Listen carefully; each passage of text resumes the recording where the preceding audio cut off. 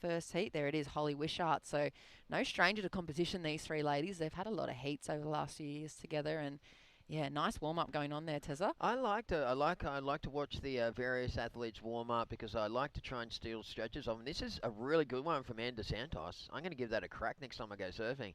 That's really cool, and that's all the same. These are all really specific movements to surfing. So nice stuff there for Ann DeSantos. Somebody is really giving her some good advice as far as all that stretching goes. Really cool. I like to watch the athletes stretch, and then I take one from that person, one from this one, and make my own little stretch routine. I did some coaching with some kids the other day, and I said, "Hey, do you guys warm up before you surf?" And they went, "Nah." I went, "Can you touch your toes?" And they went, "Oh, I don't know." I said, "Well, give me a go." Anyway, they just about halfway between the knee and the ankles, as far as they could reach down. I'm like, "You guys need to just seriously get into some stretching, and if you want to serve better, that's a big part of it." As we see, this little guy serves real nice, sets it up for an inside little hack here. So Dane DeCo sitting in second spot at the moment, just takes that one through. Yeah, so he is in progression position. There's still just over 5 minutes left on the clock here in the final heat for the men's. And like you said, really important part of professional surfing and developing that pre-heat routine. I think it's probably just as important for the mental state of the competitive surfer going into the heat as well as the body. So interesting to see Ann DeSantos just warming up. Here's the replay of perhaps Dane's last wave. Let's have a look here. He sets up the first turn. Frothy looking inside section. He does a bit of nice rail work, but I think he's going to get a little bit penalised. Well, not penalised, but there's just not as much opportunity to open up on one of those smaller inside waves. But he's done enough, put himself into the lead. Just such a small heat total for these guys in this heat number 4. So maybe a little bit of lack of energy in the lineup for the guys. Okay, this is the final heat for round number 1 of the Open Men's Division here at the Volkswagen Cronulla Open. A massive shout out to the guys at Volkswagen, of course, relaunching the Epic combis. It just got a little better. Here's a little flyby what's happening here. That's down at Allura. Of course, they came second in the Battle of the Shire yesterday. That's how far they are down the beach. And they've just, look at the wall there. They had to build that wall there in the 70s and then they had to rebuild it after it broke down. But Cronulla is just a beautiful part of Sydney, and you can find out more at sydney.com. But if you go right to the northern end up there, Jess, about 3/4 of the way up the beach, you can drive your four-wheel drive on the beach up there. You get a permit, and it's pretty weird because you're driving around on the beach in a 4B in the middle of Sydney, and you can see Centre Point Tower over the back of the beach. So it's a really cool setup, Cronulla. And in the back there, of course, to the south of the city, you can see the National Park, all that green zone there. It's beautiful down there. You go down and surf spots like Gary and Era Point. Have you been down to Era? I have. I haven't been down to Era. I've been down to Gary, but I haven't been down to Well, let me Era. give But you a big tip. It's a really nice little left-hand point there, and I used to go down there in the old days, take a couple of mates down. There's a river that runs around the back of it and comes out in the corner, and we used to camp by the river at night with the swags and stuff, and make a fire, and heat up the water over the fire, and have that coffee and milk in a tube. You do all that sort of stuff. It was pretty cool. It's like a real old school experience. yeah. But it's beautiful down there. It's a bit of a walk. You park at Gary, and then you walk south around Little Era and into Era Point itself. And if you go for a little bit further south, you go to Burning Palms, which is a beautiful part of the national park. And they've got these what's called the blue pools down there. You want to Google that stuff. So blue pools at Burning Palms. You go there, and it's just these holes in the rocks. It looks like it's like an Aero chocolate or something, right? It's all these little spas that you can just sit in with your friends on a hot day and just sit around and have a bit of a drink and enjoy the atmosphere. But a beautiful part of the world. A bit of a walk in there, maybe 2 or 3 kilometres. We're going to head down south and make sure you pack a nice lunch and take some water and a charged up mobile phone with you. And it's a great little thing to do here in New South Wales. Yeah, it is. It's just such an incredible part of the coastline, like you said. And here we go. Looks like Lucas up and riding. Nice compressed style. Opens up with a bit of rail work, setting up this inside section. You can see him lining up the lip. A little late there.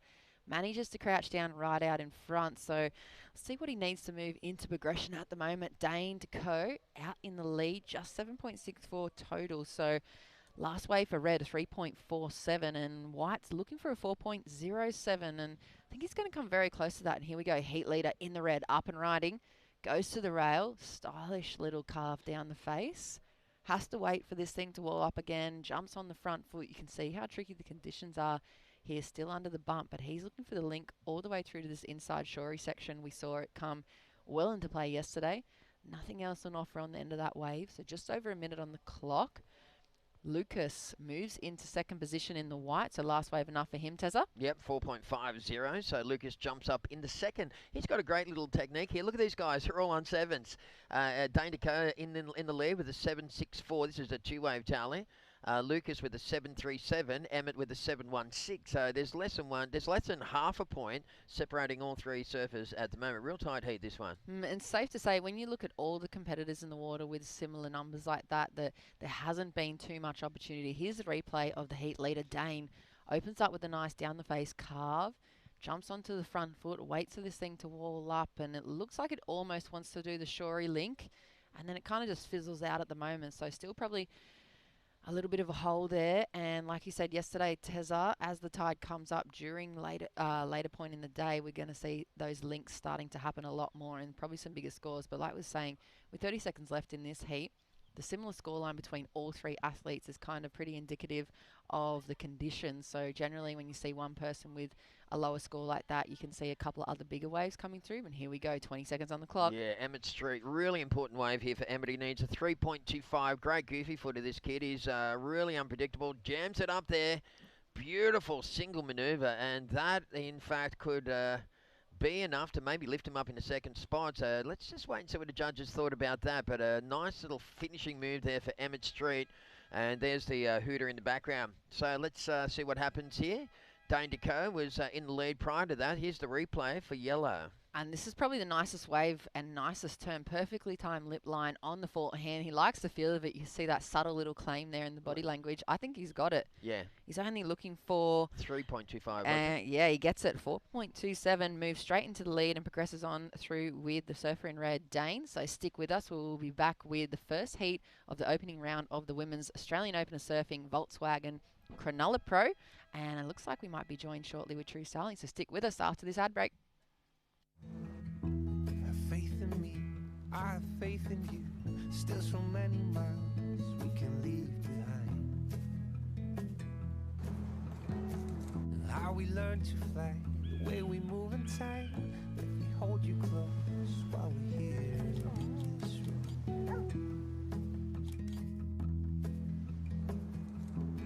And I can hear the rising calling. See the road to go, and every time I think of you, babe, and I think of coming home.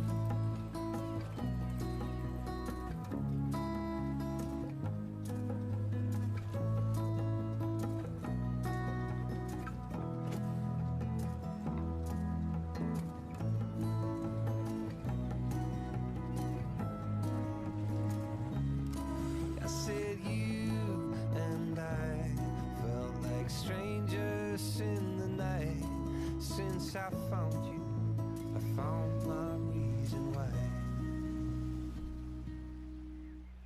Oh, every time I think of you, babe,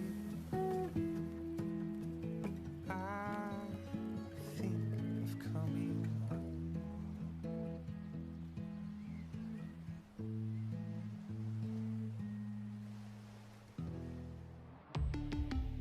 Volkswagen.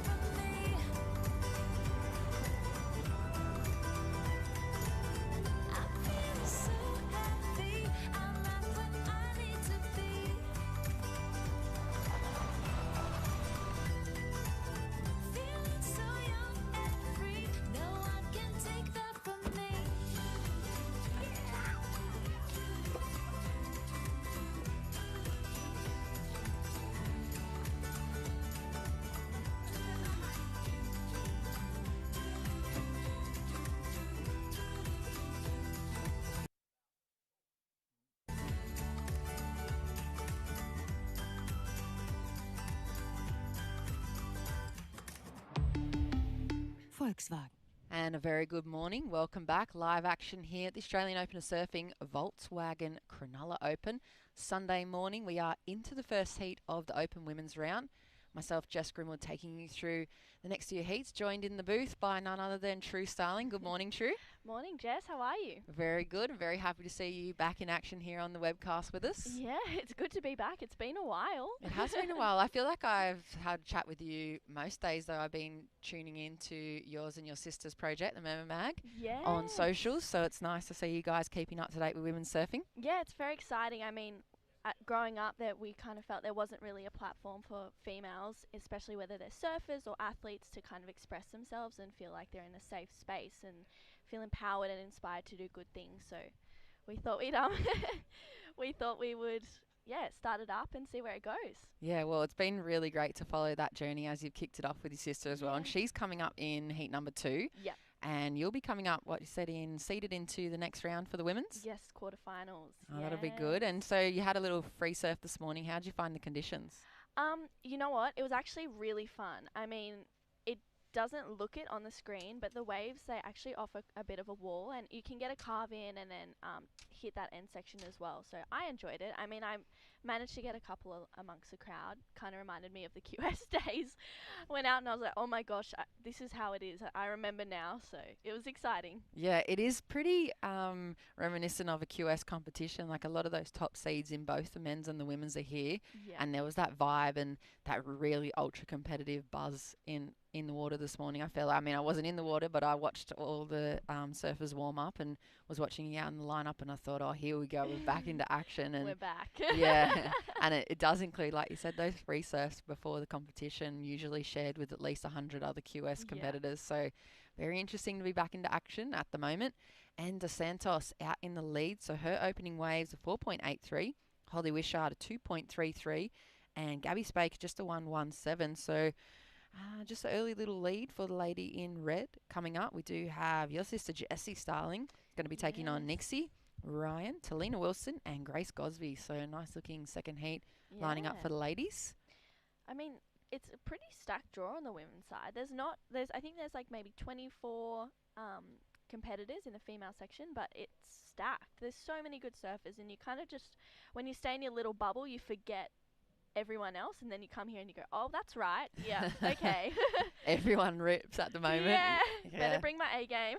Yeah, absolutely. So, like you said, that super stacked seeding list for the women's side of the draw. I even noticed the top 3 or 5 names are pretty much the top 20 women's surfers on the qualifying series going into 2020. And I know with the COVID cutoff, it's kind of a little bit up in the air at the moment, but those ladies, like you said, are literally some of the best surfers in the world. So coming into this event, you have to be on your A game. Yeah. And has there been any specific training yourself and Jessie have been doing in the COVID period to get ready to kick off the Australian Open series? Yeah, well, obviously it's been a little bit hard training in the gym and stuff like that, because my gym did have to shut down, unfortunately, but they're back up and running now. So we were just running. We have the Narrabeen stairs that is kind of close to where we live, so we were running that every day and like jumping up it. And that's Gabby Spake, who's actually she surfs for Long Reef but surfs at Narrabeen a lot as well. So her backhand's in tune at the moment. She's been surfing a lot recently and she's ripping. But yeah, we just jump up the stairs. Like during COVID, we were jumping up the stairs. We were doing lots of runs, trying to, build weight in our legs as much as we could. We had nothing at home, no weights, nothing. So we were just doing all body weight kind of training and surfing like 2 or 3 times a day. Yeah, surfing your heads off. day. Yeah, absolutely. And like you said, it was hard to get your hands on any free weights or training equipment pretty much a month into COVID lockdown, wasn't it? So yeah, I think like Rebel sold out of everything so quickly. I was really lucky. Our gym ended up doing like kind of in the middle of COVID when they figured out what they wanted to do, Chocolate Box. They did quite a few outdoor sessions. Yeah, so shout out to those guys. They've been looking after Jessie and I for a couple of years now, and we're back in the gym training hard, and they're pushing us to our limits, which is great. So some days I can't walk the next day, and they're like, "Nah, you still got to get out and go for a surf." So They've got a pretty serious lineup of surfing talent in the back end of that gym as well, don't they? I know previous or former world champion longboarder Chelsea Williams works for Chocolate Box. yeah, she still works for them. She's a legend. She's so funny. Yeah, she still works for them. I've been trying to get a couple of other guys to come around on the down low. So that's still a bit of a work in progress. Ah, nice. Well, we might be able to hear from them. Maybe they can tap on into the socials throughout the event and give us a holler. I know Annabelle Barrett works there as well, Yes, and she's she sure does. used to be a pretty solid QS surfer back Yep. in the day. So great to see just that community of surfers coming together and keeping each other nice and fit and ready to roll through the COVID period. And at the moment, it is a surfer in red out in the lead, Anna Dos Santos, for this heat number 1 of the women. Gabby Spake, that last ride for her, getting her into second position, it was just a 1.90, so perhaps just a little bit of wobble and just a warm-up kind of few waves for her. I know, like you said, Gabby's super sharp on her back end, and she's one of the New South Wales schoolgirl surfers we've seen across a lot of the events, so I dare say we're going to see her really open up if she gets the opportunity. Yes. Going into the women's second round, obviously seeded for yourself, True. Is there anyone particularly that's caught your eye on the seed list that you're like, whoa, that's a serious name I'm going to be hitting against? I'm actually versing Freya in my first heat, Freya Prum, so that will be exciting. I haven't surfed a heat with her in a really long time. Annie's taking off on a little one. Really nice first turn, and she puts it up there again for a second, gets a bit of pop. Unfortunately, she's not going to ride out of that one, but I tell you what, I've seen her land so many of those down at Narrabeen recently. She's lives like kind of right across the beach, so I always see her running down and surfing. She's always out in the surf, so she's ripping at the moment. So once she gets a good combination, or she can find a wave where she can really open up, I don't doubt she'll drop a big score. That was a nice, like you said, a little bit of pop through the end of that wave. Now, unfortunately, she went back over the heels, but she has got a lot of flair, and she's definitely got the Grom vibe going on too. I saw her super early. She just seems always frothing, and I pretty much always see her in a wetsuit. I never see her kind of dressed and just watching. She's always either just surfed or just going surfing. And she recently just got sponsored by O'Neill as well, so congratulations, Annie. So, yeah, she was stoked on that one. She's been doing a couple of photo shoots with them, and, I mean, it's a very well-deserved sponsorship from her. Yeah, and here we go. Holly Wishart, up and riding, goofy footer, solid on the rail work too, this girl. I've seen her surf a lot of heats over the last few years, and she gets going on the combo, so that'll be the second wave on the board. It'll go towards getting her out into the second position. I don't know if it's going to go up beyond Anna Dos Santos's 4.83, which is her opening ride, but... I'm not sure, True. What do you think about the last wave? I think it'll take her up into second for sure. But I reckon she'll have to open up on another one and really get herself ready. And she actually did jump up into second with a 3-point ride on that last wave for the surfer in white, Holly Wishart. So all the girls just getting a couple little scores in, and Annie looks like she got a 3 as well for that previous wave that she got too. So she's consolidated that lead, but there's still plenty of time. Yeah. Just over 8 minutes. Absolutely. So little scores at the moment on the board, and girls just getting the ball rolling here for the opening heat of the women's round. It is the Volkswagen Cronulla Open, and myself, Jess Grimwood, joined in the commentary booth along with the Fresh Air Broadcast boys and True Styling. And here we go. Anna Dos Santos opens up the forehand. Nice release through the first turn, lines up a bit more rail work and backs it up again for the third manoeuvre. And great looking combo on the forehand for her, True. Yeah. Nice to see the replay of that. I think it's definitely going to go to the best wave of the heat so far. I think you're right, and that's the kind of surfing we've been seeing from Annie at home recently. And here's the replay. This first turn's so nice. She gets a little bit of slide on it, and she just links it perfectly for another one. And just a little bit of a tap on that last one just to consolidate that finish. And she's going to get straight back out and hopefully back onto another one. Yeah, so definitely the best wave of the heat so far. Locked in as a 6.67. So if you are following on liveheats.com, you can see the breakdown of the scoring there. It's great to have the panel all logging into their scores. You can see how the averages are worked out across the board there. So she jumps out into a nice looking lead for Anna Dos Santos. So Holly Wishart's in second. An 8.51 required for her now. And Gabby Spake, only looking for a 3.44. Goes down for the lobster dive there on that one. So tricky little bumpy conditions still throughout the morning here. We're going to see it start to clean up throughout the day as we have the tide coming back up to a high, and we saw great little conditions on offer in the mid-morning yesterday. So dare say, nice little pocket in this little corner at Cronulla, and we are watching the first heat of the Open Women's for the Volkswagen Cronulla Open at the moment. Anna Dos Santos out in the lead, and True, you would know these three ladies quite well. Have you had a fair few heats over the last few years against Anna Dos Santos? Yes, I've had quite a few heats with Annie. I think we're pretty even in like the scoreboard and one-to-ones. I love competing against Annie because she brings out this different side of me that I didn't know I had, because I want to beat her so bad. She wants to beat me so bad. So we get a bit of mongrel in us. I'm like, okay, let's bring out our A game against each other, and it's always a nice feeling to win against her, and then to lose against her is not nice at all. So you don't go out there to lose against Annie, but she's an incredible surfer, and she's no doubt in my mind definitely winning this one. So what I'm hearing you say is she's quite tenacious and She's very, very competitive. Very competitive, very tenacious for sure. Yeah. Even free surfing, we were talking the other day, and she's like, sometimes I paddle next to people and I just imagine I'm in a paddle battle against them.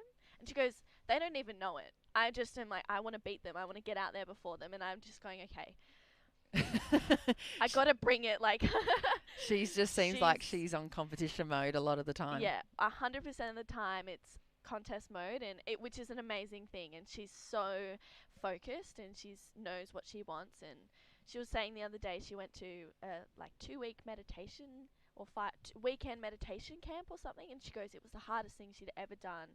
There was no talking. Like, you just had to meditate the whole time you were there. And when you were surfing, you couldn't talk in the surf or anything. I was like, I can't do that. I'm such a talker. Well, that's why we love you, True. That's why we're getting you in the booth. I love hearing your insight into women's surfing and all things in between and around the competition as well. You seem to have a really nice, close relationship with a lot of competitors, and it's so nice to hear from your side of the story what goes on behind the scenes. And like you said, for Annie, very, very competitive. And I wonder if she went into that meditation retreat for perhaps trying to gain the upper edge for her competition surfing. Did you hear from her? About that. Yeah, no doubt that was a purely competition. I reckon. I mean, she's very. I feel like she's a very spiritual person as well, so she's probably wanting to do that to ground herself a little bit more. But I think meditating and doing some form of slowness is really important as a competitor or even as an athlete. So I think she definitely did that to help her take it to the next step. Yeah, so getting the upper edge at the moment seems to be paying off. Annie Dos Santos out in the lead of this first heat, though. Holly needing 8.51 if she wants to take the lead. She's currently sitting in second position. Gabby Spake has to find that 3.44. So we're looking for pretty much, when you're chasing a score like that, True, in a heat, you want something a little bit bigger. And here we go. Yeah, here's Gabby Spake up and riding on her backhand. She's found a nice one. So she carves that first turn. She puts it up there again for a second. So she's just going to link those two ones. Hopefully find another section. She's going to stay with it, and I reckon it's going to offer another one. She puts it up there, and she rides out of that one. So Gabby, I reckon she needed a 3, did you say? Yeah, she needed 3.44. So in my eyes, I think she got that. Yeah, I think she's gone well into probably the best wave of the heat. It was really nicely surfed. Have a look at the replay here. Nice smooth rail work for the opening turn. Sets up this second one. I think that's the money turn there. Yeah. Really rotates the nose back to the whitewash. Like you said, has to stick with it. Fumbles a little bit around this jumpy, bumpy section, but able to put a board back up into the lip, a little hung up, stays on the toes, however, and rides out. I'm going to say it's complete as well, and it's going to go into the best score of the heat so far. We'll see what it locks in as. It looks like it came through as a 4.93, and during the replay, it looks like Annie Dos Santos locking in a 6.67, so interesting exchange there. Would have been probably on the same set we've seen throughout the competition yesterday. First wave being a little wobblier, and then that second wave of the set always being a little bit nicer. So Annie Dos Santos able to find the best wave of the heat so far, 6.67. So red out in the lead. Gabby in the yellow moves into second position. Now looking for a 6.58. 2 minutes on the clock. Holly has some work to do. A 3.51 required for her. And let's see what happens over the next few minutes. Of course, 3-woman priority in play. And here we go, Annie up and riding. Yeah, she's up and riding on her forehand. It's all lefts today, so she carves that one back to the power source, and she's going to do it again. She's looking for this one to stand up, and it does, and she banks that turn. There she goes, and she's going to find another one and rides out of that one. So I reckon Annie might be bettering her 4.83 on that one. In my opinion, she did get a little bit of fins out on that third turn, so bit of variety and innovation in that one. Yeah, definitely showing a bit more flair, and like you said, looking nice and light, and a little bit of a fin release through that third turn. A little bit hung up on the final tap, and there we see it looks like your sister making her way out for her heat there. That's Jessie in the red coming up in heat number 2, so it's going to be good to call it alongside you. Yes. And we'll see what that last score locks in, and it does. 6.43 for last wave of red, increasing her lead, just under a minute on the clock. Gabby's in second. Holly's still looking for a 3.51, and I'm thinking that Holly's probably sitting out there with priority position and 50 seconds on the clock, True. Yeah, I mean, Holly, I think Holly's got third priority. Surely that's not. Oh, no, that's just. Yeah, we can't actually see can't the see the priority priority. disc Oh, in here okay. at the moment, so we pretty much just see whoever catches the next waves. We're assuming that the person left in the lineup has the Yeah. priority, so 30 seconds on the clock. Well, there's still a fair bit of time, and there's a little potential lump coming towards her. I mean, whether she goes in or not is another story. She was just a little bit too far in for that set. I mean, if she was a bit further out, that could have been the one. If she really was to open up on it, that could have been the one to get her through. But there's not much time left on the clock with just over 10 seconds. So we are watching live action from the Volkswagen Cronulla Open here. Sunday morning. It's been a beautiful morning. We kicked off at 7 a.m. and it looks like Annie Dos Santos taking out the first heat of the Open women's round. Stick with us. We do have heat number 2 coming on up. Myself, joined by True Starling in the booth to call the next few heats of action. We'll cut to a quick commercial break and be with you back with live action right after this.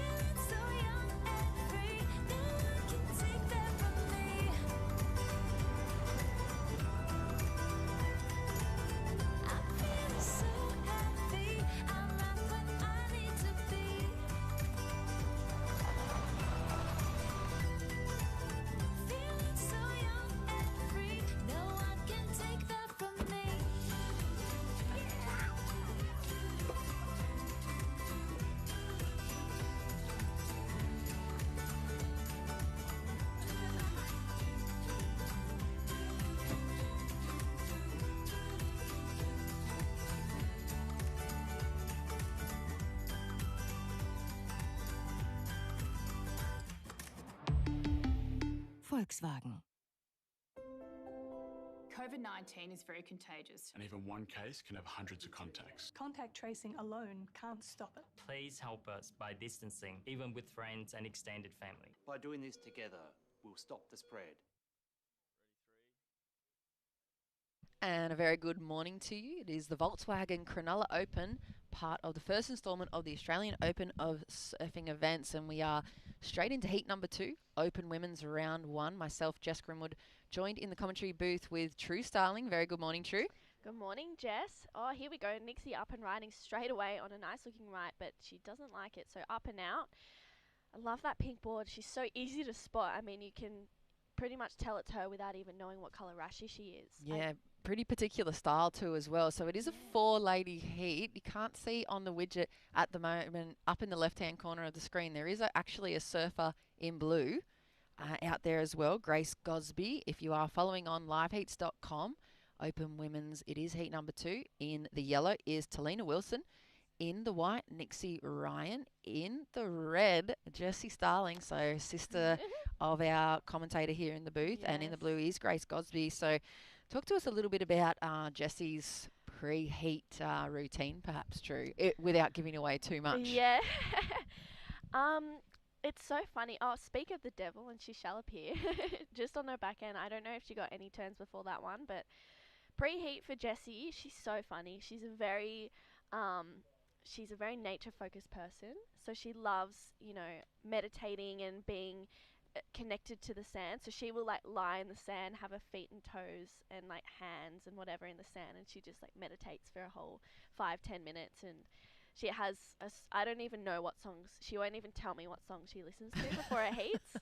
So she listens to her songs and she kind of jumps around for a little bit, and then she gets into a zen mode and she's out there. So very interesting to hear the similarities. Sorry, too. You can see the last heat winner, Annie DeSantos, and you were speaking about True, her going into meditation camp, perhaps for that competitive edge and part of her spirituality as well. So, Jessie, obviously working with the secret tunes and the meditation, opening up with the best wave of the heat so far, 4-point ride. So she must have done a little bit of work on the outside. Yes. That we missed on the replay. That's good to hear. Yeah, good to hear for you. You said you were a little bit nervous, but always a little bit of nerves for opening heats for the ladies and the gentlemen, of course, back into competition mode. And here we go, Grace Gosby. Yes, Surfer in Blue up and riding on her forehand, and she eyes that end section, tags it nicely. So she's hoping to find a rewall, but unfortunately that wave doesn't cooperate with her, so she's going to get straight back out there. Do you know much about Grace Gosby? I know she's one of the super Grom. She's been in a fair few of the Grom comps over the last few months, as we see Nixie Ryan. Yeah, she's up and riding. She tags that end section, so nice first wave for Nixie Ryan up from Lennox Head. So done a bit of a drive to get down here at Cronulla. I've heard the waves have been pumping up there recently, so might be a bit of a shock to come down here from perfect peeling rights to a bit of a beach break kind of everywhere, but still really fun out there, and everyone's making the most of the conditions and putting on a really good show. Yeah, and this is typical what you would know pretty well as well, that QS conditions. It always tends to be in bumpy and lumpy beach breaks, and we were lucky enough to have the swell left over from the Friday. As you can see, there's a view from the southern end of the competition. You can see the competitors making their way for the warm-ups. I'd say that's Bormy right there running down in the left-hand screen. Yeah, so she's getting ready, one of the top-seeded surfers for the women's division. And as you look across those ocean bars there and out towards the Cronulla Point, and then Shark Island's way out the back as well. So some pretty incredible waves. And like you said, Nixie making her way down from Lennox Head, and she's being coached by former local, Crispy. You know him as well, Michael Crisp. And he was saying the day before competition started yesterday, they came down a little earlier and they scored a couple of little sneaky waves at Shark Island. So nice little way to warm up for Nixie. Epic. Yeah, Nixie's, she's not scared, is she? She just goes out in anything. And I mean, just the name Shark Island puts me off surfing there. Yeah, it's such a gnarly wave, and we were speaking about it yesterday in the commentary booth. Like it's generally was considered, I think, a bodyboarding wave originally. It's such an intense takeoff, and it's quite slabby. But like you said, Nixie, no stranger to those more consequential waves, and opening up her reels first score on the board, 5.77. So she takes the early lead. Jessie sitting in second with that 4-point ride, and Blue now in third, a 3.63 for her opening ride, and Talina, 2.67 on the board for her. So just a small little lead at the moment. I think we're going to really see this heat open up. These girls being super active across, like you said, the Corona period, all been in the water a lot, surfing a lot of times. And for you and Jessie, working together on your project, while we wait for some more waves to come through, we'll have a little chat about, of course, Merman Mag. We spoke about it in the first heat for the women. What's coming up for you guys in the near future? Yeah, we've got a lot of exciting things coming up. We've got so much planned, you know, in the near future and long term, and we're kind of just hoping to grow it and see where it goes and see what we can do with it, and see, you know, who we can inspire to do good things or just to be the best version of themselves that they can be. And it's really exciting. I feel so lucky to be working on it with my sister so closely, and you know, if I'm working a lot, she kind of takes on more of the load, and then if she's working a lot, vice versa. And obviously fitting in training and everything either side as well is at the start it was very difficult, but we're kind of managing now at the moment. But it's so exciting to just be doing something good for female surfing, and it's exciting to see where it will go and how we can, you know, grow it. And hopefully we can, make a living out of it in the future. Yeah, that's so cool. And like you said, it was kind of a gap in the market where we see a lot of Yeah. coverage of everything surfing, but not necessarily what's going on in the world of female surfing, and not just the competition side of it either, like across everything. Like you guys cover Yeah. a lot of lifestyle, and here we go, sister, up and riding now. Yeah, here she goes on her backhand. She carves that first one. She's going to pump it down, hopefully get a second turn in, and she does. Unfortunately, just coming unstuck on that one, so she'll have to get back out there and get another one. It sounds like you're almost I'm trying like, to in my coach head, her. I'm like getting a bit critical, but I just got to go, nope, she's okay. There's still plenty of time, 12 minutes. I mean, there's time for everyone to get a couple other good waves, so... And it looks like Grace Gosby banked herself a 4.97 in the blue, so she takes the lead. And like you said, plenty of time left. We haven't even reached the halfway mark here of heat number 2 at the moment. Blue out in front. White's in second now. 2.84 required for her. Jessie looking for a 2.68 and Talina a 4.01. So it's really anybody's crown at the moment. Yeah. All the ladies still within striking range, and it'll be nice to see them really find their toes in the wax and start to capitalise on hopefully some bigger set waves rolling on through the morning. And just going back to what you were talking about, working alongside your sister and with Murmur Mag, it's interesting to see how you guys juggle the schedules of training and surfing and all that. But while we just take a little break, we might cross on over to do a post-heat interview with Annie Dos Santos, winning that last heat, the opening round for the women's here at the Volkswagen Cronulla Open. See if we can check on in with Annie. Annie, do you have us? Hey, yes. Hi, Good Annie. morning. Hi, True. It's Annie, you. hey. How are you? Good, how are you? Good. Congrats. Thank you. Okay, Annie, so we are in the booth, myself, Jess, and True. We'd love to hear how you found the conditions out there this morning. Yeah, it was quite fun. I saw a couple of closeouts before my heat, and I was kind of like, oh, where am I going to find these waves? I'm just going to really have to, like, search everywhere. And when I got out there, it was a lot nicer than it looked, and I had a lot of fun, so... Oh, it's great to see also True sharing with us a little bit of background information on what's been going on for you over the COVID period. Obviously, a new signing to O'Neill. Congratulations on Thank making you. the team. Thank you. And that says a lot to your surfing, and probably your future plans being signed in such a financially hard time is pretty impressive. So what's coming up in the near future for you? To be honest, with this whole COVID thing, I kind of just took a step back, and I'm sort of just waiting to see what happens. I guess I've got the comps, the rest of the Australian Open series coming up, but after that I don't really have many plans. If we can travel to Hawaii this year, I would love to go there, but if not, I'll just train at home and keep working hard so that when the QS comes back on, I can perform the best I can, I guess. Oh, great. Well, congratulations on opening up with a nice early heat win there. We're excited to see you get back into action. I think it'll be tomorrow for round 2 for the women. Any shout outs you want to give before we click back on into live action? Yeah, I just want to thank everyone that's making this event possible, like the Surfing New South Wales crew. It's so awesome that we're having comps again. I got to get that little rush before my heat, so I'm really stoked to be here. And yeah, I know all the crew from Surfing New South Wales working really hard. Want to thank my sponsors for supporting me the whole time, and my family. So yeah, just that, I guess. Great. Well, it's great to see you back in the contest, Rashi. Love the competitive fire that's burning for you, and congratulations and good luck moving on into the next rounds, Annie. Thank you. Congrats, Annie. Thanks, Drew. See ya.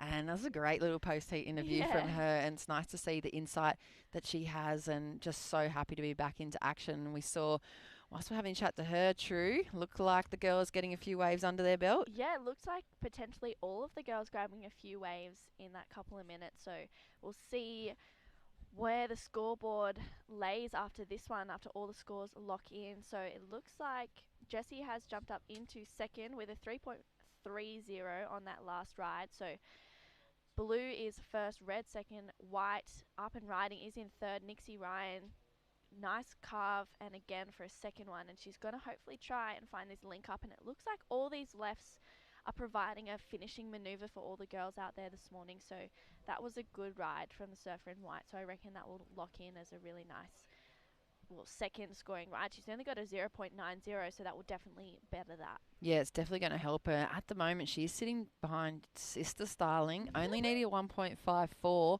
Talina's looking for a 4.64, so plenty of time still on the clock, over 7.5 minutes, and we'll see what that last wave locks in for Nixie. And it's interesting to watch the differences in style. I feel like Jessie's backhand is so tight and compressed and kind of like very energetic, low center of gravity on her backhand, and then when you see Nixie surf, she kind of stands up and looks like a little bit heavier on her rails, and she kind of reminds me of, I don't know if you remember surfing, I know you're 19 years old, but if you remember, there used to be a really good surfer from Bronte called Nicola Atherton. She has a very similar style. Yeah, she grew up kind of in the Jessie Marley Dwyer era. Yeah, right. And she used to surf for Billabong in all these kind of contests across the Australian Open events and in the QS, and really similar style, like nice and heavy on the rail like Nixie is.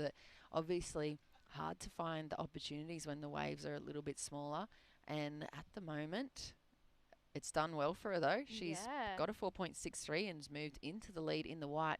Here we see, looks like Goofy Footer up and riding. Could be Grace Gosby in the blue. She looks like she has a bit of Grom Froth on the rail there, so getting to work. She's currently in second position. Jessie now in third in the red, a 5.15 required for red, and Talina looking for a 6.48, and we saw Talina, I believe, in action yesterday as well for the women's event, so still within striking range, over 6 minutes. A 5.15 for Jessie. If you're in the water, true, looking for a 5.15, what is it specifically that you're looking for in these conditions? For myself, I try and find one that's got a really nice open face, and I can just get 2 good vertical backhand re-entries in, because you know, as if you bank it and if they're critical and you throw lots of spray, you know it's going to get you a good score.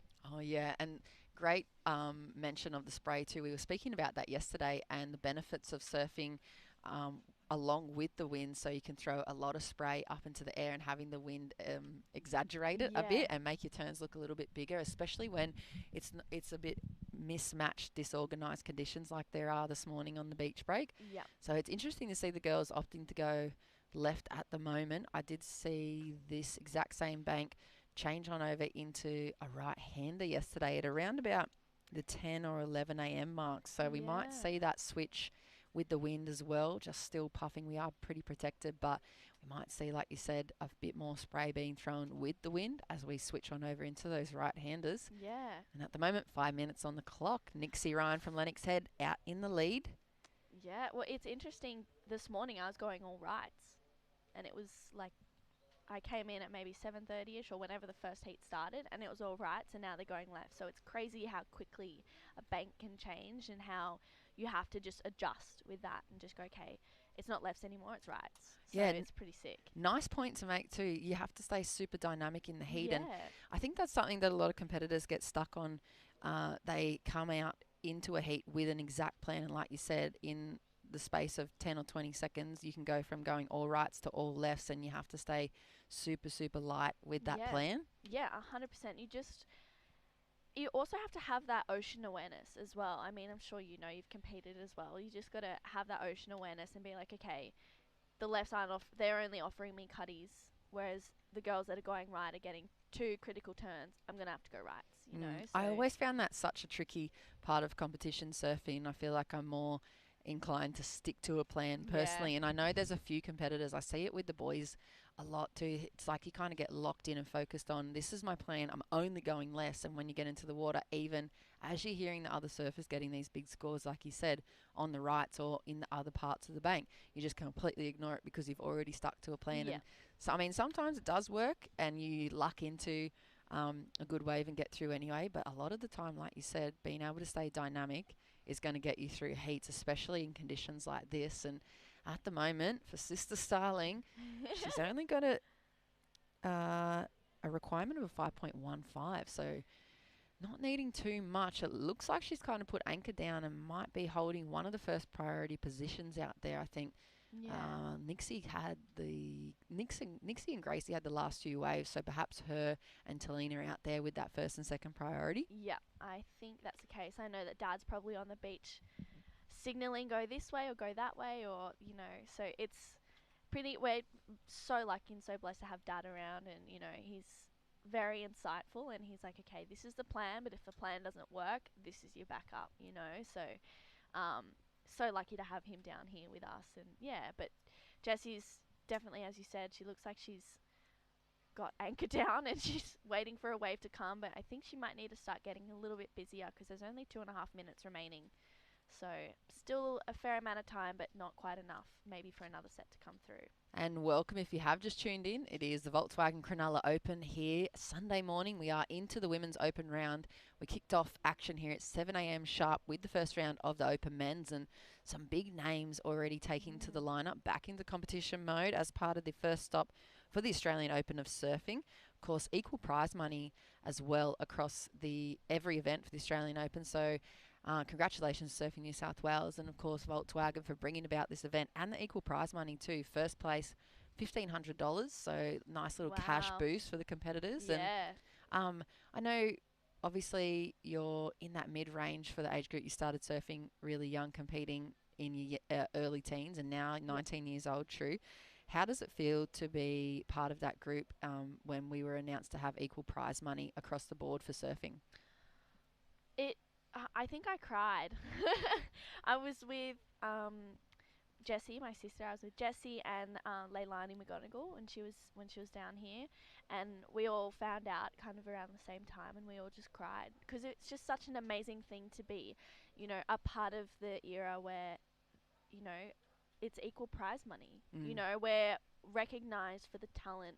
Well, the females are recognised for the talent that they have, and you know, we're rewarded for that. And it's really exciting because at the end of the day, we do make up half the market, and we got to be treated like that as well. So, you know, I was so excited. I felt, I couldn't even describe it. I just felt so like jittery, and it was just such an exciting time to be a part of and to hear. And yeah, I felt so stoked. Yeah, it's so nice to hear that from you and to share that with one of the world's best surfers as well, along with yourself and your sister and Leilani McGonigal. Yes. And to be a part of that and to remember those memories going in now. So a lot of these super groms coming up through the period won't even remember a time when it wasn't equal prize money, and I kind of like that. I think that's so incredible that they will never even remember those memories, but you guys will be able to champion kind of that spirit through. As we see the last 15 seconds on the clock here, Jessie's anchored down. She's waiting for the opportunity, but I'm not sure if it's going to show itself. So she's going to have to get herself into something in the last 5 seconds. And it looks like time might have been against her in this set, perhaps arriving in the lineup a little too late. Yeah. In the background, you can hear on the beach comms a hooter. So unfortunately for Jessie, bowing on out. Perhaps we'll get her to join us in the commentary booth, though, throughout the event. Yes, I think I might get her on in here. She'd be very excited to do that. That'd be nice to have her on board and maybe calling your heat. So stick with us. Heat number 3 coming up for the Volkswagen Cronulla Open here. Live actions. We're going to quick break and we're back with the next heat in the water right after this. What do you reckon? Yeah.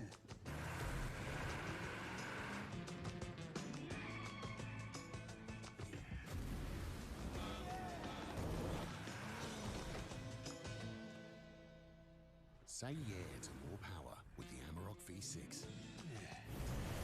And get your first 3 repayments on us. Volkswagen. You've dreamed of places to go. You promised one day. Now, one day is here. New adventures. Wide open spaces. So, you can't travel the world right now. So what? New South Wales is here for you. Let's all reboot 2020. One unforgettable experience at a time. Now's the time to love New South Wales. And a very good morning if you are just tuning in. Welcome Sunday morning here at the Volkswagen Cronulla Open. First stop on the Australian Open of Surfing Tour. Myself, Jess Grimwood, joined in the commentary booth by True Starling, pretty famous Australian surfing name from North Narrabeen. True, good morning. Morning, Jess. Thanks. No worries. You are one of the world's best women surfers, especially on the qualifying series. So it's great to have your expertise here in the commentary booth. And unfortunately, we did just see your sister bow out. So first round elimination for her. Yeah, that's okay. She'll get back on the training program and come back hopefully better and stronger next time. Yeah, definitely. And it's a good opportunity just to put that rash shirt back on. And obviously from that first round, it was heat number 2 being taken out by Nixie Ryan and Grace Gosby. So the Super Grom rolling on through that second heat. We are into heat number 3. Jasmine Sampson, T. Collins, April Davey and Sky Burgess back in the rash shirt and in the water. 18 minutes on the clock here. And I have heard a few of these names come through the ranks quite a bit over the last few years. Sky Burgess from a little bit younger than my era. So she hasn't been around competition surfing over the last 5 or 6 or 7 years, but she's back in the rash. And I tell you what, she's super aggressive surfer. Here she goes. Yeah, she's up and riding on her backhand. She carves that first one. This is the first time I've ever seen her surf, and I'm pretty impressed already. And she's looking hopefully for an inside section. Before they were coming through on most of the lefts, but unfortunately that one not cooperating. But good first ride for Sky with just on 17 and a half minutes remaining. Yeah, so Sky, we used to call her Burger. She used to do the qualifying series back in the day. Yeah, a little younger than me. I think she might be in her mid to late 20s now, and she used to do a lot of the competitions against a lot of the older names that you know really well, as we see April Davey up and riding. Yeah, she's a little super grom with the pink rail. She's up and riding on that one, and quick up and out, couple of turns in there. So surfers in yellow and blue are opening up their accounts, and it looks like potentially the surfer in red up and riding on her backhand. That is Jasmine Sampson. This one offering a nice finishing section for her. And she's going to kick out and get straight back out there. So the waves are looking pretty fun out there this morning for all of the girls and the guys. I mean, next up, we will have heat number 4 of the girls, and then it will be followed by round number 2 for the men's. I think there's like 16 heats in that, so a big day here down at Cronulla for the Volkswagen Cronulla Open, and that is Tia Collins up and riding, but unfortunately just catches the nose on that one and bows out, so she'll get straight back out there for another wave. So opening scores locking on in. Berger opening up with the 4-point ride. Jasmine Sampson a 3.07 and April a 2.17. First wave for Tia, just a 1-point ride. So you can see, like you said, this will be the first time for you and a lot of the younger spectators on the beach and competitors seeing Sky Burgess take to the water. But like I said, very tenacious competitors, had a lot of heats under her belt. She stepped away from competitive surfing and bought a coffee business actually. She's from the South Coast, and she just travels around with a little mobile coffee van doing that for her day-to-day job. So I think still gets in the water quite a bit, and as you can see, she's pretty keen to be back in the rushy. Here we go, April. Yeah, April's up and riding on her forehand. Beautiful first carve. This wave looks like it's going to open up for her. She banks it again for a second. She's looking for that finishing one. She just foam climbs that one and rides out of that. So good second wave for the surfer in yellow. It's pretty cool that Sky bought a coffee business. Yeah, she bought one of those little mobile, I can't remember what franchise it is, but she travels around to the different spots and the businesses, and, you know, they turn up and ring the bell and then serve all the office spaces. And that's pretty amazing. Yeah, she went into that after the qualifying series surfing, and she did a lot of travelling, and I think just decided that competition surfing wasn't really the thing, and that was before the equal prize money call came into play. So there was a little bit of money going through the rounds. There wasn't a lot of cash on hand, and I guess you just get to that point in life in your mid to late 20s where you go, all right, I might actually set myself up here and have a business or buy a house and do all those things. So I know she's doing that, but a late entry, I believe, in the last few days and back into action. Yeah, and have a look at that second wave score coming in for April. Yeah, a 5.67 for that last wave for April in the yellow. So pretty good scoring second ride for the young girl coming through. I haven't seen too much of her surfing, so I'm pretty impressed already. Have you seen much of her in any of the Grom comps? Yeah, she has been around. I think she might be in the under-16s division for surfing, maybe even a little younger. It would be nice to have a little chat with her after the first 2 rounds. I'm sure she's looking pretty solid at the moment on toes, so I think we might be able to snag a little post-heat interview with her.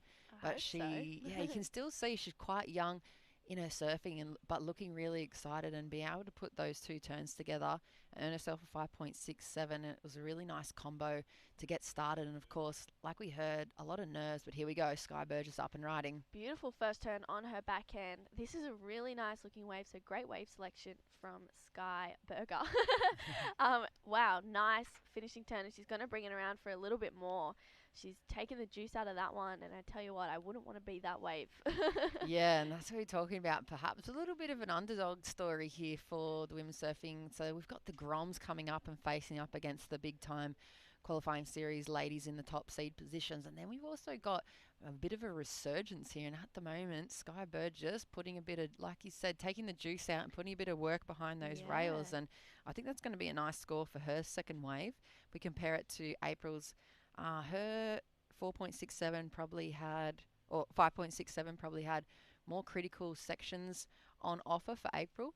But I think in comparison to Sky had a little bit more brunt behind the turns. And have a look at the comparison of the score. There it is, locking in for Sky. Yeah, so Sky just locked in a 4.67, so only 1 point in between the turns. So I think potentially the judges might have liked that little bit of variety in the turns potentially.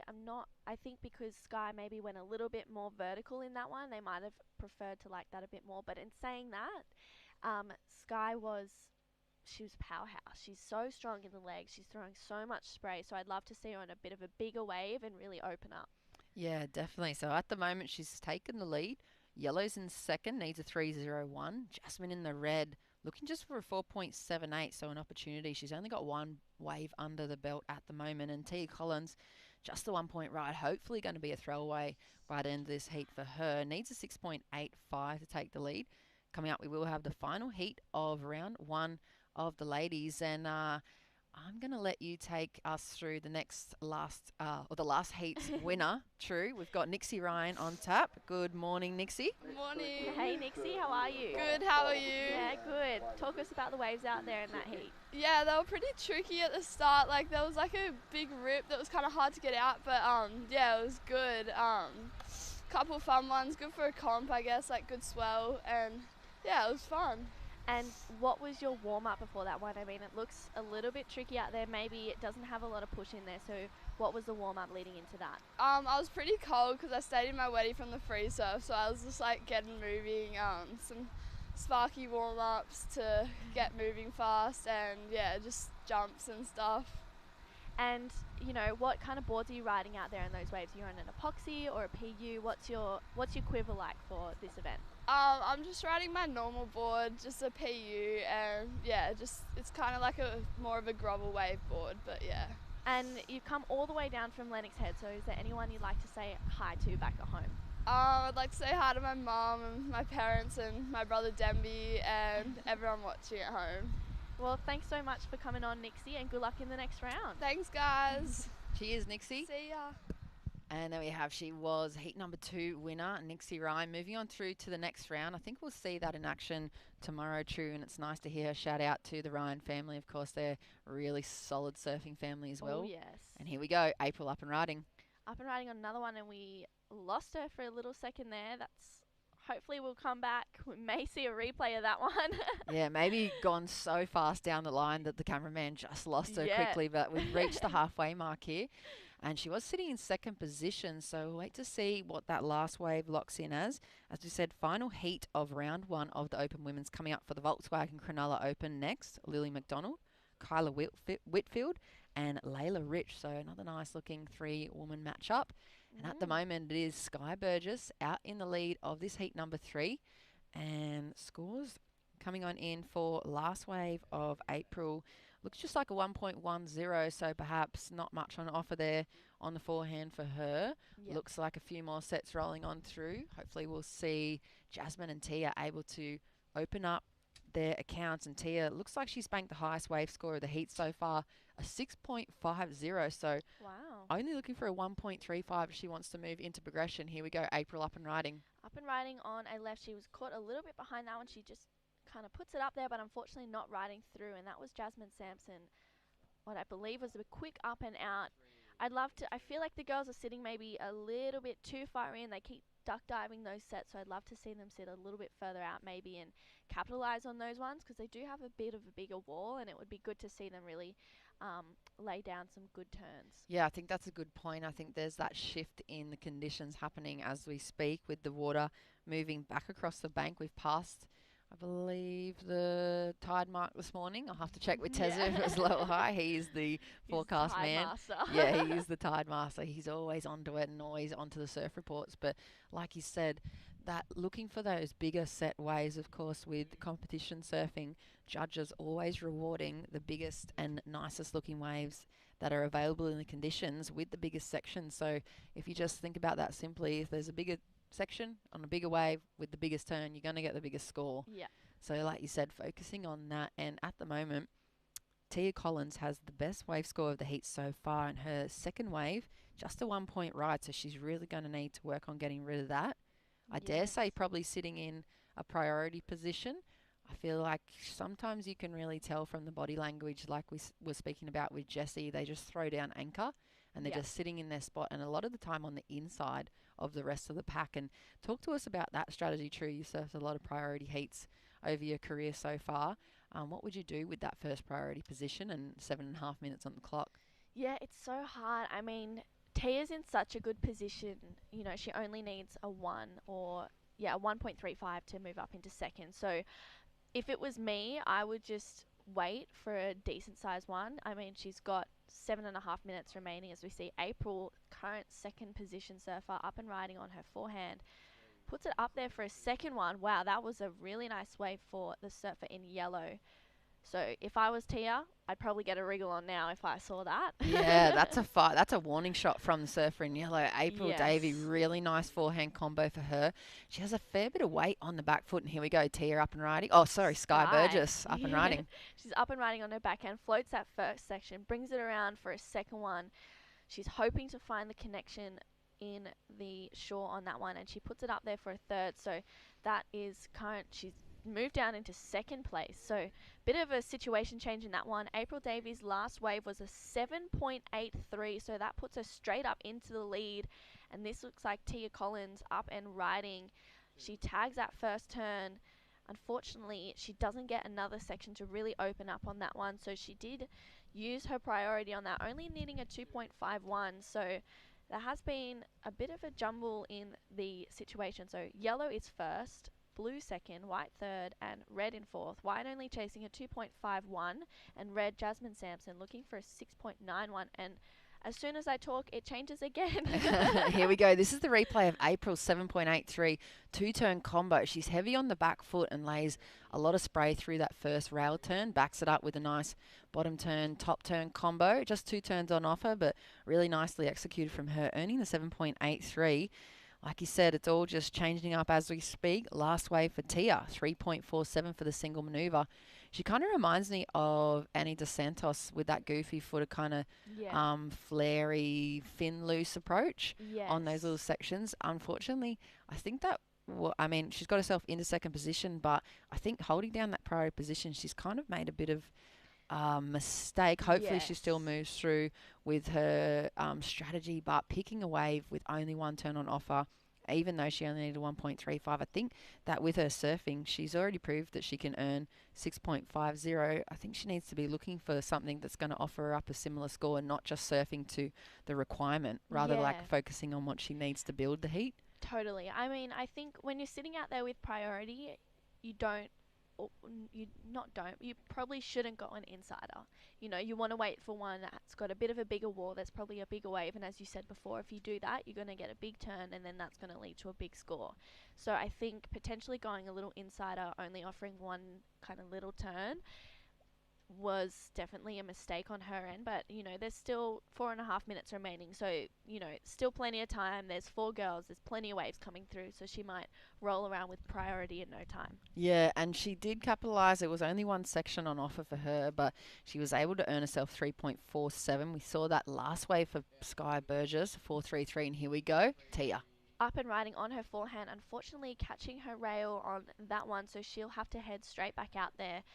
Maybe, I feel like we've seen a little bit of nerves from a couple of the competitors in their first few heats. I mean, this is first comp back, really, first proper comp back since the start of COVID pandemic throughout the world. So everyone's feeling a little bit jittery, a bit excited, a bit nervous. So I mean, my heat's not till tomorrow, and I'm excited, I'm nervous, I'm full of all these emotions.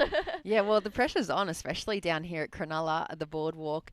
We're set up right on the top of it at the alley spot, and there's plenty of cafes and plenty of spectators just soaking in all the action for the Volkswagen Cronulla Open. And like you said, nerves are in play for a lot of the competitors, and that excitedness we did hear Anna DeSantos talking about the thrill of competing again and getting that little adrenaline boost just before she paddled out. So that does come into play, and perhaps Tia just shaking off those priority nerves too. It is sometimes a little bit pressuring to sit with that priority position, especially needing a score. So sometimes it works even a little bit to your advantage, not having that first priority spot. Yeah, I know for myself, I don't like having priority. You know, the only times that I do is when I'm winning. And then I'm like, yep, give it to me, I'll have it, give it. But, you know, any other time, I'm like, you know what, I'd prefer to not have priority. If I keep the ball rolling, just keep turning good waves.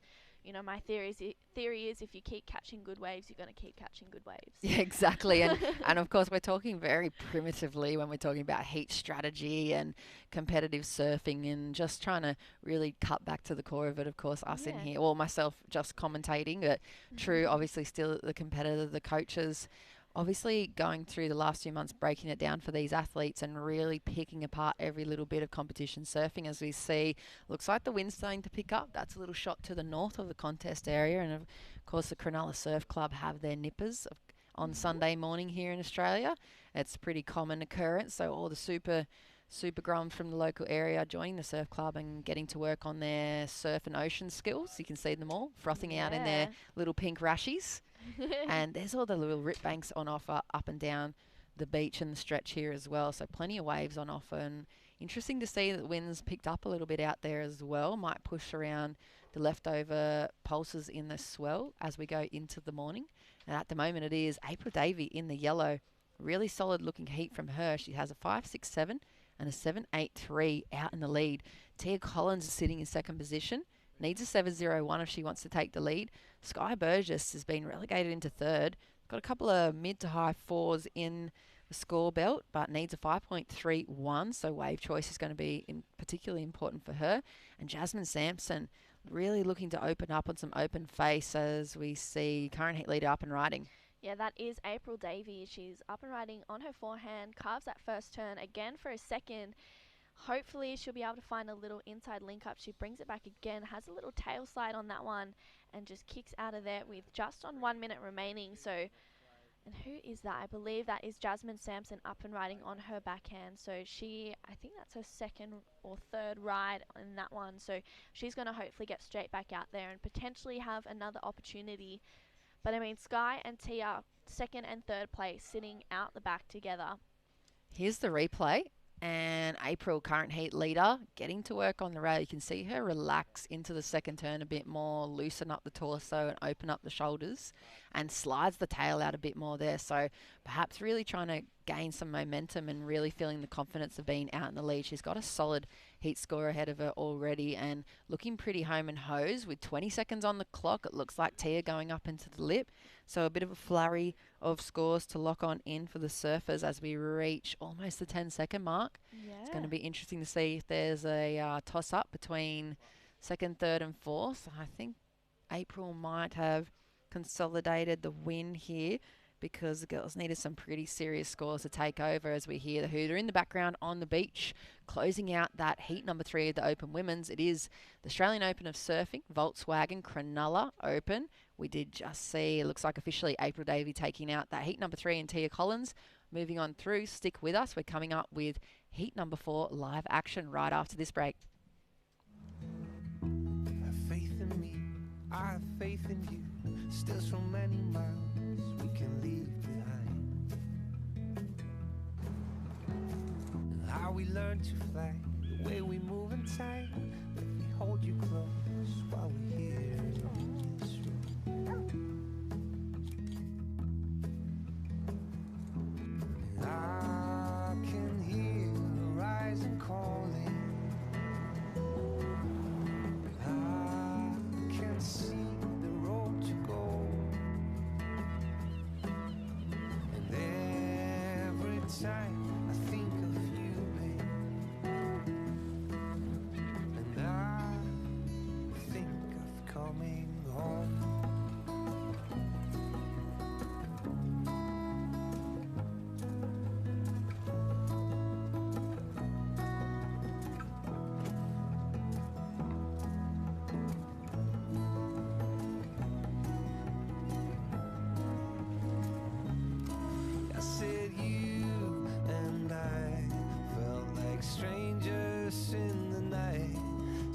I found you, I found my reason why.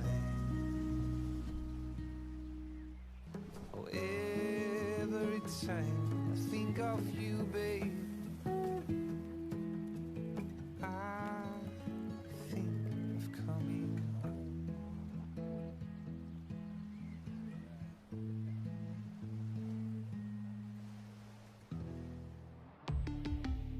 Volkswagen.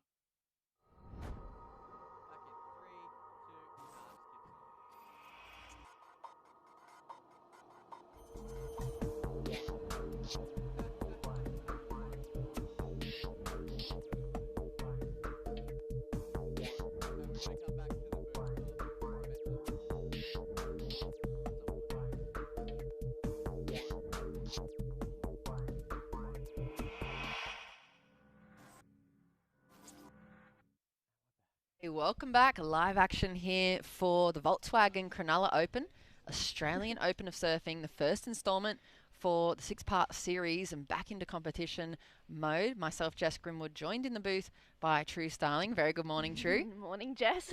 We're getting just keyed up and thrown under the bus here, on and off and back into live action. And we haven't been in the booth for a while either, so...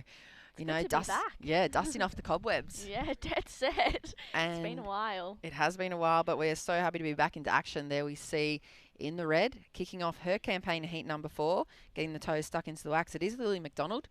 Kyla Whitfield's out there in the white, and looks like Layla Rich in the yellow. So the girls getting a nice early start to the heat. 17 minutes remaining on the clock.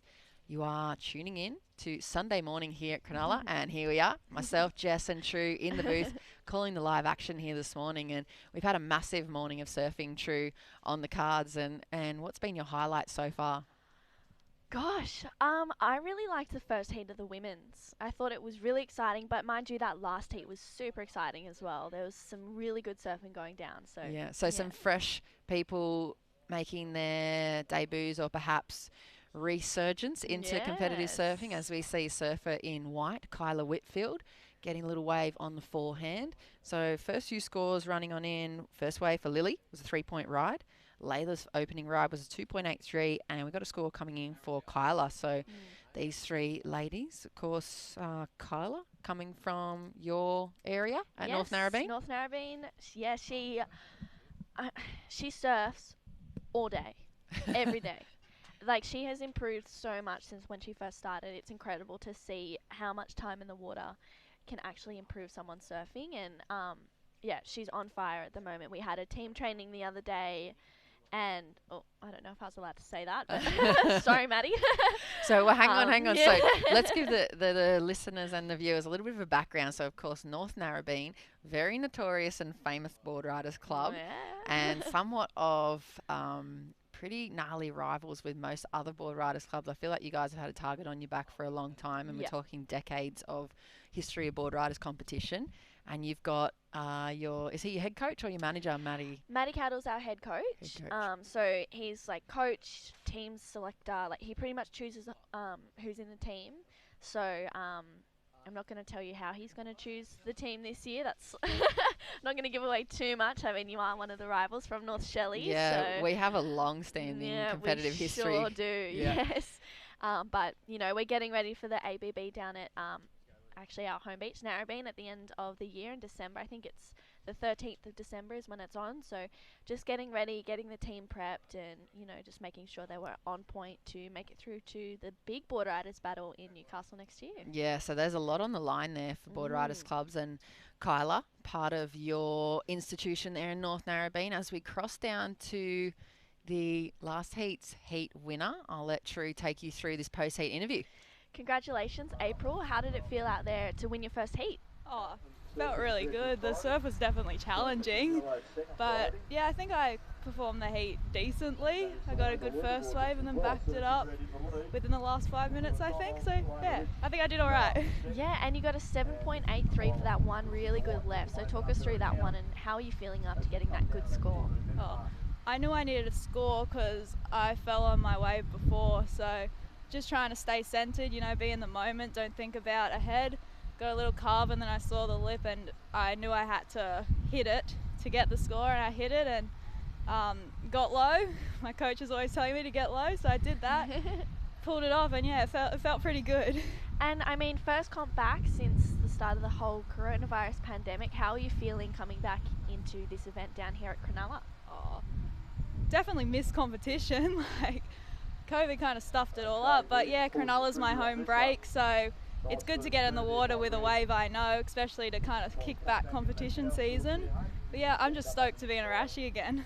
Yeah, congratulations. Well, good luck in the next round, and we're really looking forward to seeing what you'll bring in your next heat. Sweet, thanks, can't wait. See ya. It's great to hear from local lady April Davies. Probably the best heat total that we've seen as of yet this morning in the conditions, and nice high score for her, 7.83 for the opening round for the ladies. So congratulations once again to April, local lady, taking it out, the goofy footer. And as we were talking in that post-heat interview, looks like Lily McDonald's progressing through her campaign, 3.83 on the board. Opening wave for Kyla, 2.23. And back to what we were talking about, North Narrabeen Board Riders Club course, prestigious qualification potential on the line with the Australian Board Riders Battle qualifying or regional qualifiers coming up very shortly. We do kick off in Coffs Harbour with the first instalment for that qualifying event, and we move on into the Northern Beaches at the end of December or mid-December for that region. So it's going to be really interesting, like you said, keeping your cards close to your chest, how the teams are picked. Yeah. I know it's a pretty prestigious honour to be picked for even like North Shelley Board Riders, and everyone keeps it very, very quiet right up until the last minute, so we don't give any teams advantages. Kyla, she's a younger girl from your area. Yeah, so Kyla's 17 this year. She's 17, first day of summer actually, first day of December. Yeah, so she's part of the selection for the team, which is pretty incredible. And, you know, even to just be training with everyone is such a cool experience. And I remember the first time I did that, and it was very nerve-wracking but exciting at the same time. And she was there the whole time and, you know, giving it her best shot, and she was ripping, and it was really tricky conditions when we had our training, but she was surfing so good and, you know, really gave all the girls a run for their money. Yeah, and of course you got a lot of amazing surfing talent coming out of North Narrabeen. Of course, in the boys division, you've had plenty of championship tour surfers, and as well as the women, of course, big wave surfer Laura Enova, you know quite well, one of your mates from the area, and you've got the older girls back up there as well. I always see El Nordi still floating around the contest sites and supporting your teams and at the ABB, so quite a deep history of surfing for you guys in North Narrabeen. As we have a look out over the horizon there, a little bit of weather moving in here on Sunday mornings, pretty similar to yesterday's conditions. We've managed to hold the rain off throughout the event so far, True, but it looks like a little bit of cloud coming. Here we go. Layla up and riding. Layla Rich, yep. Up and riding on her forehand. Carves that first section. Unfortunately, that wave not cooperating, so she kicks out of that one. We've actually got our board riders on today down at home, and the waves look so fun. Oh, liking these conditions, does it, in the corner there at North Narrabeen? Yeah, it looks really... We've got some nice banks at the moment, so I reckon it's going to be a really good day down there, but it looks even better out here down at Cronulla. I mean, there's plenty of A-framey peaks, rights and lefts. All the girls are getting some really nice scoring rides with nearly halfway down in this heat, so just on 10 minutes remaining. Lily McDonald is out in front, Layla Rich in second, Kyla Whitfield is in third, only chasing a couple of small scores. Feels like these past few heats have been a little bit slow wave-wise, and maybe not too large on the scoring scale, except for April Davies putting down a 7.83 in that previous heat, but still plenty of time remaining. All the girls have, there's going to be heaps of waves coming through, so all the girls have plenty of time to back their waves up and build their house. Yeah, exactly. And Lily McDonald, another one of the younger surfers, I think probably around Kyla's age as well, coming from the Northern Beaches, Manly, I believe. Yeah. Have you had many heats against her over the last few years? I feel like she's kind of just burst onto the scene, and I've seen that name pop up so much lately. Yeah, I've had a couple of like Grom heats with Lily. I think the ones that I can remember would be like the Woolworth Surfer Grom comps way back when. I've had a couple of heats with her, but she's a little bit younger than me, so I haven't competed against her too much. Even in the QS, she's been kind of floating around, but I haven't matched up with her too much recently. But I'm looking forward to it soon in the future. Yeah, like we said, back into competition mode. Here we go. North Narrabeen surfer Kyla Whitfield up and riding on the backhand. And she's a tall competitor too. She's at least, I think, half a foot taller than me. And I'm around about 5'9". So I've had the fortunate opportunity to see her surf in quite big conditions at one of the events perhaps a few years ago. And I really enjoyed seeing her able to really open up that body and the shoulders and just really push all the way through the legs. And you know, it is a thing with the surfing circuit. It does tend to follow beach break conditions, and we heard some of the competitors talking earlier about that they're just so happy to have swell, and that's generally a thing with comps, isn't it true? Yeah. Is it safe to say that normally when you go around to a lot of the events, you're really not hoping for too much or expecting too much because of the conditions? Yeah, I mean, I always come into event not expecting a lot in wave-wise because I feel like I used to always go, I'd check the forecast, I'd be like, oh my God, it's going to be really fun and it's going to be this and that. And then you get there and it's the complete opposite of what you think. And then automatically you're let down. So I always go into an event going, you know what, I'm just going to take what I get and hopefully it'll be fun. And if it's not, I'll just try and make the most of it. So it's exciting to see a little bit of swell hanging around down here at Cronulla today and hopefully tomorrow as well as we move into the finals.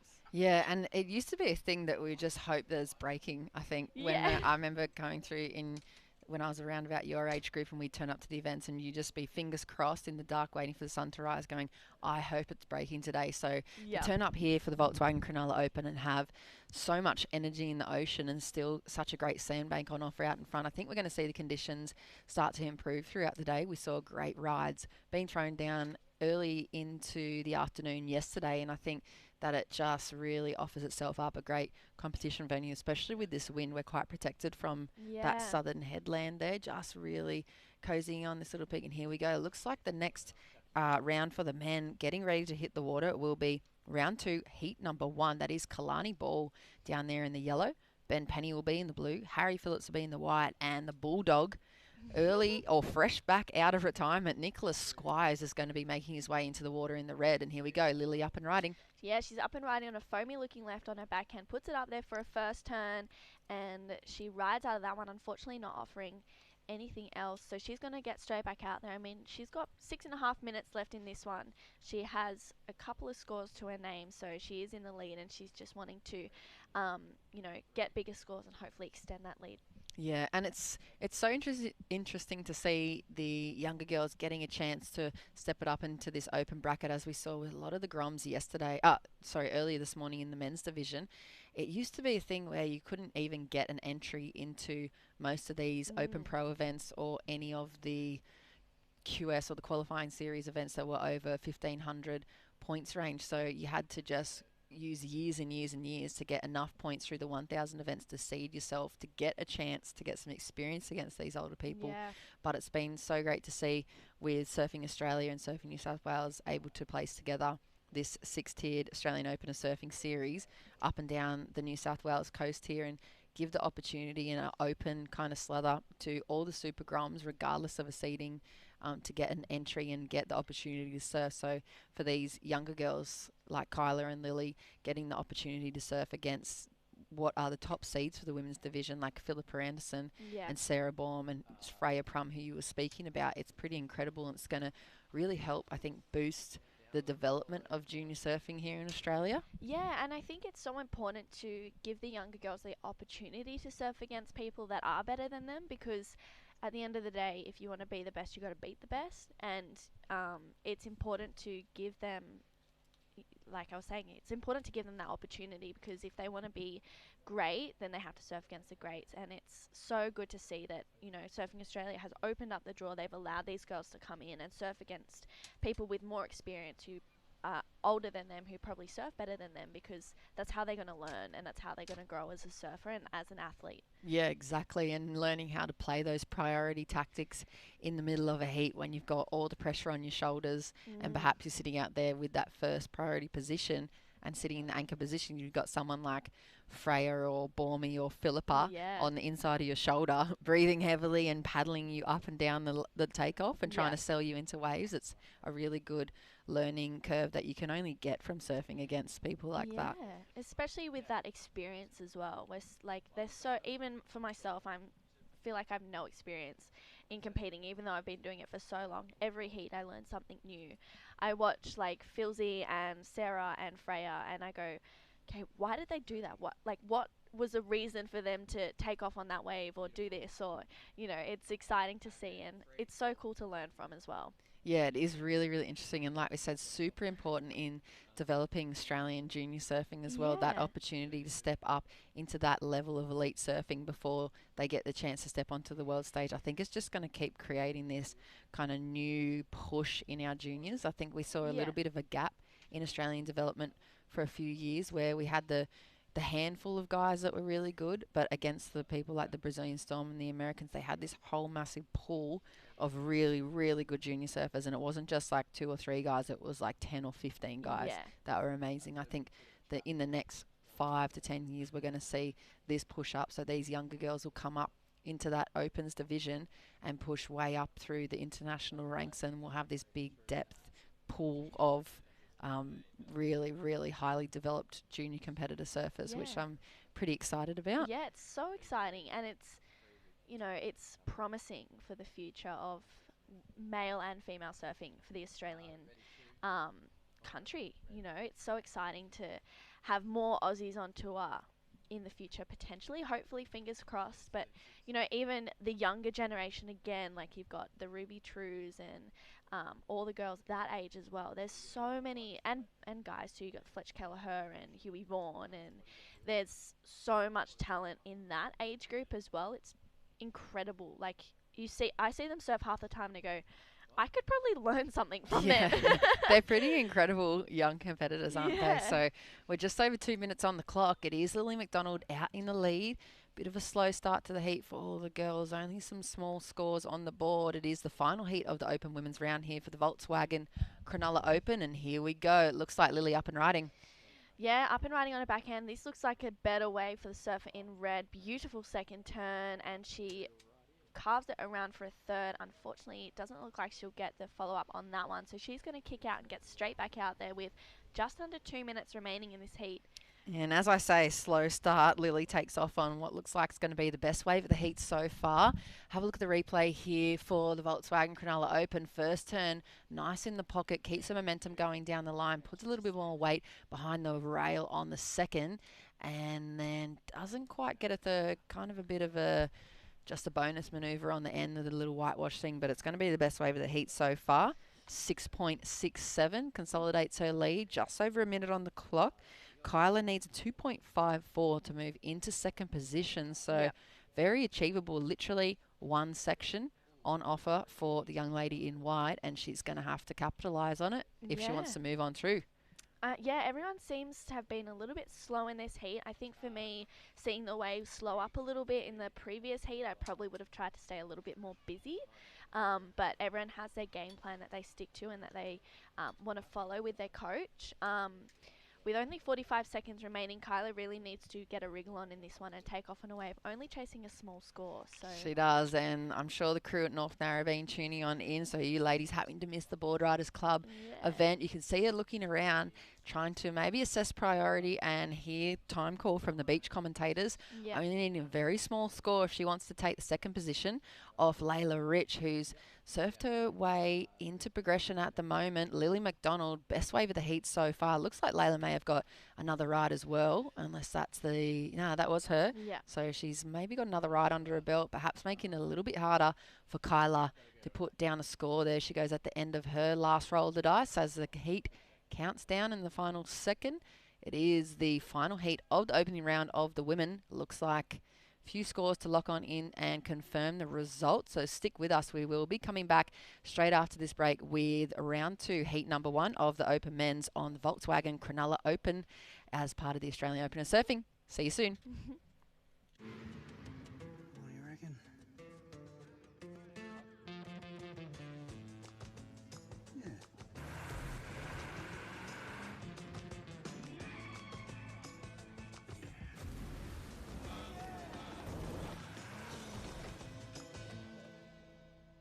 Say yeah to more power with the Amarok V6. And get your first 3 repayments on us. Volkswagen. I've got a veggie wrap. You've dreamed of places to go. You promised one day. Now, one day is here. New adventures. Wide open spaces. So, you can't travel the world right now. So what? New South Wales is here for you. Let's all reboot 2020. One unforgettable experience at a time. Now's the time to love New South Wales.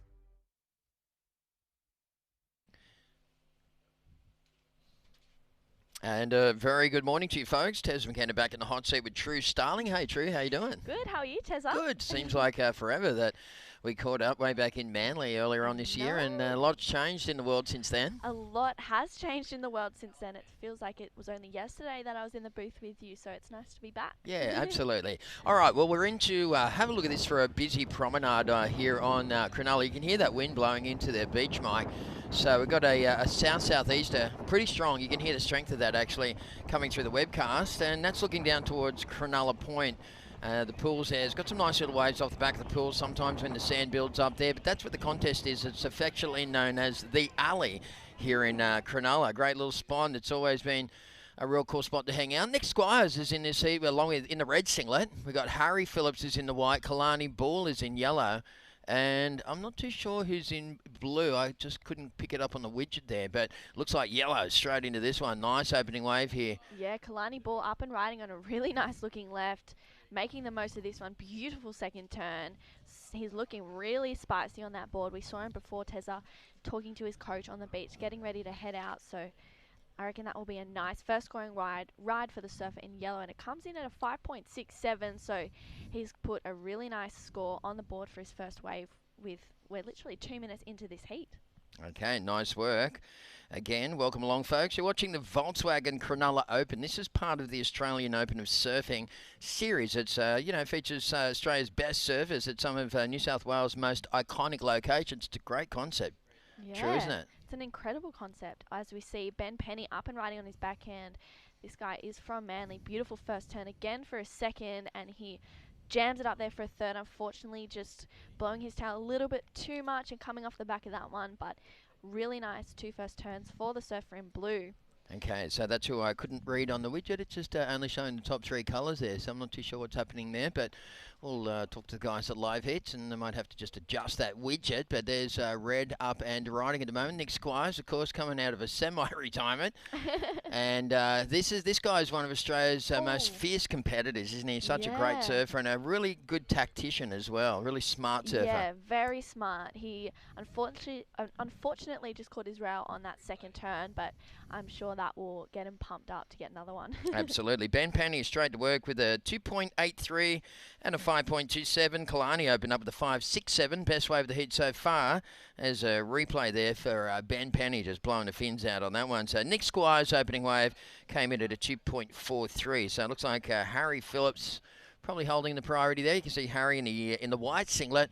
He's just waiting to get his opening wave. He's chasing about a 5.68 to move up into second position. So Heat 1, Round 2 of the Volkswagen Cronulla Open is currently underway here in the Shire. Lovely little part of the world, isn't it? Oh, it's a beautiful part of the world, and great coffee. Yes. I had a coffee before. It was so nice. Yeah, it's important, isn't it? And yeah. Some really nice little restaurants and bars right along the beachfront here at Cronulla in the alley. It's really protected from this wind as well. So later on today, it gets so packed along those little cafes there because they're protected from the southerly, but the sun belts down. So it's a good place to just hang out on a day like today. Yeah, beautiful place. I mean, it's so nice to just be down here and out of Sydney for a little bit and down here for an event. I feel like I haven't travelled anywhere for so long, so it was good to, even though it was about 45 minutes from mine, it was good to, get out and travel for a little bit. Yeah, absolutely. Yeah. I mean, I live in Newcastle, as you know, but I get up to Port Stephens and we go down to Catherine Hill Bay. So we've got some really nice options either side of the city. It's about 1 hour to the bay and to north, and then about 40 minutes to Catherine Hill Bay and all those sort of national parks and Fraser Park and stuff. We're really lucky in Newcastle, so you can just do little roadies and have like a completely different experience. It's really cool. So good. Yeah, I love that. Here in Cronulla, they're lucky because they don't just get on the highway and go down to Gary and you're in a national park, and it's like a completely different world. Oh, it's beautiful. My sister went down there for a little road trip with one of her friends the other day, and they went down to Gary National Park and they had a surf, and she was like, there was 2 pods of dolphins out there, and she goes, the waves were fun, and Yeah. she had the best time. It's so such a good beautiful spot. down there. Have you ever been down to Era Point? It's like you got Gary, and then you got Little Era, and then you got Era Point. It's like No. further south than Gary. You got to park at Gary and walk south along the rocks. Oh, no, I've never been there. Then you and your sister should make a roadie for that. Yeah. And plan it when it's about 3 or 4 foot with light northwesterly winds, and it's a left-hand point around there. It's really cool. Stop it. I do love a left. Yeah, you would love it, and it's such an adventure. So you can make a Yeah. hell clip out of it for the day. Yeah, right. Yeah, make a Ooh, really I good might have roadie to clip. go do There that. we go. There's a tip for you. Sorry about the North Era locals. Yeah, I should be whoops. talking about it. Ben Penny, though, we can talk about him. He's really nailing it at the moment. He's got a couple of quick waves, and then Kalani Ball sitting in second.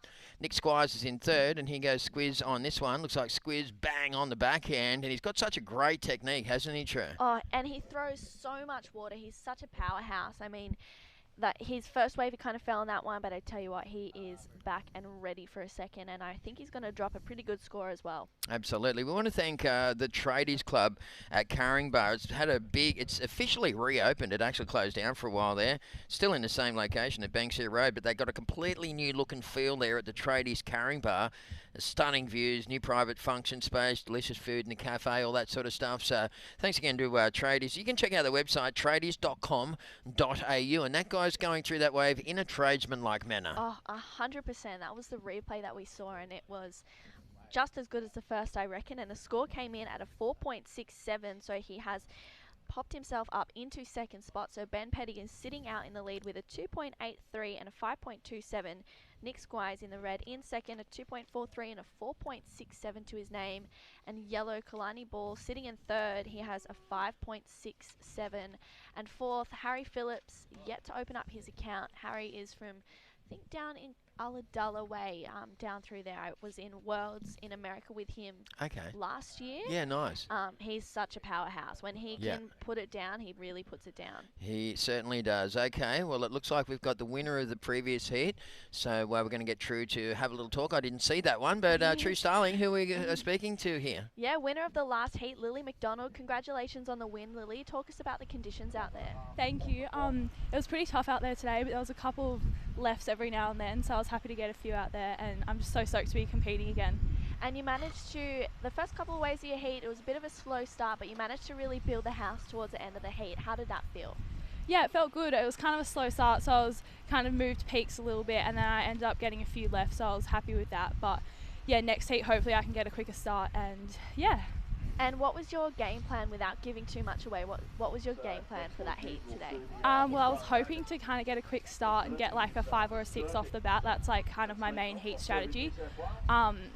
But yeah, that was kind of my plan, but it didn't really go, so I kind of had to go to my backup plan and just restart again, and then yeah, so I was happy to get a few. So yeah, and we were talking before in the booth about, you know, having that those options and that adversity to kind of travel around in the surf and go from one peak to another, so you really capitalised on that one, so congratulations, Lily. Thank you so much. See ya.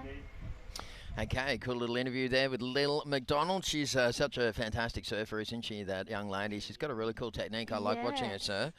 So we're back to the action in the water. It's heat number 1, round number 2 here at the Australian Open of Surfing 2020, and it looks like blue straight into this one for BP. Yeah, Ben Penny up and riding on his backhand. I think this is a replay. Unfortunately, just coming a bit unstuck on that one, but tell you what, this is Harry Phillips. His first turn is the money turn. Gets a little bit of a fin release in that one. He brings it around for another one, and I believe from memory he finds a finishing section, and he does. Puts it up there for another one, and he gets a bonus section. So really nice opening ride for Harry Phillips. Unfortunately falling on that finisher, but still plenty of time remaining. That locked in for the surfer in white at a 5.10. So situation in the water, Ben Penny out in the lead has a 5.27 and a 3.67. Kalani Ball in second, a 5.67 and a 2.43. Nick Squires in third, a 2.43 on that first ride, a 4.67 on his second, only needing a 3.44 Tezza. Okay. And Harry has a 5.1, only needing a 3.01. Yeah. So still pretty close. That's right. We're up to half-time at the moment. So right now watching yellow blasting away Kalani Ball. These guys are really on point at the moment. I noticed, and I'd mentioned it this morning, True, that during the January tournaments when we got a lot of pro junior stuff traditionally happening that time of the year, you can see that the kids' performance level goes up a bit because they've been out of school for 4 or 5 weeks and everyone's surfing every day and they've got great form. That seems to be the case with everyone right now because everyone's had kind of 5 months of just practicing, training, maybe trying some different equipment, trying out different stuff and having to think about, you know, stopping down and having a real think about their act and what's important and what's not. So it's been an interesting time. I mean, it's obviously had a massively negative thing, the whole, you know, COVID thing, but some positive things have really come out of it as well. Yeah, 100%. I think, you know, you can either make a something bad out of a bad situation or something good out of a bad situation. I think everyone kind of, you know, made something good out of it, and in adversity there is opportunity. So Nice one. That's a good little quote, that one.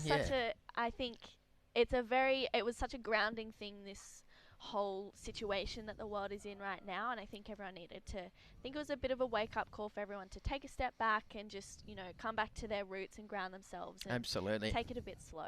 And it's been nice on Mother Nature as well. I'm friends with Gavin Morris. Gavin's the weatherman for the mid-north coast from from north of where you are upwards all the way to the Gold Coast. So Gavin and I were talking the other day. He told me that the algorithms for the weather were all written around the air being completely polluted. Wow. So what's happened is now the forecasters are actually having a bit of trouble trying to get the forecast right because the weather has actually changed during this whole time of COVID. It's incredible, and it's so crazy to be like aware of that and say that was actually us putting that into the environment. So I know. So it's been, you know, there's been some good stuff coming out of it. And today we're really celebrating Australian surfing here with a big old exchange. You can see out the back, Nick Squires, bang, just couldn't finish that one off sweetly. And Ben Penny was in the blue singlet prior to that. So we'll wait for those scores to come on through. Heat number 2 coming up next to the second round. There's a little mishap for Harry Phillips there, just tumbling off his board. But with almost 8 minutes remaining, Harry's got plenty of time to get back out there. He sure does. And so does Nick. I mean, there's plenty of waves coming through. I feel like it's kind of become a little bit more consistent from that last heat. So all the boys are getting heaps of waves out there in round 2, heat number 1. Okay, so again, we're on Facebook Live. Wanted to just say a big shout out to Green Caffeine. Those guys are really changing the culture around coffee. They're trying to get rid of coffee cups because there's millions of coffee cups, as you can imagine, going to landfill. I had 2 today already that's gone in there. So, so well done to Green Caffeine. They've got a kind of a keep cup thing that they're having. At the moment, it's a bit of a tricky business thing for them. But in the future, for sure, it's the way to go. We're stoked to have them on board. Glenn Welsh is online, along with Anita Hobbs and Elise Batista. I think they're all tuned in to watch N Dos Santos. Everyone there's got a bit of a kind of a flavour, a Brazilian flavour. There's yellow. Wow, nice little waft on the fins there for Kalani Ball. This is a super tough heat. All these guys are so good. Oh, they surf so good. And when all of them are on that level of, you know, pure attack, they all surf just as good as each other. So it's such an exciting heat. I mean, look at the scores. Everything is so close. We've got less than a point between first and fourth. So it's pretty incredible to see. I mean, there's scores dropping for surfer in yellow from that last wave, and he really liked that turn. As we see, there's the money turn. He that gets was that beautiful, fin wasn't release. it? So sick. Yeah, just a really good technique there. Nice rotation, little waft at the fins at the end there. Kalani Ball, I mean, all these guys in the water here have very individual styles. They don't surf similar, so it's really cool to watch these guys in action, that's for sure. Yeah, well, he just dropped a 6.50 Kalani for that last wave, so judges rewarded those release slide backhand Rio, so it was pretty cool. Okay, winds at the moment are out of the, just straight out of the south. It's actually pretty clean here at Cronulla. It's a southern corner, so we're not seeing all of the available swell, but it's just a refraction of it. But we've got plenty of waves, about 2 to 3 feet, and this is Ben Penny smashing away a little funny. You can just see the body language there. Look at it, that's pretty funny. Yeah, well, I mean, he's only chasing a 3.84, so I wouldn't count myself out just yet. He still has 5.5 minutes remaining, so he's not needing a big score. Yeah. I mean, and I've never been a big fan of showing the judges your emotion like that. You know, I've coached a couple of kids over the years, and I've said, don't do that, mate, at the end of the wave, because then you're sending a message to the judges saying, this isn't up to my normally high standard. Yeah. So then they actually think, oh, it's a bad wave, and they score it down. So you've got to watch out. You know, 60 or 70% of all communication is non-verbal, right? So body language is really important, the message that you're sending. And here's BP just going through that one. This is the replay. Nice little foam climb. So, I mean, he just would have liked to have put the finishing touches on it, but it looked like he almost gave up halfway through the turn. Yeah, he looked like he did. I mean, maybe he wasn't just feeling that turn. Maybe he felt that he bogged into it. But Nick Squires, wow. There, this is a brilliant wave. And let's see what Nick can do at the end of this one. That one's going to round out petrol, but gee, those open face calves there for Nick Squires were just beautiful to watch. In full flight, that guy is just so beautiful to watch as a surfer. All right, so we're coming down to around about 4.5 minutes remaining. Heat number 1, round number 2. You're watching the Volkswagen Cronulla Open. Tessa McKenna, True Starling hanging out. Your sister's coming up soon, or has she surfed already? Or? She surfed already. Unfortunately, she got knocked out. What was the feedback that you can give her? Or is it a touchy subject?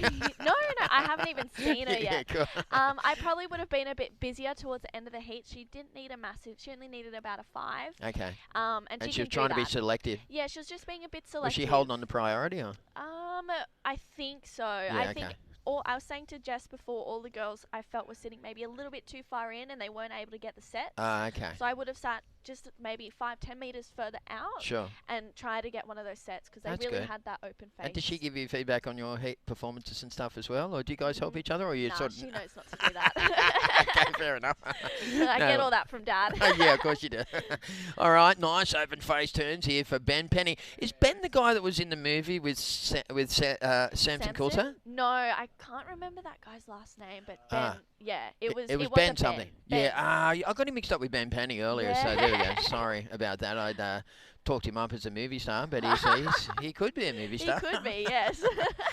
All right, so around about 3 to go in this one. Again, if you're watching, well, you are watching on Facebook Live, let's face it, you send a message through to True or to Jess or to myself, Tessa, and we'd love to, just do a little shout-out. We can acknowledge you guys, tell us what you reckon about the competition. There's a nice replay of BP. Yeah, this is a better-looking wave. He looks like he's feeling a little bit better on this one, and that finishing turn was nice. So he was only chasing a bit of a small score. I think it might have increased since the last wave for Nick Squires locked in. But there he goes. He moves up into second spot. Let's just get the scores up on this one. So he got a 5.27, it looks like, on that last wave, potentially. Let's do a quick refresh on our live heats, which if anyone is wanting to have a look at the live heats, because we don't have the breakdown on the board, you can just go to www.liveheats.com and you can check it out on there. Okay, so Ben Penny did go up into second position. Nick Squires, what's he chasing now? Nick is looking for a 4.88, so there's not much in it, and Harry's only looking for a 5.51. Yeah, well, Harry's obviously capable of those scores, and same with Nick with a 4-point-something, so be interesting to see what the priority sequence is. That's probably going to determine the outcome. Yeah, I think you're right. I reckon maybe Harry is in first priority, followed by potentially Kalani Ball in yellow. Yeah. But we'll have to have a look. Well, here goes Harry. He needs something here, and that's a good first turn. Let's see if we can stomp it. Oh, yeah, Harry, and he's going to get a little carve on the end section as well. 2 big turns, a nice little checky, and he's just going to take that one right the way through, trying to maximise the potential on this one. And he jams it up there in the pocket. That is really nice surfing from Harry Phillips. Wow, he cashed his chips in on that thing. Yeah, he really needed to finish that one to really lock in that score. Whether he gets it or not, I'm not a judge, so I don't know. But what was he chasing again? Sorry, it was a 5-point-something? 5.51. I've got a feeling that he's going to get there. I mean, I hate to allude to anything like that. Here's the replay. Let's break it down. Take us through it. Yeah, beautiful first turn, throwing lots of spray on that one. Again, he just pops it up there for a second. He's such a powerhouse, Harry Phillips, and he's looking for that inside section. And as we saw before, we know that he gets it. He goes up in that critical section for another one, and again, so he really tagged that one, and he knew he was looking for a score, and he made the most of that wave, so I reckon he could get it. Okay, judges probably waited for that replay before they made the determination on this one. 35 seconds to go. Nick Squires. Well, Nick is normally dominates these heats here. He's a really seasoned competitor, but he's on the back foot now. 30 seconds remaining in this one. He's still remaining pretty composed at the moment. Harry Phillips up into second. Yeah, he gets a 5.67 on that last He deserved it. He deserved it. Now Ben Penny goes to third. Nick Squires goes to fourth. You know, I was probably going to finish that way. unless Nick can snag a little something here. I think there's like 10 seconds to go. Don't ever write off Nick Squires. Have a look at this thing on the corner. Nick's going to have to pull out because Kalani Ball has used his priority on that one, and that's going to knock out Nick Squires from the Australian Open of Surfing here. Of course, it's the Volkswagen Cronulla Open on this little series that cruises around New South Wales and goes to some pretty iconic locations. Kalani Ball, Harry Phillips roll through heat number 1, round number 2. It looks like we're going to say au revoir to Ben Penny and sayonara to Nicholas Squires. I'm just trying to remember how else to say goodbye in another language. All right, so that's a wrap on that one. We're going to throw to an ad break and be back with more live action from Cronulla right after this.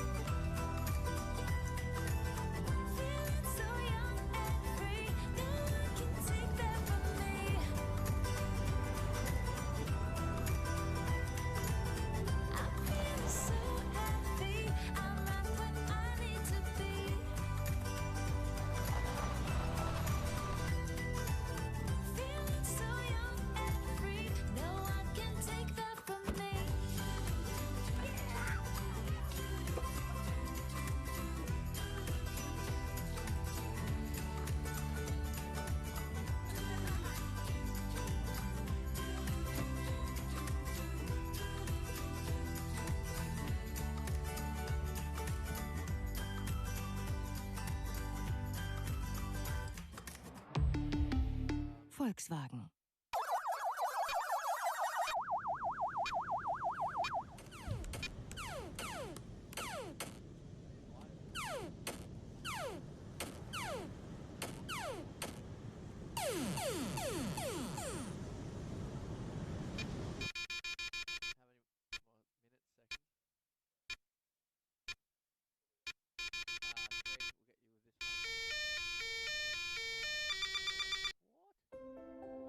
COVID-19 is very contagious. And even one case can have hundreds of contacts. Contact tracing alone can't stop it. Please help us by distancing, even with friends and extended family. By doing this together, we'll stop the spread.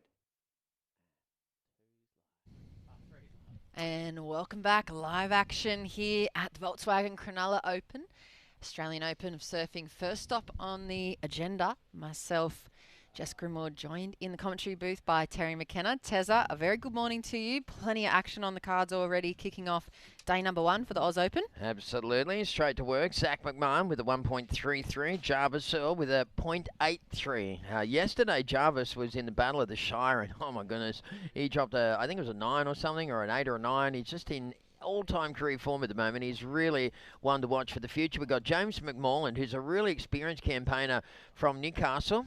And is that blue? I think that's white. Is that okay? That's James McMorland there, just overcooking that last turn. And it looks like this is blue. Dave Perry, the goofy footer. Conditions are actually looking pretty good. The wind just backed off a little bit, and it's quite clean out there. Dave Perry just going for a fin chuck, but he couldn't hang on to it. That was pretty cool. Yeah, and I always trust your surf reports, Tezza, and it's come to fruition. Better conditions, more groomed faces on offer for the guys, and we're going to see some pretty critical surfing come into play. Like you said, we're in a great little nestled corner here from the wind in Cronulla, and it is still just into the Sunday morning, so plenty of action for the Open of Surfing already unfolding at the moment. The local lad Jarvis Earl's in the water in the red. Now, he's someone that's been coming up the junior ranks. I think he's won a World Junior Championship event, and he's just one of those names. We were talking about him earlier, Tezza. Incredible surfer, and looks like an incredible future ahead of him. Yeah, absolutely, and a lovely kid. You know, real grounded and very polite young man. So awesome to watch, that is for sure. Looks like we're just gearing up for a bit of an interview with Kalani Ball. He'll be coming up shortly. So, yeah, just the first exchange. Looks like Dave Perry got off to a pretty good start with a 3.17. James McMorland with a 3. Zach McMartin with a 1.33. And then Jarvis Earl with a 0.83. Jarvis is sitting in priority, and like you said, he's a bit of a weapon, that little grommet in the red singlet, that's for sure. Yeah, absolutely. So, bit of an interesting loss there on the last heat for me. That was surprising watching the first heat of the second round kicking off. Squizzer losing, bowing out. He's come out of retirement. It looks like he's gone back in for this event. I honestly have never seen Nick Squires lose a first round heat before in my life. No, I don't. I can't remember He a must time. be shell-shocked walking around outside going, what's it? This is a new feeling. I know. I reckon his son Mannix will have a bit of advice for him as we cross on over to last heat's heat winner, Tezza. Yeah, Kalani Ball has got the headset on. Hey, how you doing, mate? Well done. Congratulations. Good win. Yeah, thanks. I'm super stoked to get through that heat. Especially for a first round heat. It was super gnarly. Having Squizzer, I surf against him a bunch at home in board riders. So I know how good he is, especially in those lefts. And yeah, stoked to get one up on him, and then yeah, stoked to win that heat with the other guys who are surfing really good as well. You hit the nail on the head, Kalani, because I looked at that on paper and just went, what? That looks like a quarter final or something. That one was stacked, man. So you had to step right up right from the word go. I don't think I've seen Nick Squires lose a first round heat before, so there's a landmark moment for you as well, mate. What was your strategy going into that? Obviously those lefts were the best waves, and it's pretty obvious where they were sitting on the bank, and I just wanted to try and get an early start, which I did, and which was good because there was a few guys deeper than me, and I just lucked into that wide one at the start, and then kind of took off on a few crappy ones, and then somehow got me into the roll, and I got that 2-turn 6, and yeah, that's pretty much all I was trying to do, find those bigger ones and get 2 sections. So it worked, and yeah, hopefully keep it going through the event. Awesome, mate. Great job. We've got Jess here with a question as well. Yeah, Kalani, it's great to see you back into action. Of course, you're in that group of surfers along with Morgan Siblick and those guys on the championship tour. Where are your sights set coming into the 2021 season? Yeah, it's been a wild year. I broke my leg at the start of the year, so I didn't even compete once. This is the first event I've done all year. So that was crazy, just doing that. And then yeah, I was trying to go to New Zealand, and then it obviously got called off, and it's kind of been a blessing in disguise for me. I've been able to recover properly and spend time on it, building my leg back up, and so yeah, I'm ready to go for next year, and I'm really looking forward to it, and stoked these events are on for a bit of a warm-up before next year. Oh, it's great to see you back in action, and good luck moving into the rest of the event, Kalani. I dare say we're going to see you up in those Challenger Series or the Championship Tour in the not-too-distant future, so good luck moving on into the next event. Yeah, thank you. Thanks, guys. Yeah, well done, mate. Cheers. All right, that's Kalani Ball there. Great performance. So, sometimes when you get an injury like that, a broken leg, it sidelines you, and when you're sidelined, you can really you can have a bit of a moment to smell the roses and think about what's important to you without this pandemic added to that. But I think that Kalani, coming back from that injury, we've seen some of the best surfers in the world come back from injuries and have some of their best results ever. Yeah, and even just before his injury, he's such an incredible QS competitor. I saw him when we went over to Europe a few years ago, competing alongside and travelling with like Morgan Siblick and that, which is quite a well-known name now. Obviously, waiting for his rookie season to kick off for the 2021 tour. I'm surprised that Kalani hasn't made the championship tour yet, and I'm going to be very interested to see. I think that would be even more valuable, like you said, as a character building year in his career, that broken leg and having to return through that obstacle and come back, and luckily, like you said, a blessing in disguise, the COVID era. And it makes me think of Carissa opting to take the 2020 season off, already in the world already winning a world title and stepping back from the tour. A little bit of a blessing for surfers and athletes like that have chosen or had been forced away from the tour and haven't really missed anything at all. Yeah, that's true. Yeah, well said. So we're down to just on 12 minutes remaining and watching Heat 2, Round 2. This is the Volkswagen Cronulla Open. And the gang just hanging out there. You can see that's Shark Island on a little day. Look, it's still rideable no matter how small it is. You can get out there and have a little bit of fun and just tell people, I surfed Shark Island.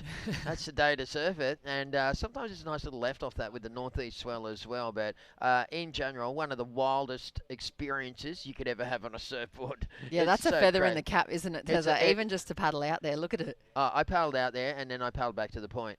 Now, it was about 8 to 10 foot though, but I just sat on the corner and I just sat there in in awe. I'm a goofy, and I'm not even going to try and say that I'm up for that stuff, seriously, at this age. But when I paddled out there, I just looked at it and I realised how radical that reef is and the way that it sucks up in like 1 foot of water. I really take my hat off to even our co-commentator, Michael Chris. He's a real charger out there. He's not scared one bit. But, yeah, it's just one of the classic waves here in the Shire. So it looks like Jarvis Earl with that last wave, I think it came in as 5.17 there. That took him into second, Dave Perry. And now we look like we've got another score coming through for Jarvis right now. That's going to take him into the lead. That was a 4.67. So Jarvis is just sneaking him in. I haven't seen one wave of Jarvis's yet. He's out there, though, and he's ripping. So James McMullen is sitting in second with a couple of good scores, a 5 and a 4.37. James is a real rock-solid competitor. I'm super impressed with him, and he's always been that good. So Dave Perry as well opened up with a 3.17. He showed some really nice little flair with that last little manoeuvre he did. And, of course, Zach Martin, he's a real champ as well. All these heats are so stacked. Yeah, they are. It's so incredible to see just that depth of Australian surfing. I guess we kind of missed it a little bit when you're looking at the draw with all the internationals included in the seeding list. The Australians are really spread out and you don't really get the idea of how stacked we are here in the region, especially just within this little New South Wales region and a little pocket of the coast down here at Cronulla. We're super stacked with talent, and like you said, all these round 2 heats for the men are just so piled up. They could easily be, you know, quarters or semis in some of the normally rated, you know, around 3,000, 5,000 QS events. So interesting lineup for the men at the moment. Local lad Jarvis Earl out in front, and I know Jarvis, like we were speaking about, there he is on screen there in the red. I think he's about 16 years old, so born in 2004, and he's signed with GP Sports Management, who also have like Philippe Toledo and all of those top championship tour surfers. So you can see the trajectory that he has in his career, and just pretty well known around the competition scene for his incredible manners and that massive smile on his face all the time as well. So very cool way to kick off your career, especially as a young 16-year-old guy. There's always the opportunity, you know, to go down some different paths as a young up-and-coming athlete that's experienced already so much success. But Jarvis, super humble, really, really friendly and polite. And here we go, Zach up and riding. Okay, Zach sets it up. I really like Zach surfing. It's always really unpredictable and radical. And unfortunately, just a little bit too radical at the end of that one. Back to Jarvis, though. Of course, he's got the sticker on the board. You can see he's sponsored by. But when he got the call for that, they said, mate, we'd love to put you on the team. And he goes, oh, wow, awesome. And they said, also, we want you to jump on a plane and come to Kelly Slater's wave pool for a couple of days. And it's like, for a 15-year-old, that's a pretty good phone call, right? He would have been so stoked. And, you know, obviously for that company, pretty much has been pulling out of surfing sponsorship, I believe. I read a few stories over the last 6 months that the mother company, or Nike, was pulling all their surfing teams. So for him to be able to maintain those stickers on the top of the board through such crazy financial time, we've seen most surfers being dropped. Mostly I've not really seen many new signings. We did see Annie DeSantos being able to freshly sign with her company. So to be able to maintain your stickers or even gain a new signing just shows kind of, you know, the depth of them as athletes or potential, you know, champs. And I think I'd be surprised if we don't see Jarvis in a kind of like Mick Fanning-esque career. Absolutely. I think that's kind of who, maybe it's just the white hair, but that's what he reminds me of. It's just like a mini goofy Mick. Yeah, he's got the marketability and the, you know, the style. He's got everything. He's just ticking all the boxes, and of course that's why he's doing so well. He's in leading this heat, only just over James McMullen, who's a real rock-solid natural footer from the southern region of Newcastle. He lives down that Caves Beachway. We've got Zach Martin has just jumped up into third. Dave Perry holding priority now, looking for his second wave in the blue singlet. So let's see what Dave can come back with as we check the time, around about 7.5 minutes remaining. If you want more information on Cronulla, go to sydney.com and you'll be able to find out some pretty cool stuff about this wonderful city of Sydney here in Australia. Yeah, and then coming up next, we do have another stacked heat. It will be heat number 3. Jamie Thompson, also sometimes a part of the Surfing New South Wales work crew on the tent pop-ups early in the mornings for the Super Grom comps. He'll take to the water. Ty Coolis, Finn McLaren, and Taj Simon will be back out there for his second heat of the day. Super Grom heat. Yeah, it is a Super Grom heat, and be good to see Taj back it up again. I think he'll be able to relax into his performance now, getting that first heat out of the way this morning and taking the win. I'm interested to see him. I remember announcing one of his sister's results earlier on in the year, and the whole family are on the beach generally for all the Simons families heat surfing, and the mum and his mum said to me, "You're never going to forget this name again." I think I pronounced it Simmons, and she's like, "You won't forget it again." And I'll tell you what, I haven't. As we see, Dave Perry winding things up. He's got a cool style, Dave. I like watching this guy surf. Jams it in the pocket. He's always got a little flowery kind of finishing moves. That's nice stuff there for Dave. That's going to put him in good stead.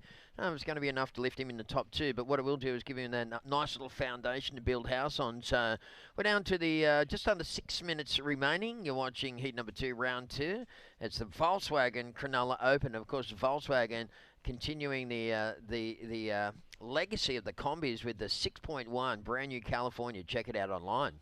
Here we go, Zach McMartin, drop wallet layback attempt, but he goes down over the wobble, and James McMullen up and riding right behind him. He's a real spicy looking surfer.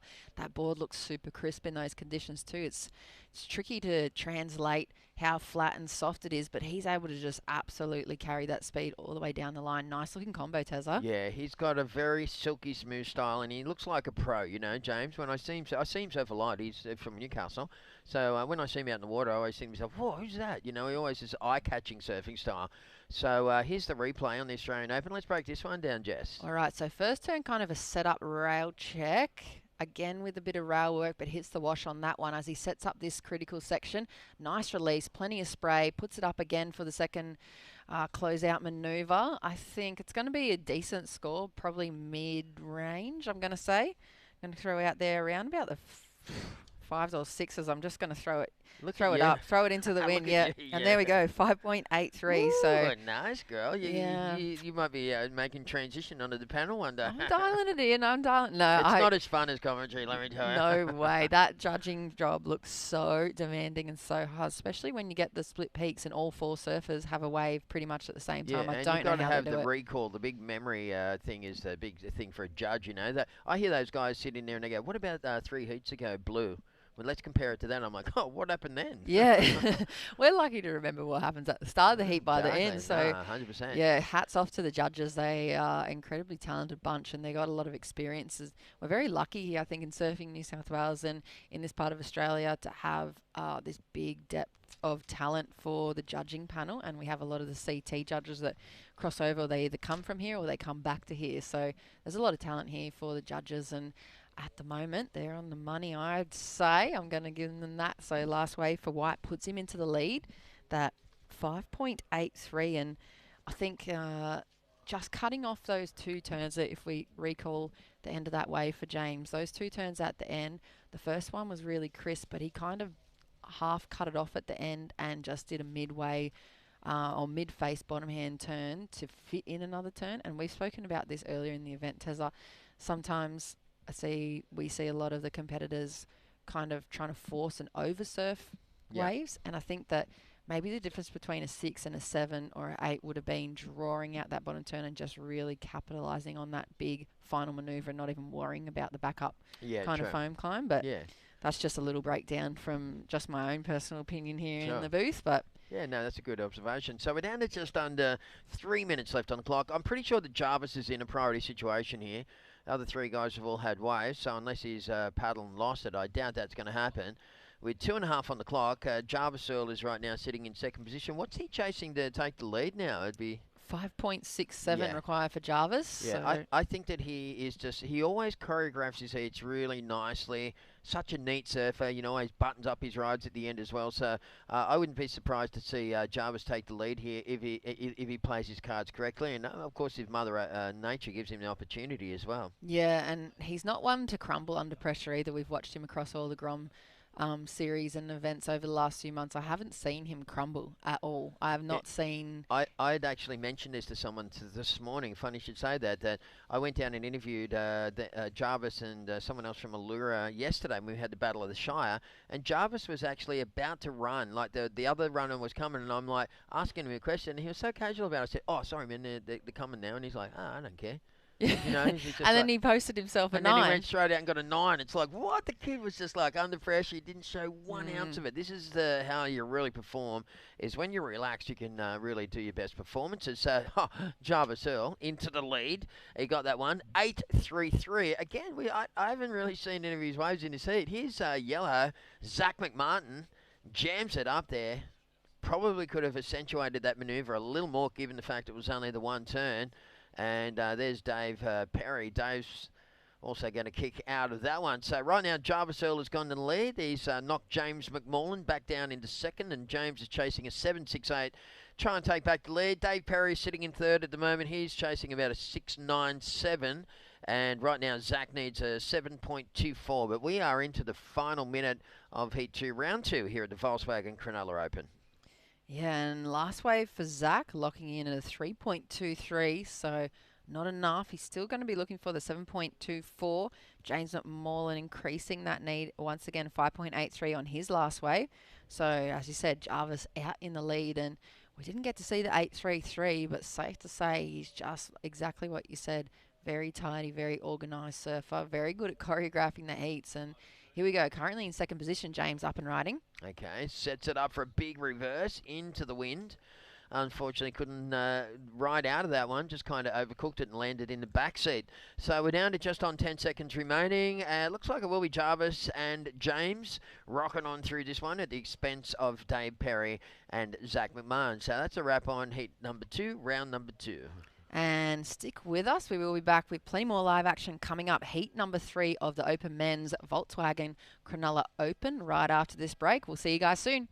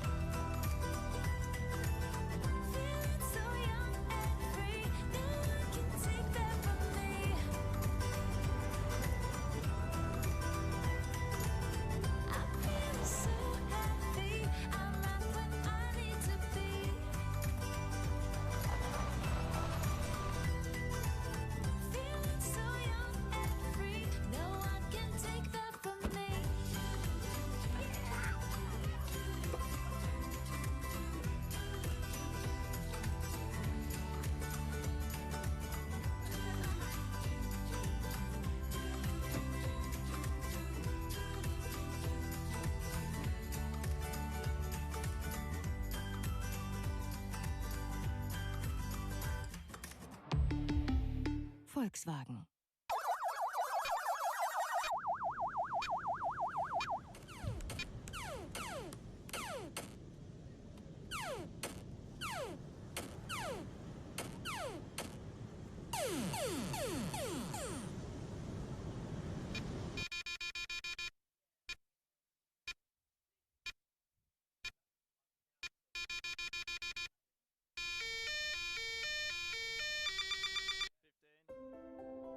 COVID-19 is very contagious. And even one case can have hundreds of contacts. Contact tracing alone can't stop it. Please help us by distancing, even with friends and extended family. By doing this together, we'll stop the spread.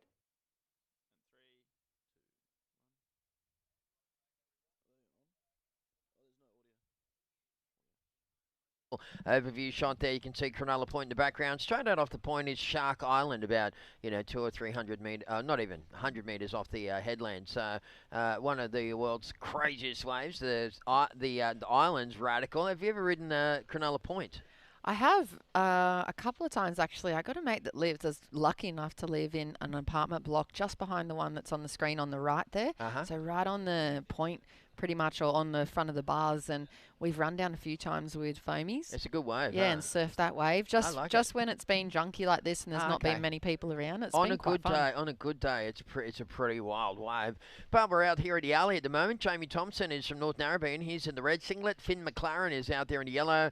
Maroubra local Ty Coolis is in the white. Taj Simon is out there in the blue. This is going to be a great heat, and we mentioned it earlier, but these guys are all kind of grew up surfing against each other, all roughly in that same age bracket.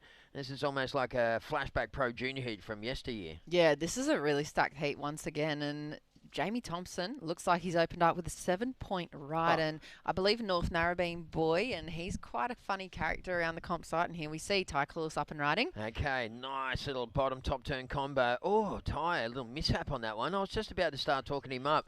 I really enjoy watching Ty Clueless surf. He gets down really low. He probably hasn't got the results that he had hoped for in his surfing career at the moment. I always try and give him a little bit of encouragement. Yes, I know his dad, Brad Clueless, really well, and I'm always trying to pep him up because he's just always. I say to him, mate, everyone has their day. So, your day will come. Here's a little replay, and we can sort of break it down. This is Jamie Thompson's first opening wave. Big open face calves. A lot of rail work in there. Really soaking the rail. Activating the rail from nose to tail all the way through that ride. That's good stuff there for a 7-point ride for Jamie. Jamie is such a funny guy. Like I said, he's been working alongside a lot of the Super Grom comps with the work crew at Surfing New South Wales. And he is just one of those guys that is either just awake and completely 300% on with energy, or completely asleep. And as we watch, he has opened up with a 7-point ride. He's out with an early lead, and we're going to cross down to last heat's heat winner, Jarvis Earl. Very good morning to you. Hello, yeah, good morning. And how did you go in that first heat? Obviously, you're a younger guy coming up through the Australian Open series, getting to match up against some of these big names for the qualifying series. How are you feeling going into that opening round?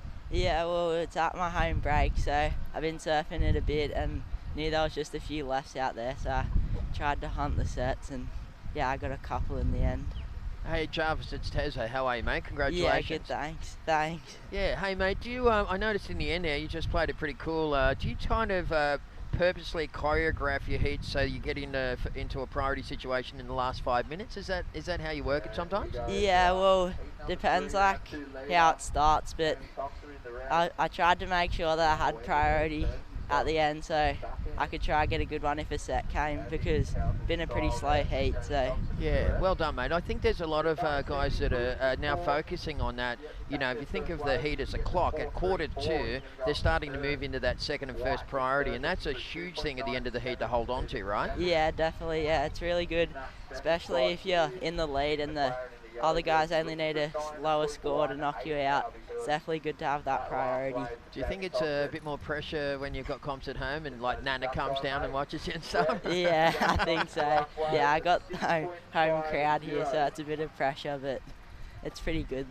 Oh, it's great to hear you taking that first round win, Jarvis. Any shout outs you want to give across the web while we're on live? Oh, just to my coach, Luke, who helped me out, and my parents who bring me down, and all my sponsors as well. Yeah, nice, mate. Is that Luke Egan or which Luke? Yeah, Luke Egan. Luke is the man, Yeah. Hey, I used to coach Luke Egan when he was your age. Did you? Yeah, what a classic, eh? No, say good day to him for me. I haven't seen him for a while. Yeah, for sure. Yeah, good stuff, Jarvis. Keep up the good work, buddy. We'll see you next time. Yeah, thank you. Bye. Okay, there he is, a little star in the making. I was going to say star in the making. He's not even a star in the making. He is a star right now. He already is a star. And with someone like Luke Egan in your back corner, it's pretty easy to see, like we said, the trajectory for his career. And he's hard not to love. He just seems, he's so young, still 16 years old, seems so innocent and just so about surfing and about the froth. And like we were saying, so polite, like his mannerisms around the events, regardless win or lose, his heats are incredible. And have a look at the replay here for Jamie Thompson's last wave, Tezza. Okay, Tomo just opening it up, firing off some big hits again on the backhand, of course, coming from North Narrabeen, just tagging that one with style and aggression. Big, strong turns there. Also had a bit of a wave for this little guy in the blue singlet. This is Taj Simon. And Taj sets it up. Bang, nice little bit of coping to work with, but that wave fizzed out on the end section. But a great little exchange there. And yeah, it's all happening here at Cronulla. Jamie Thompson has got a real strong lead over the other guys. Effectively, it's a battle for second now.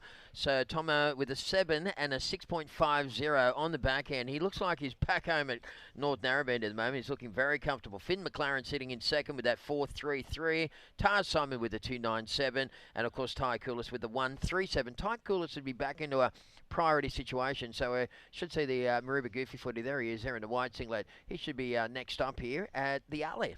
Yeah, and it's great to see Jamie on fire. He's missing their Board Riders Club. We heard from True Starling earlier today. Board Riders is on for North Narrabeen boys and girls up there, so he'll be missing a pretty important club comp coming up to around the Australian Board Riders Battle selection squad.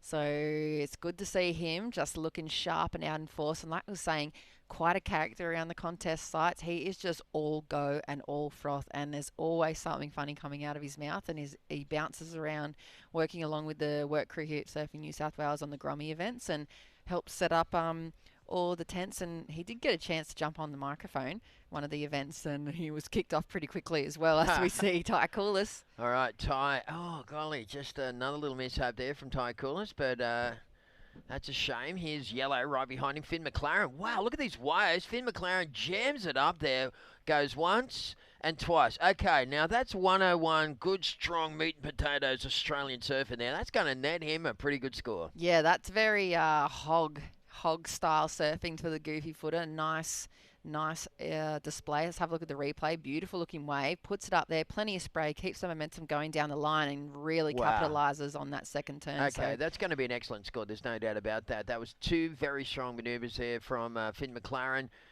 There's the score. It comes through for yellow 817. That was always going to be an excellent ride, that one. I really liked the way he leaned into the first bottom turn, and then the second one he leant right over and touched the wave face. And here's the he might break this down again. So leaned into that first one and watch the hand touch the wave face on the second. There it is there. Once you see that hand reach out and touch the wave face, you know that you've got maximum leverage.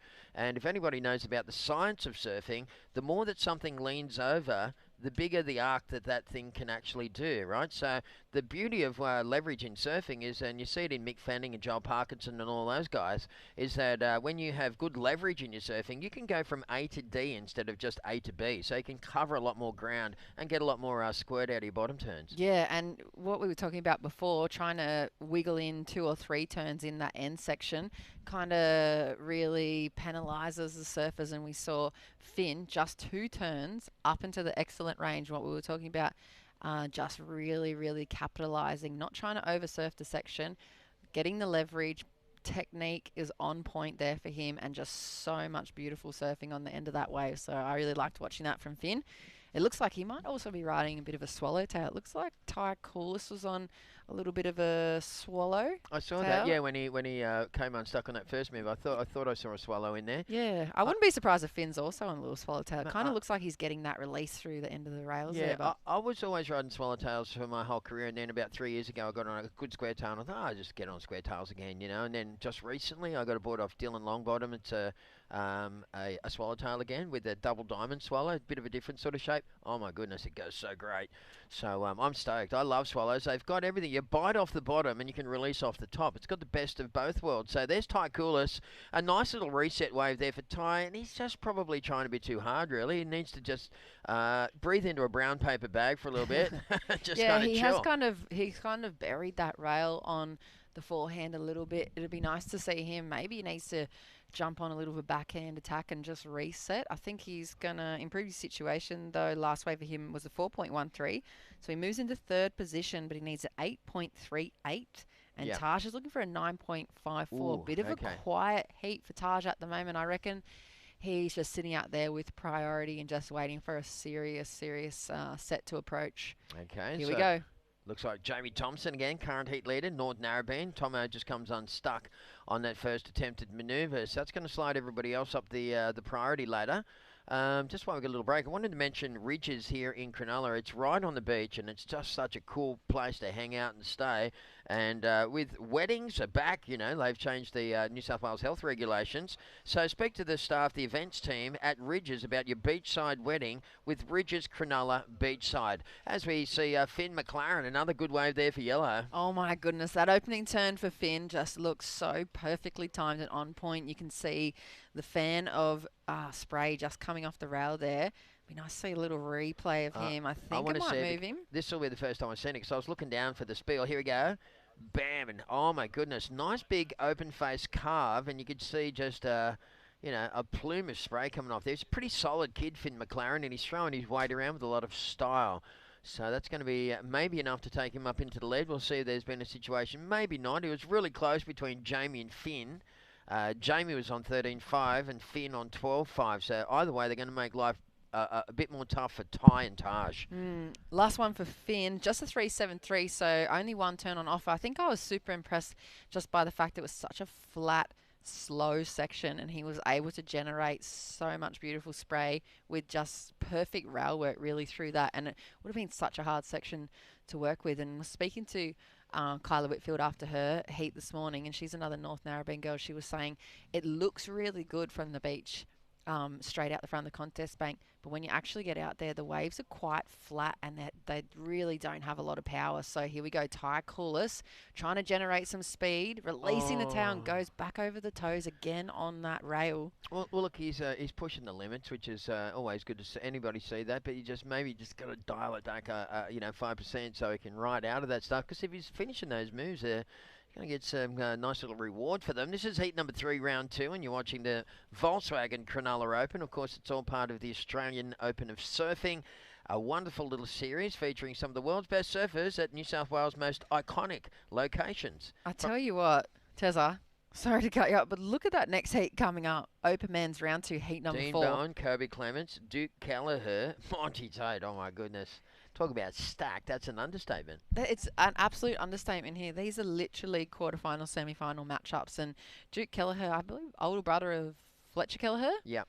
So pretty solid surfer. Monty Tate, incredible QS campaigner. Kobe Clements, one of the boys in your back pocket up there in Newcastle. Kobe is from Northern Beaches. Oh, Northern Beaches. Yeah, that's Steve Clements' son. Remember Steve Clements was on the QS a while back with Sam Carey and that? Yeah. Yeah, so my apologies, Kobe, coming from Northern Beaches. And, of course, Dean Bowen, pretty notorious big wave charger from the South Coast. Yeah, also, Gerringong local. Yeah, QS competitor. I'm a huge Dean Bowen fan. I love Dino surfing. It's just unbelievable. I've been in Arica for the last couple of years, commentating in Chile, commentating the QS 3000, the Maui and Sons event over there at Arica, which is probably one of the most radical waves I've ever seen in my life. And Dino just goes out there and just goes to town. He's so insane, isn't he? He's insane. In those sort of conditions where it's a really radical, shallow left barrel, Dino is next level. He's one of those characters too in surfing that I think just really boosts morale when you're on the QS tour, as we see Ty Coulis up and riding. Goes to the rail, silky looking attack, very small wave, but I think he's just trying to get the ball rolling, like we said, just dialing it back a little and putting together the bread and butter of heat surfing at the moment. He's going to need to find himself a set wave to get into progression position. Yeah, we'll wait for that little score to come through for that last wave for Ty. It's still on its way through. Prior to that, he was chasing an 8.38. If he gets anything above his high score, which prior to that was a 4.13, that could reduce the equation, but we're just still waiting for that little score to come through. We'll get it in, and we'll give you the update with just over 4 minutes remaining. Again, this event here, the Australian Open of Surfing, will adhere to strict COVID-19 policies and regulations outlined by the New South Wales government. So we've got a whole bunch of stuff that we do here. Of course, competitors washing their own rash vest after heat in a wetsuit bucket at the beach marshal. We've got lots of hand sanitizer around the place. We're following the 1.5 metre social distancing guidelines. These are all the reasons that Australia's in a pretty healthy state as far as COVID-19 goes. Numbers overnight from the USA were just next level. Unfortunately, with the elections on over there, everyone's been rubbing shoulders, and it's got pretty bad overnight in the US. Yeah, but I guess it's interesting to see. I think it was Biden that took out the presidential election. Is it official now? Yeah, it's officially. He's taken out he'll be the next president of the USA, and then Trump's taking it to court to debate the fraudulent votes he believes. But anyway, interesting times for them. It is indeed, and I mean, he's entertainment if anything, and this guy's entertaining when it gets going as well. I tell you what, he snagged a couple of okay little waves, little reverse at the end, and he almost pulled it. He has to go for those kind of manoeuvres to try and lift the score at the end of that ride. I mean, it was a fun little wave there for Ty Coulis, but we just mentioned the score he was chasing. It's a pretty solid number. Great young surfer though, and as I said, he's just always, one or two contests away from getting that result that he's been dreaming of. Yeah, so it looks like he's starting to relax a bit more though into his own surfing and not really pushing too hard on that outside rail. And he's doing his own thing. He's just taking waves under, and sometimes that helps. If you get out of sequence, you can get yourself back on track by just taking a couple of waves under the priority of the other guys. I can guarantee you, I reckon Jamie is just chit-chattering to anyone who will listen. Look at him having a look at Taj. talking to Finn, just having a chat, talking about how excited he is about life generally. That's what we're talking about, the character from North Narrabeen. He's out in the lead. Finn's in second. Ty and Taj have some work to do for them. I think Taj has kind of just thrown anchor down out the back and he's waiting for a decent wave to come along. But we've seen it's been pretty shifty out here during the morning. There's been some heats with plenty of sets rolling through, and then there's been the occasional heat where there's nothing pretty much for the guys and the girls to have or dig their teeth into. So just under 2 minutes on the clock. I'd love to see another opportunity for all four boys to get a wave under their belt. Looking forward to heat number 4 coming up. We do have, I believe it's 16 heats in total for this round 2 of the Open Men's Division. We kicked off nice and early here for the Volkswagen Cronulla Open, 7 a.m. Round 1 of the men's was on. And then we kicked on over into the Open Women's round 1. And now we're back into some pretty stacked seed lists for round 2. Jamie Thompson out in the lead at the moment, Tezza. Yeah, doing a great job as well. Finn McLaren has been really outstanding as well. He's just been real strong. Ty Koulis did some good work in his heat, but he just had some incomplete rides at the start there, putting him on the back foot. And as you mentioned, Taj Simon is anchor man in this one. He's just out the back there, just waiting for something special. And he needs something real special at the moment because he's going to be chasing some pretty big numbers out there. Jess, what would it be? Yeah, he needs a 9.54, so probably would have been, in these conditions, it's a massive ask or almost perfect wave to roll on through. So 2 wave scores probably. It looks like he might have gotten a wave. He's not in the priority point in the lineup anymore unless he's shuffled up and down the bank.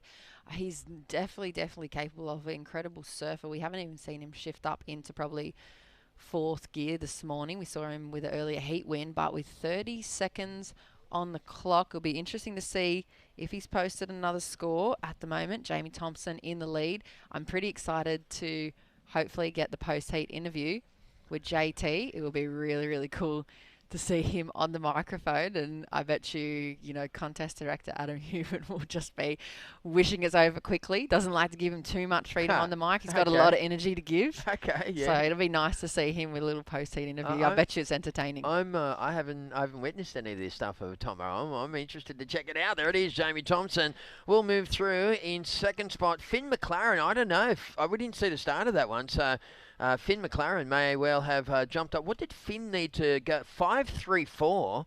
Finn McLaren's still going on this wave here, and you know what? I like this kid's approach to surfing. It's as I mentioned earlier, just real good technique. Rides out of that one. Very strong young goofy footer, this guy, and that's going to be an interesting way to wrap up that heat. Either way, Jamie Thompson, Finn McLaren rocking on through. Let's pay some bills and be back with more live action here at Cronulla right after this.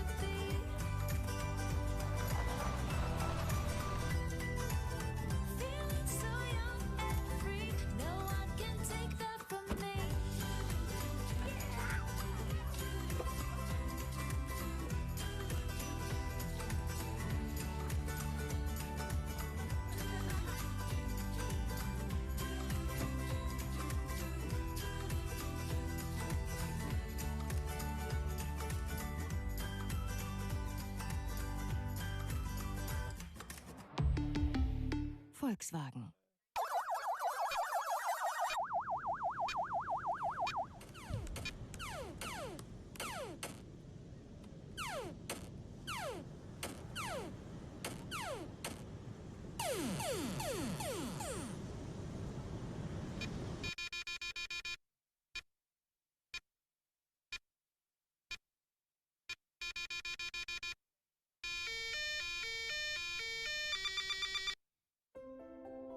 COVID-19 is very contagious. And even one case can have hundreds of contacts. Contact tracing alone can't stop it. Please help us by distancing, even with friends and extended family. By doing this together, we'll stop the spread. And welcome back, everyone. That's a little view up towards Cape Solander here in Cronulla. We're at North Cronulla at the moment. Just got some nice little waves coming through for day number 1 of Volkswagen Cronulla Open. Straight into this one, Kobe Clements, stylish little surfer on the backhand. I've been watching, this guy's coached by Matt Cattle. Matt's got some real talent under his belt. He's a fantastic coach, lovely guy as well. And Kobe Clements, he's been putting some stuff up of Kobe on Instagram recently, and I've been so impressed. Kobe is one of the guys that has his a very unique surfing style, and I love that because, you know, in this day and age where everyone's a bit robotic, it's nice to see somebody that's stepping outside of that. Duke Kelleher is out there in yellow, Monty Tate is in the blue, and, of course, wearing the red singlet is none other than Dean Bowen. Look at this wave. Here we go, Kobe. Really nice little wing flare. Like you said, very unique style. Great turn there. Nice and early before that thing closed out and kind of exaggerated what could have been just a smaller turn. I think he's really milked it. And there you go, opening up with a 7.50. So plenty of spray on tap for the young guy in the wide, and great unique style. It's easy to remember. You know, I can differentiate him from the rest of the pack, which, like we said, tend to have a bit of a similar surfing style across them at the moment from all the coaching maybe, but Kobe, really nice little wing flare, very low center of gravity, and it's good to see Dean Bowen out in the water too. As we were speaking about Dean, one of the head, I would say probably the captain of Team Australia morale as you travel around on the QS series. He's always running some kind of game or gamble with the rest of the Australian crew and really brings everybody together when you're traveling overseas. And sometimes it's hard to feel that grounded kind of sense of home, especially when you're in countries where they don't speak English. You get a little bit lost and you're trying to keep your head focused and compete and get that grounding. And Dean is one of those guys that just comes into the Australian pack and just rallies everybody around each other, gets down for every Australian's heat, always cheering on the beach and always just backing everybody up. And he's a pretty funny guy too. He has his partner, super successful corporate lady, and travels around she was traveling around the world working in her role, and he always says to her, like, he always talks about her as quite, you know, he's very in admiration of her performance, and he tries to emulate it in surfing. Oh, wow, cool. That's nice. Here we go, Duke Kelleher. Okay. Nice first turns. Really spicy turn on that closeout manoeuvre. Comes a little bit over the toes on the redirect, but I think the damage was done on the outside of that one. Tez, it'll be nice to see the replay for the first wave of Duke. Yeah, well, Kobe Clements opened up with a 7.5. Duke Kelleher, he's not going to be far behind him, I can imagine. And straight off the bat, that's going to really mean that Dean Bowen, Monty Tate, going to have to raise the bar a little bit on this opening wave. Normally, first waves are just a bit of a settler or foundation scores or something to build house on. But these kids are, there we go, 683. I thought it was going to be just under. So Kobe straight out with a 7.5. Duke with a 6.83. Let's see what Dean Bowen in the red, Monty Tate in the blue is going to come back with just under 15 minutes to go. And here we go with last heat's heat winner on the microphone. I'm very surprised you're allowed back on the mic, but I guess with a good heat win like that, Jamie Thompson, how are you feeling? Yeah, it's good to be back in business today. First of all, conditions, we'll get the business out of the way first. What were you thinking about going into that first round heat? I was a bit scared. First comp back in a while. I was just aiming to get a couple waves quickly. And they were the two waves that held me the whole way through, so I got pretty lucky, I guess. Yeah, that was incredible surfing on the backhand. I've heard from a few other competitors that the conditions are a little bit slower and they lack the bit of energy, which we can't really see in the translation on the screen. Did you find that the case out there? Yeah, it's definitely slowed down. There are only a handful of waves out there in that heat, and I think me and Finney were just lucky to get those two good waves. Yeah, I was stoked. And obviously, bit of an infamous name around the Grom comps on the work crew, sometimes of Surfing New South Wales. How's the commentary career going along? I saw you having a chat out the back, maybe talking the other boys' ears off. Yeah, got to pay the bills, you know. Got to pay the bills. They're not free. These comps cost a bit, so. Yeah, that's right. Good on you, Jamie. Hey, Tassie here, mate. Well done. Great performance, mate, on the backhand, as always. Hey, you said you didn't surf too many heats this year. Do you work with any coaches or anything? Do you do any drills in the off-season or when you're not competing? Yeah, I'm actually working with Matty Cattle at the moment. You know, we do a couple sessions every week. And then I got my gym trainer, Brad, Big Dog. He's helped me out a bit, getting me prepared, getting a bit stronger. Yeah, good, mate. It's showing in your surfing. And I think, you know, surfing surfing all those heats. I'm a big believer in those surf drills, you know. I mean, it's great for the guys who do the video stuff all the time, but I felt like some of the coaches are getting a bit lazy, and I like the old school 101 drills where you're running in, running out, focusing on stuff all the time like that. Yeah, so me and Matty Cattle pretty much just do 20-minute blocks, just like a heat, and then we come in and assess what I did, good and what I need to do better. Yeah, he's a great guy and a great coach, mate. Yeah, he's awesome. Fantastic performance, Jamie. Good on you, mate. Good luck for the next round. Cheers, thank you. See you, Jamie. See ya. There's Tomo. They let him use the microphone again, and now he might be able to use it again. He's behaved himself. Yeah, and he's looking really spicy. I've never seen him so composed and so focused. He looks confident. He does. When you're training, and he said, like I said, he's working with Matt Cattle, and he's got a personal trainer as well. With fitness comes confidence, and that just shows then by his body language. He's standing tall. He looked confident when he was speaking. So that kind of stuff really helps. So Duke Kelleher into second position. He opened up his opening way. Well, he's got a couple of scores in there now, Duke. His opening way 6.83, backed it up with a 0.5. It was enough to take him up into second, and Monty Tate dropped to 2.17. So Dino Bowen is going to almost wait the whole heat here, the whole half heat, and we're down to 11.45. Dean's in a priority situation.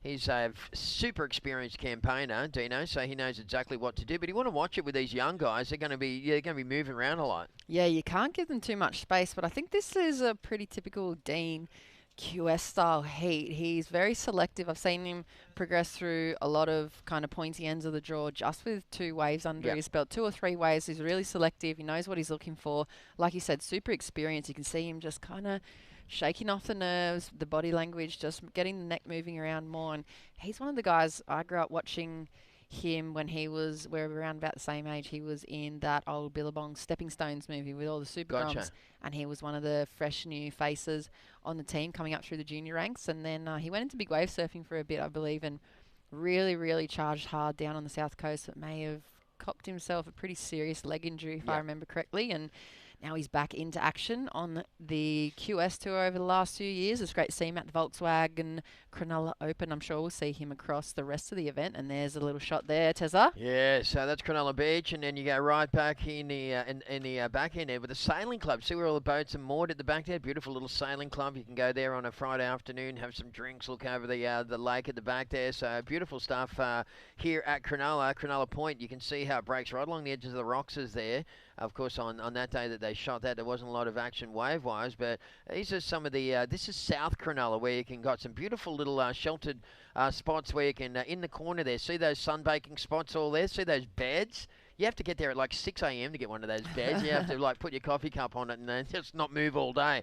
But beautiful clean water and a really cool place to hang out here at Cronulla. Yeah, a hot bit of real estate at the moment, I hear, on the property market as well. That's an understatement, yeah. Okay, Dino Bowen, he's got one finally. He's going to come hard off the bottom, jam it in the pocket.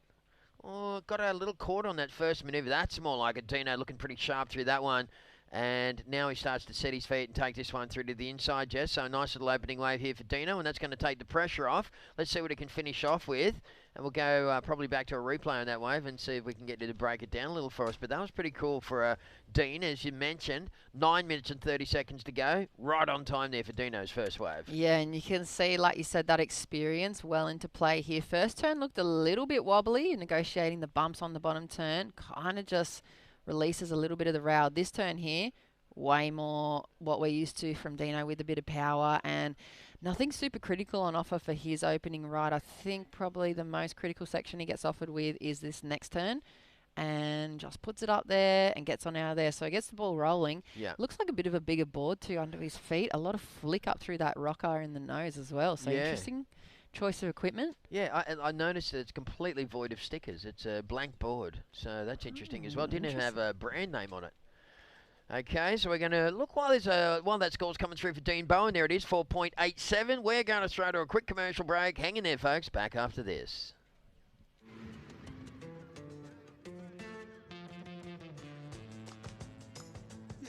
Say yeah to more power with the Amarok V6 and get your first 3 repayments on us.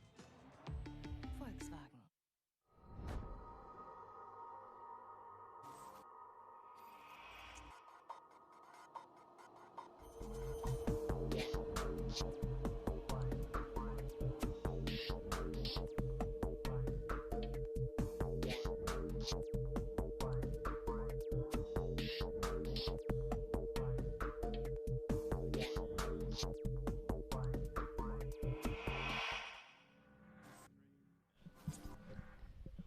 Okay, thanks again to FCS, that F4 fin. I need to get a set of those things. I'm going to start saving up because they're insane fins. I was checking them out yesterday. I think it was Geordie Winterstream. He won a set of them in the Battle of the Shire as like the most outstanding surfer. And I actually took them out of the packet and had a feel of them. They're just next level. They look like kind of military fighter jet style design. They look real high tech. Yeah, real stealth. So well done to FCS. If I say that enough, maybe I'll get a discount.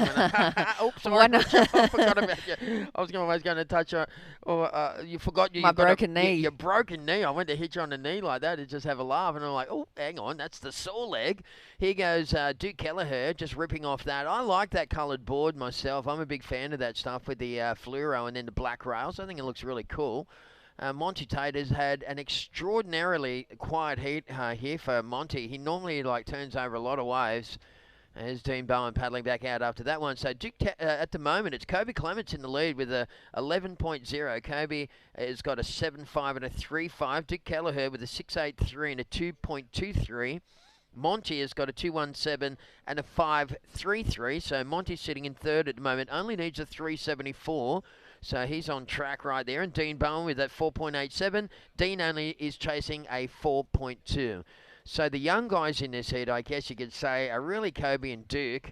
And then you've got Monty, a little more experienced in his mid-20s. And then Dino, of course, is probably in his 30s now or whatever. Maybe even mid-30s or something, I guess. Very late 20s, maybe early 30s, I think. Yeah. Wow, he has been around for so long. Yeah, that's right. Like we were saying, that first appearance for that Billabong movie, the Stepping Stones movie, he must have been about maybe 13 or 14, around about that. So he's been on the scene for a long time. He has, indeed, yeah. I mean, he doesn't even look like he's mid-20s. He looks like he's the late 20s. You know? I could be wrong. We'll get him to correct us if we are. But I think, maybe late 20s, very early 30s. But Monty Tate, see the Maroubra boy, isn't he? Yes, He's from down at the Bra. Yep. So I've seen him surf quite a few heats, and he's really, really solid backhand attack. Yeah, I am a huge fan of Monty's surfing. I mean, he was coming through with a little pack, Maxi McGuigan, Jackson Giles, Monty Tate. They were the three guys coming through from Maroubra. Sadly, the other two guys have gone back to their trade, to just get a real job. That kind of sucks. But Monty, he's hanging in there, and I always thought that he had the potential to really go all the way, Monty Tate. I wouldn't be surprised to see Dino and Monty jump up in front of these two kids at the end of this one. Here goes Dean Bowen. Yeah, and just as you say that, Dino getting the ball rolling. Look how light he looked over that, and he weighs a lot, and big closeout maneuver. Love the accentuation through the body language there too, and exactly what you said. I agree with that notion. 100%. Monty and Dean, very dangerous position for Duke and Kobe. Although they're in the lead, there's still plenty of time on the clock, and I reckon Dino's probably scored himself above the requirement. He needs a 4.2. His opening wave was a 4.87. If you think about the comparison to that wave, two more, probably a little bit steeper and more critical that we saw on offer there. And there you go, 5-point ride. So he goes into second position. Duke now relegated to third, a 3.05 required for the man in yellow and Monty. Just a 4.55, but really close heat here. You can have a look at that total heat score on the top left-hand side of your screen. 9.87, 9.06 between second and third. So really anyone's game at the moment. 4 minutes on the clock, Tezza. Yep, we are using the live heats system. It's a fantastic live scoring system. So well done, Chris, and all the gang over there at Bondi. They put together something really special.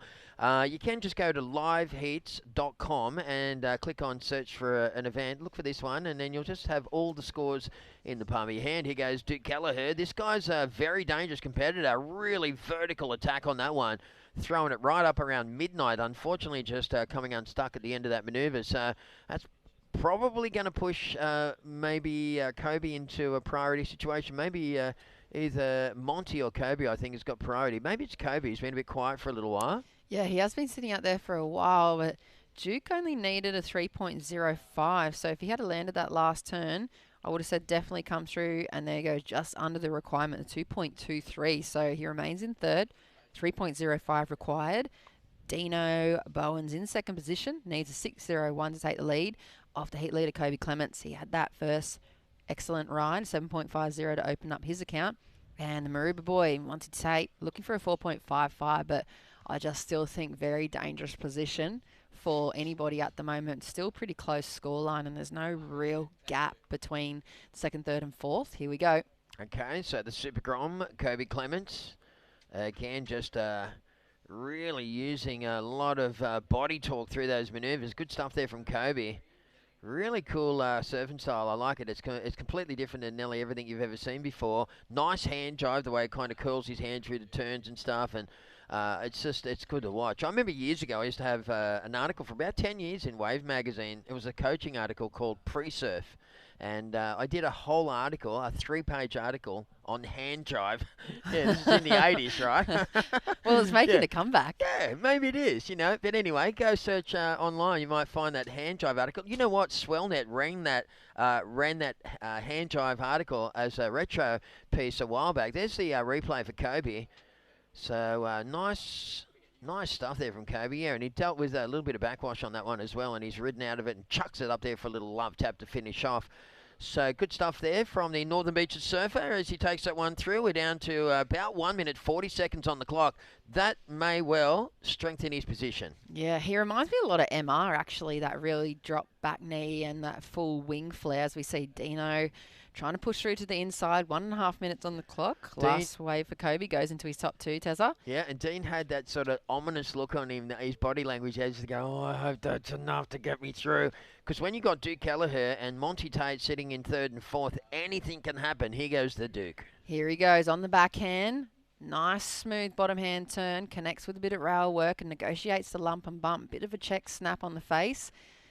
Bit of a soft closing maneuver and can't even ride out of it. So it's going to be, that's going to come so close. He only needs a 4.41. Last wave for Dino was a 6.23. Okay.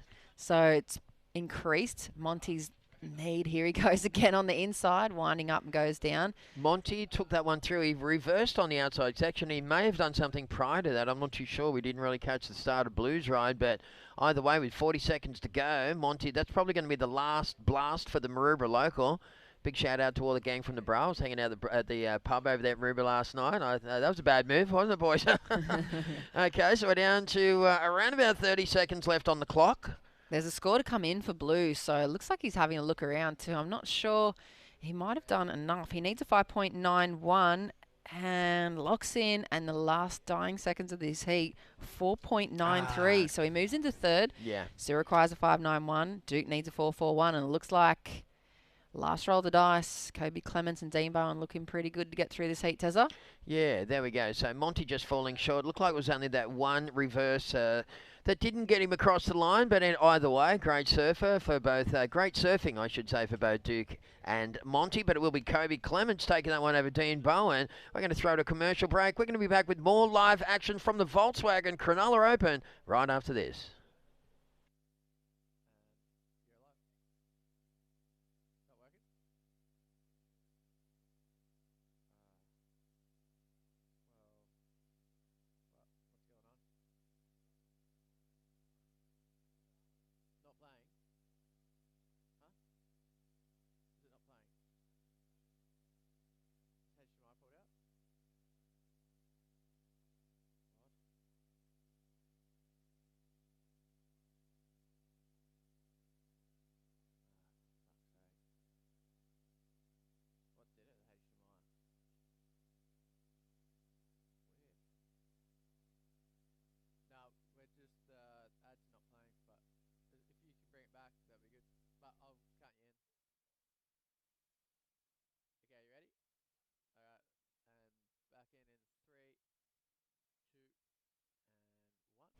And welcome back. Live action out in front for the Volkswagen Cronulla Open here.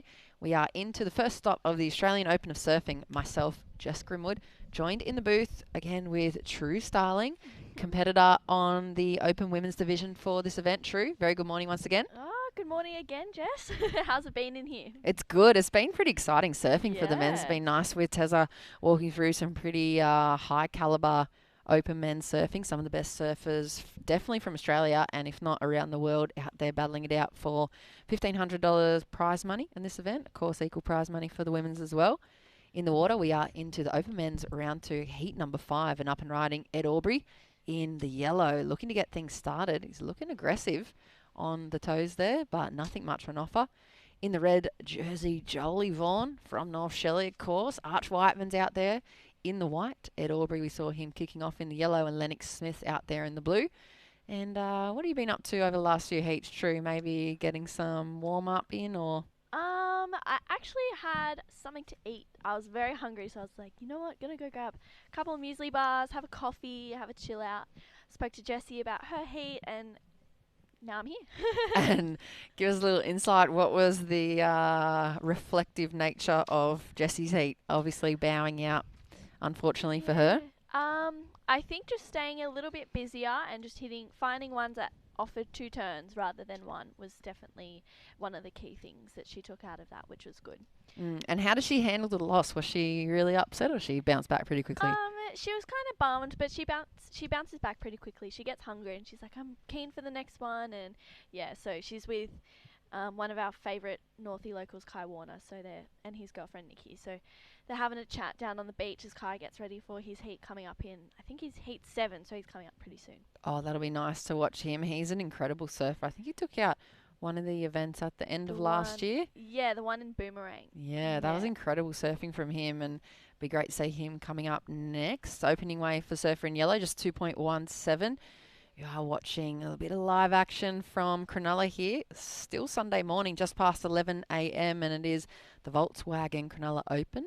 As we said, first stop for the Australian Open of Surf Series. Next stop is in Port Macquarie next weekend, followed by a whole range of events up and down the New South Wales coast. And we are joined by the previous heat's heat winner, Kobe Clements. A very good morning to you, Kobe. Congratulations. Yeah, thanks. Good morning. And how did you find the situation out there against the somewhat of big dogs for that heat for you? Yeah, the waves were pretty fun.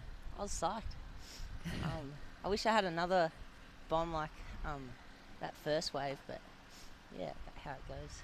All right, and so word has been in the booth that you've been working alongside Maddie Cattle, doing some coaching. How's that been over the COVID period? Yeah, it's been good. I've been working with Matt and my dad and just practicing on like breathing my turns and more power and stuff. So yeah, it's pretty good. Nice, and we're big fans of your unique style. Give us a little insight where that come from, if it's a conscious decision or not, those wings flaring out, pretty unique for you? No, I don't know. It kind of just, yeah, I try to practice like my dad with style and stuff, and just looking up to the big guys like Andy and his style, Mick Fanning, and yeah.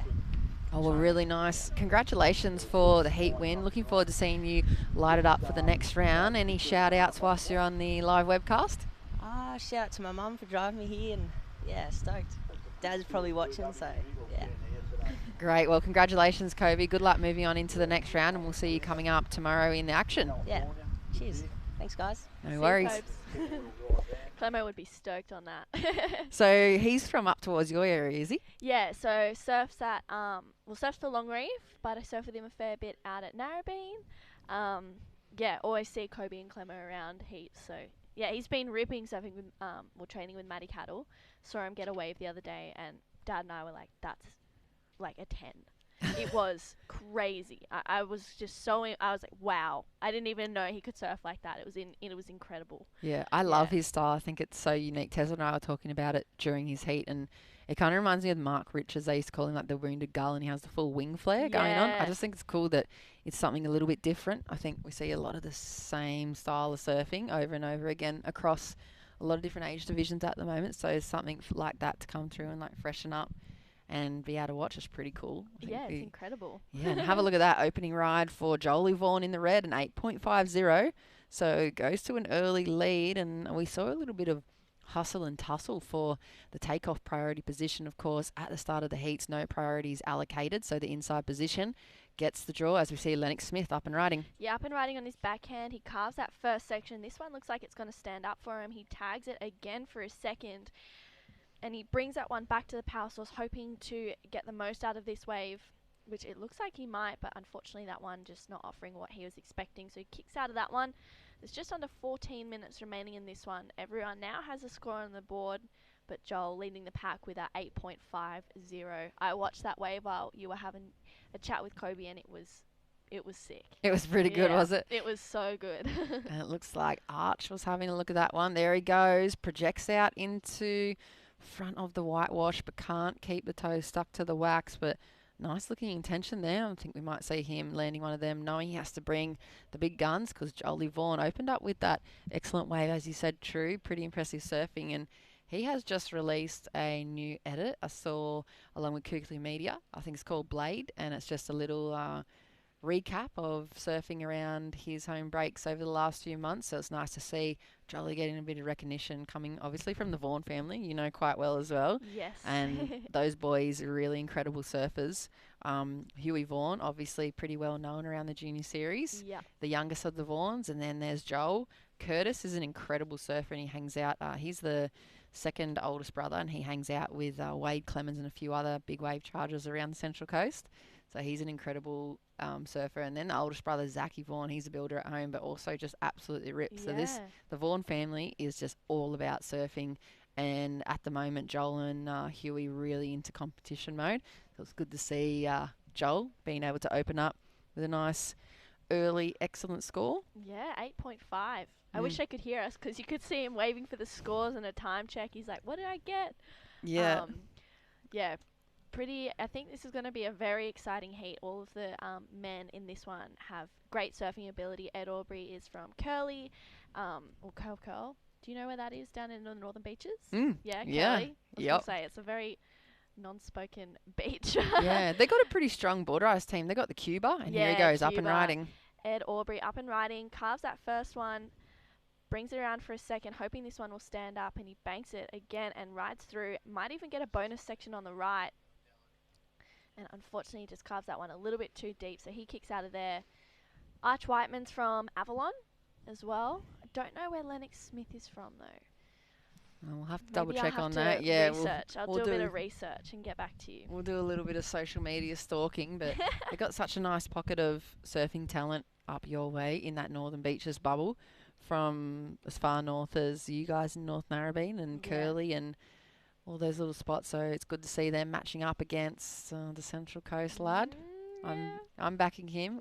We can say it in here because no one can hear us apart from spectators, but I've been watching Vaughanie surf since he was super grom, and actually last week we were surfing a little super bank that doesn't normally break unless it's very particular swell with sand, and I saw Joel take out foil and have a go at one of them, so that was pretty funny to watch him try and find his feet on the foil. And yeah, he's a really incredible surfer, so it's nice to see him get a good wave under the belt nice and early. Yeah, I'm a Joel backer as well. I love the Vaughans. Yeah, they're bloody legends. So yeah, it's incredible to see. Just for their dad, Big Vaughanie, he just really puts so much time and effort and really supports all the boys with their surfing. Like, he's constantly driving them up and down and around to all the events and back and forth to just surf sessions multiple times a day. And I think Joel doesn't go to school anymore, so he's studying and just surfing. And he did just get his P's as well.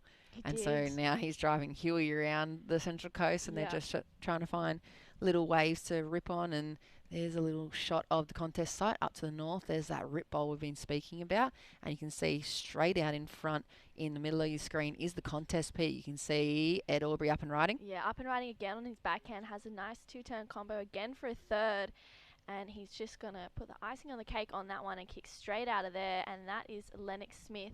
Did a bit of research. I think he could be from up the coast, and current heat leader Joel Vaughan up and riding on his backhand. Ooh, unfortunately just looks like his back foot slipped on that one, but he'll get straight back out there. Plenty of time. Yeah, now we've got a heat on our hands, I'd say. There's some good waves to lock on in. Those last two waves for Lennox and Ed, really nice looking style. Have a look at the replay here. It'll be synonymous surfing at the end there. Nice turn, a little bit hung up in the lip for Lennox, but still really solid backhand attack for him. Definitely going to go towards his campaign. Already has a 4.07 on the board. Second wave for Surfer in Yellow, Ed, was a 3.63. And opening wave for Arch was that 3.5. We got two more numbers to lock on in for Red and Blue. Last wave for Red, 4.27. And waiting for those last scores to lock on in. We'll give you guys that situation recap. Just under 9 minutes on the clock in heat number 5. Coming on up, we do have heat 6 George Pitter, Connolly, Taj Turner, and Joey Sear. That's another good-looking heat, and I definitely know Adam Hennessy will be tuning in for George Pitter, along with that North Stain Board Riders Club. Very strong, and that's one of their up-and-coming junior guys. He's an incredible surfer, and like we were speaking about earlier, True, the opportunity to step up into this big stage. Yeah, it's incredible to be competing against some of the best, and it's an experience, and it's exciting to see. And Lennox Smith locked in a 5.33 for his last wave, so that puts him into second spot. So Ed is now chasing a 4.71, and Arch Whiteman looking for a 5.91. We've got just on 8 minutes remaining, so there's still plenty of time for the boys to get a couple of waves in. I mean, it's super consistent out there. I was just watching it before. It looks like so much fun. So plenty of opportunity for all the guys in the lineup to get a couple more scores on the board. Yeah, and any four of those boys capable of excellent range scores. At the moment it is Jolie Vaughan, able to capitalise on the early start and the situation, but Lennox, Ed and Arch, really solid surfers. I think these guys are all around about the same age as well, so a bit of a younger group in the heat and really, really feisty competitors. I definitely know that. Yeah, 100%. Joel and Huey actually stayed at mine a couple of weeks ago when there was a Manly event on for the teams. And I got in the car with Joel for the first time of him driving. I was so nervous. I was like, oh my gosh, he's actually a good driver. Oh, that's good. He's nice and safe. Yeah, Molly was revving me up. She was like, he's not a good driver, blah, blah, blah. But he was good. He was really good. Oh, that's good to hear. And I see. Got home safely, so it was all that mattered. Yeah, you're all in one piece, not too traumatised. Yeah. And I reckon he kind of cut that mullet off to get less attention maybe from the police as he cruises around on his red piece, so he looks a bit more respectable. Him about that. Joel, cut it off. Yeah, he did have a pretty mean mullet going on. And we can say nice good morning shout out to Adam Hennessy. He is tuning in live, getting ready for that George Pitter heat coming up in heat number 6. Obviously one of their top junior surfers from the North Stain Board Riders, and probably one of the strongest club. I know NASA took out the junior teams event that Demi ran a couple of weeks ago in Manly, one of the biggest prize pools for a junior tag team event ever. Yeah. And North Stain Board Riders only just beaten. I think they came second overall. I'll have to double check with him. I'm sure he'll correct me over text. But that the depth of talent that the North Stain Board Riders Club have is incredible in their junior surfers. And it's just so good to see. Like a lot of their just inter-club heats are just like finals of Australian junior comps, as we see Lennox up and riding. Yeah, up and riding again on his backhand. Beautiful first turn. And he puts it up there for a second. Gets a little bit of release on that one. That was looking really strong for the surfer in blue, Lennox Smith. So I think that's going to go up into the excellent range, personally. I think you're right. He is on fire at the moment. Only looking for a 7.45. Here's the replay. First turn, really nice and critical. Does a few adjustments, which is maybe going to deduct from the score, but 2 turns, critical sections, a lot of speed on tap. Let's see what it comes in as, and it is 7.17. So just not enough to push him into first position. Remains in the second spot. Needs a 5.61. His worst wave on the board is 5.33 in the score belt, so he needs to replace that. Ed in the yellow now looking for a 7.81, and Arch needs a 9.01. So 5 minutes remaining on the clock. Jolie Vaughan out there in the lead, and there we go. I told you, Dimmy's on the text. And, you know, I have never met anybody with the depth of knowledge across all things surfing, and especially Australian surfing, that Demi has. And unfortunately, he couldn't be with us here at the event because he's recovering from his surgery. So best of luck with that recovery, Demi. I call him my mentor. I always rev him up about that. But he said that junior event, North Stain got second to NASA. Northie, so you guys, North Narrabeen, finished third for the juniors, and Merriweather finished fourth. So that's a little bit of insight into the development of junior surfing, especially on the boys' side of things at the moment in Australia. And I'd be worried if I was in that freshly on the championship tour from another country. I'd be looking at all of these junior events in Australia and all this Australian Open series and going, okay, like these guys are going to be the next guys that are pushing you out of the heats if I was on the top of that Challenger series or the CT. 100%. I mean, there's just so much talent. You got the Vaughan boys. You got like so many, just everywhere. You've got Kai Tanler from up the coast. You've got people from, I can't even name them because there's so many. Like Dakota Walters, I don't think he's in this event, but he rips as well. I saw he put a clip up on Instagram. My dad actually sent it to me, and he was surfing like this boog with 2 fins, and he was surfing it like a normal board. He was ripping on it. I was like, how does he do that? Yeah, they're incredible. It's such an incredible depth of talent here in Australia, and I think we were speaking about it a little earlier too. True, it'd be nice to see a lot more Australians on that World Surf League kind of stage, Yeah. and that's been a benefit of watching the last few events since COVID. They've been able to do those exhibition events, but I think that we've seen the Brazilian Storm come through. They're still a really strong surfing nation. America has so many people, you know, in the lead on the CT. I think in the next 5 years, they're going to be completely inundated with Australian surfers once again, which is cool. I mean, it's what we want to see. Yeah, exactly. I'm rooting for us. I mean, yeah, as we were saying, so much talent. Yeah. Especially in the men's, like, so many people are coming through, and you just are going, who is that? And then you see them surf, and you're like, whoa, okay, I'm not forgetting his name. You know? It's such an incredible thing. Yeah, and here we go. Lennox Smith lighting up the lineup once again. Bigger looking wave, closeout maneuver on the end. I think he's done a fair bit of damage on the outside. A few critical sections on offer for the backhand. Jumps onto the front foot, looks for the inside connection. We might see a little bit of variety here on the final maneuvers. Looking to put the finishing touches on. And here he goes, change of direction all the way into the right-hander. Nice flary closeout manoeuvre, and that is going to be a solid answer back to Joel Vaughan, who's up and riding right behind him, True. Yeah, up and riding on his backhand. Jolie Vaughan puts it up there for a beautiful turn, gets a bit of release, and he's going to take it back to the power source. Unfortunately, that one just fading out on him, but that second turn was spicy. It looked really nice with just on 2 minutes remaining, so Ed Aubrey and Arch Whiteman are chasing some scores. Yeah, I dare say a little bit more than what was required before. Yeah, definitely. That was a really nice exchange from first and second, currently in charge of the heat. I'm going to say they're going to probably better their situations, and Joel's locks in first. So the judges having a good think about Lennox's one, as we saw on the replay. That was the last exchange to him, and have a look at the score dropping on in. This replay here, the start of this wave, absolutely lethal for his competitors as he winds his way onto the inside. He scored himself a 9.50 to take the lead. Nice closeout manoeuvre for him. Lennox Smith goes into front.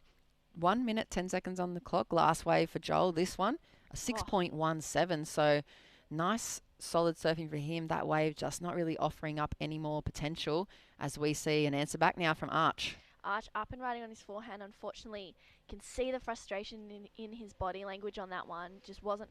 That wave wasn't doing what he was expecting. And Joel goes for the reverse. Unfortunately, doesn't ride out of that one, but I dare say he is going to be okay with 40 seconds remaining in this heat. Yeah, those two boys looking really solid on their feet and kind of going to a battle against each other at the moment. Really big heat totals. 30 seconds on the clock. That last wave for Lennox Smith, the highest wave score we've seen, I think, throughout the event so far, 9.50. So incredible surfing from the guy. I'm getting the text in from Dimmy. Thank goodness he's there to keep us up to date as well. Lennox is from Southbridge Board Riders. So bloody legend. You know, yeah, I told you, he's got a depth of knowledge. And it looks like at the 10-second mark, it's going to be Lennox Smith. As I say that, Ed up and riding, needing a 9.98. It's not going to offer it to him on that wave. So unfortunately for Ed and Arch, incredible surfers, but bowing out here in round number 2. It is Lennox and Joel moving on through, and stick with us. Heat number 6 coming up in the Open Men's Volkswagen Cronulla Open right after this break.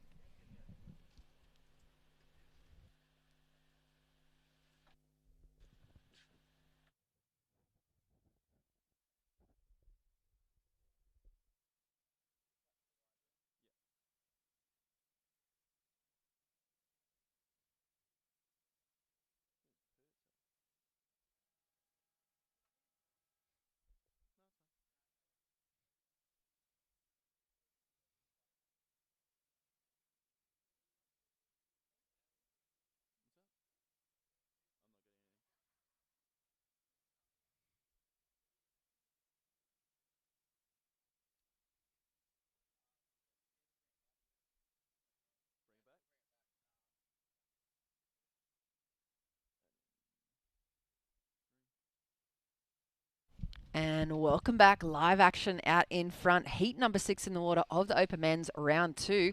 There we see Joey Sear negotiating the bumpy little takeoff in the wash. Up and riding on the forehand, getting things going. Pretty cool manoeuvre there for the goofy footer. It is the Volkswagen Cronulla Open here. First stop of the Australian Open of Surfing. Myself, Jess Grimwood, joined in the booth by True Starling, also women's competitor. Good morning once again, True. Yeah, hi again. And for all those people tuning in on home, online, and on Facebook Live, very good morning. It is Sunday morning here in Cronulla, and feel free to drop us a comment or a text on the Facebook page. It's great to have all the fans of surfing, competitive surfing, being able to tune back into the live action. True, it's been a while, but we are back into action. Yeah, we're back and we're ready. We are ready, and it'll be interesting. We're going to have a post-heat interview soon with the last heat's heat winner. It was Lennox Smith, and that was a super high-scoring heat for this round 2 of the Open Men's. At the moment, we do have Joey Sear in the water in the blue, George Pitta in the red, Connor Lee in the white, and Taj Turner's out there in the yellow. So another heavy-hitting heat. As you were speaking, True, there is the seeding list for this men's division in such an early round are some serious matchups here. Like, there could be quarterfinals generally in a QS division. Oh, majorly. I mean, it's so crazy how you come to one of these events and pretty much the whole lineup is QS people. You know, it's pretty incredible to see how many Aussies are, you know, chasing the tour and trying to get on that dream tour, and it's really exciting to be watching it. And I'll let you walk through maybe this post-heat interview. Lennox Smith down there with the round 2 heat win. Very good morning, Lennox. Jess and True in the booth with you. Hello. Hi. How was the waves out there in that previous heat? It was pretty tricky, eh? It was super all over the place, but I sort of got a few good ones, so I was pretty happy with that. And talk us through that 9.5 that you got. That was a pretty amazing wave to watch. What were you thinking when you were riding that left? I had 4th priority, so I was like, seeing it coming through and all the boys are up deeper, so I was like, oh, better get away from them and see if one comes through, and I was lucky enough that I was in the spot for it, and yeah, I just done 3 turns and finished it, so I was pretty happy with that. And obviously first comp back since the kind of whole world shut down. How are you feeling coming into this? What were you feeling? Nervous, a bit excited? How many emotions were you feeling coming into the event? Yeah, I was pretty excited, if anything. It's good to be back down here with everyone, so pretty excited. And is there anyone you'd like to say hi to back home? Just hi to Mum. She's in Byron Bay right now, so, and it's her birthday, so happy birthday. Oh, happy birthday, Mum. Thanks for coming on, Lennox, and good luck in the next round. Thank you. Great to hear from him. He's an incredible surfer, and it was nice to see. You can see the rivalry in that age division between himself and Joel Vaughan. It's pretty cool to watch them go head-to-head. They literally don't give each other an inch in a heat, do they? No, they don't. I mean, I haven't heard too much of Lennox Smith, but he's definitely one to watch now. Yeah, he definitely is. He's got a good, funky-looking haircut cruising around the comp site. I do notice that at every event, and he's pretty funny. And I just love seeing that competitive, tenacious nature that these guys have at this age group. And like you're saying, around about your age group, a little bit younger than you, perhaps, True, like in the 16, 17-year-old range. And this is a really important time for their career. Here we go, George Pitta. Yeah, Georgie up and riding on his forehand. Beautiful first turn, and again for a second. Nice and fast second turn for that one. And unfortunately, that wave not offering any more, but I reckon he'll open up with a good scoring ride. And this is Taj Turner up and riding on his backhand. First wave, fins slide out of that one, and he rides out of that. So first wave for the surfer in yellow. We've got 15.5 minutes remaining. I mean, I feel like these heats are going so quickly, Jess. Yeah, they are flying by. It's so easy to watch with such an incredible level of surfing, both in the men's and the women. And look at that little free surfing pack there on the Rip Bank. That's a busy little section of the beach to the north of the contest. You can see the jet ski out to the north of the takeoff peak, and the competitors, you can see them little dots just paddling through straight out in front of where those lifeguards are walking across the sand now. So great looking contest peak set up. Good little bit of sand on offer here in the north of Cronulla, in the north bit of the alley, and at the moment we are into the Open men's round 2 heat number 6. It is the Volkswagen Cronulla Open. That is Joey Sear on your screen, and opening score for George was a 4.50, so I love watching George Pitta surf. I think his style is incredible. The amount of time he spends in the bottom turn is pretty crazy. I feel like when you watch him do a bottom turn, you generally projecting your eyes and watching most other surfers going up where he's still almost winding back into the start of his bottom turn. He just really has a different kind of approach and line to that style of surfing on his forehand. And it's very exciting to watch as well. You just don't know what he's going to do, and that's one of the best things about watching his surfing, I think, anyway. I mean, I see a lot of him surf. He's always either down at Queensy or every now and then he comes down at Narrabeen and has a surf, and I'm always left with my jaw on the ground. Yeah, he's an incredible surfer. And I've seen him in a lot of tag team situations where all the pressure has been thrown onto his shoulders multiple times in both junior and open tag team events. And I've seen him every single time deliver in pretty solid surf and then also in tiny surf. So he's pretty well rounded for the junior surfer from North Stain Board Riders. At the moment, just a small little scoreline on the board for this heat number 6. Coming up, we do have heat number 7, like you said, Kai Warner will be in the water. Darcy Pitts, Saxon Reba, and Emmett Street will make his way into his round 2 heat. So that's going to be a nice another matchup. We do have 16 heats on the board here for the Open Men's round 2, and that'll be capping off action all the way into Sunday afternoon. And following Monday is finals day for the Volkswagen Cronulla Open here. So hopefully we're going to see the conditions be similar and not drop off too much overnight. I know the surf reporter man himself, Tezza, talking about the fact that we are in a nice little situated, protected corner here from the winds that are blowing up and down the New South Wales east coast at the moment. So it's probably our best bet that we're going to have similar conditions tomorrow. Hopefully a little bit cleaner in the morning as well. That still very contestable, and, you know, as long as it's breaking for events like this, we're pretty happy, True. 100%. I mean, we were talking earlier about how sometimes you rock up to events and you just hope and pray that there's waves. I think the last event I surfed here, it was borderline flat. So I was coming here just going, if there's a little ripple, I'll be stoked. Yeah, it's always hard too, because obviously competitive surfing, you're at the mercy of nature there, and you really can't control any of that. Like you were saying, you just hope it's breaking. And I've been to plenty of events back when we were doing juniors or QS series where you travel onto the other side of the world for a surfing event, and they end up just calling it off, splitting the prize money and splitting the points with every single competitor because it's literally unsurfable. So that used to be the call that they'd have to make, and I felt so sorry for the contest directors. Turning up and having flat conditions for an event is what you definitely don't want. And so you'd rather 10-foot closeouts than absolutely unsurfable conditions. 100%, because at least you can get a little reformer in those big kind of conditions. I mean, I love when it's a bit bigger, so I'm always hoping for big waves, but now I'm just like, you know what, if there's a little wave, if there's something that's I can turn on, I'll be stoked and I'll be so happy.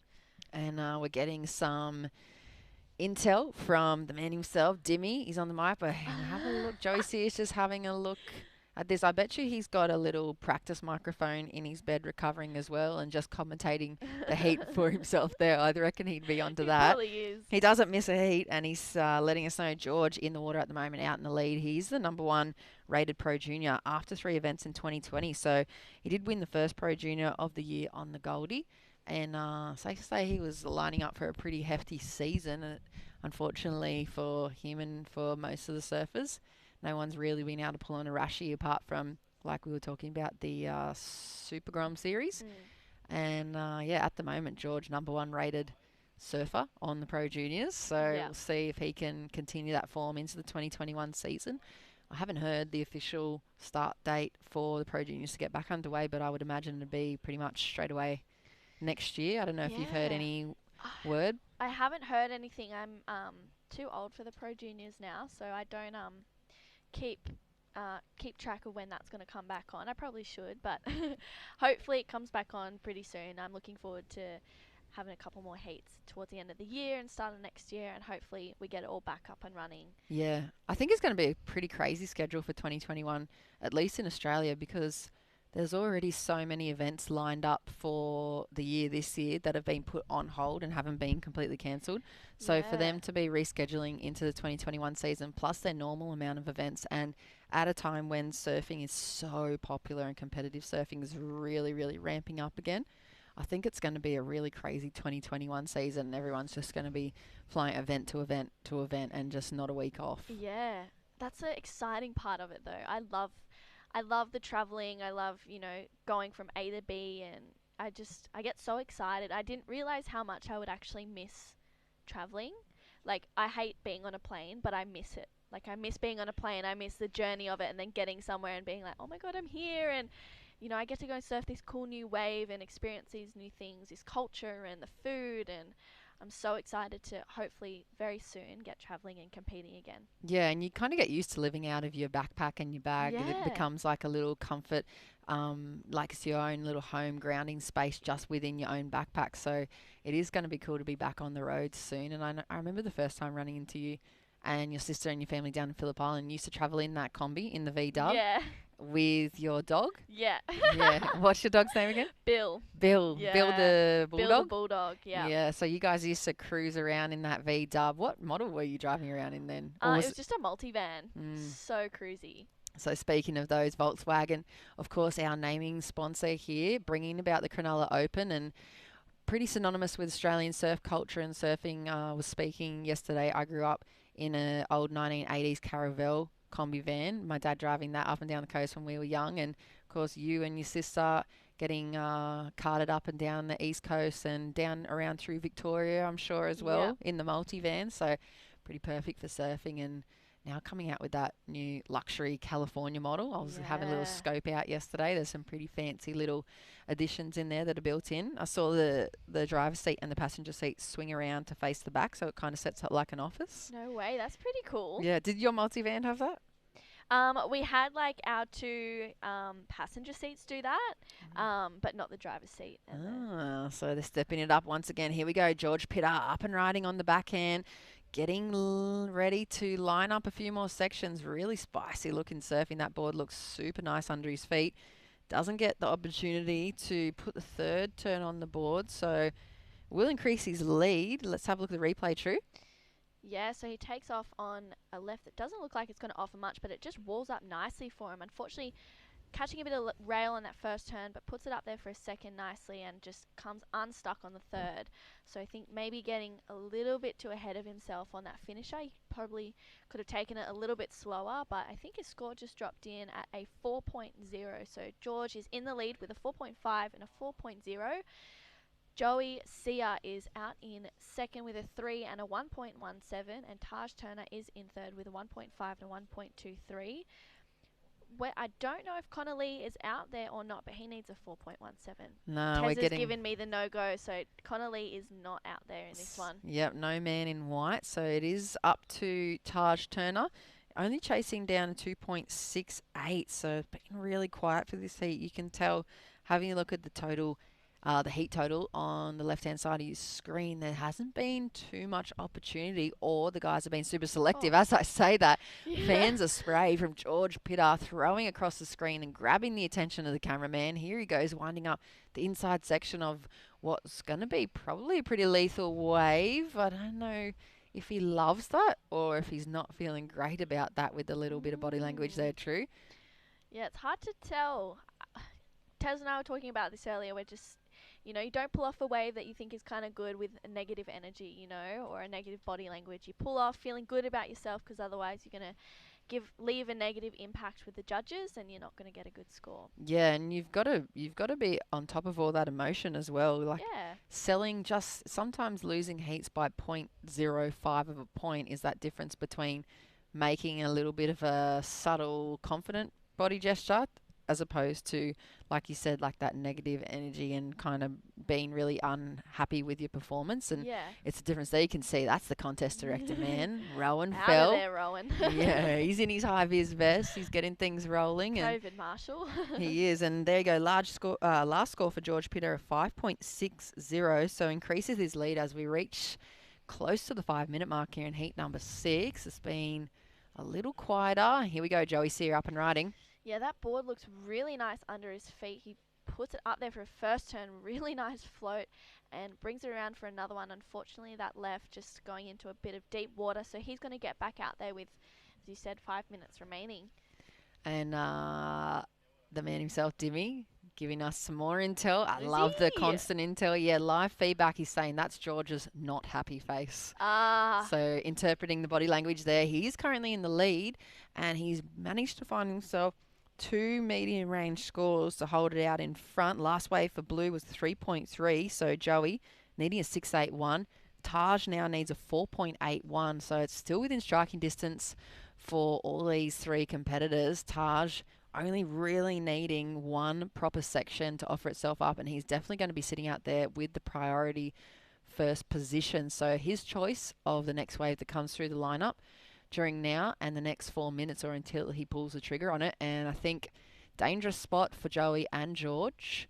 And you can see Taj perhaps just getting a little tricky to hear the beach commentary from out in the lineup, that wind blowing away from the surfers. So as the sound's projected from the judging tents and the competition tents, it becomes really hard for those surfers, like you would know, to hear the current situation. There's a bit of a scope, a view from a nicer day in the weather here at Cronulla. That's looking north towards the wall, and plenty of little peaks up on offer, as Tessa was speaking about earlier. That beach patch that you can see way up in the north corner there near the headland, you're actually able to drive your four-wheel drive onto the beach there. So pretty, yeah, nice little spot of the coast to be on the beach. And there's, looking to the south, the little town Sutherland Shire, Cronulla, right there. The surf club, Allura, they've got a pretty strong board riders club as well. And we're looking way down to the national park here. Here's a little scope from the drone moving from the south side of Cronulla over the ocean bars. Incredible spot to be in, and so close to the city as well, of course.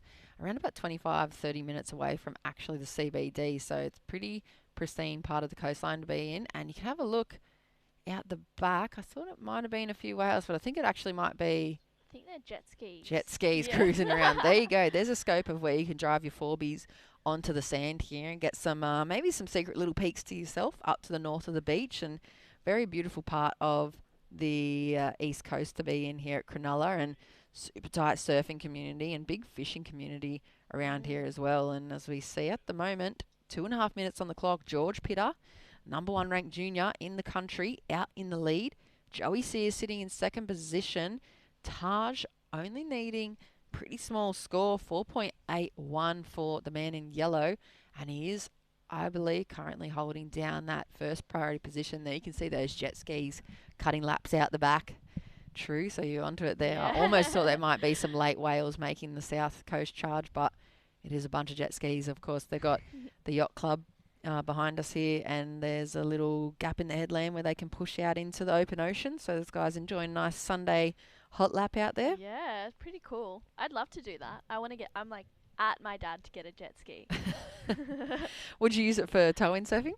Yes, that'd be so sick. Get a little Gotta sled get on my the back? license first. Yeah. I had to do like a bit of surfing the other day, and there was a guy with a jet ski out there, and I was just getting waves. He'd come in, pick me up, go back out, get a wave, come in, pick me up. And it was just this constant loop of waves. It was so much fun.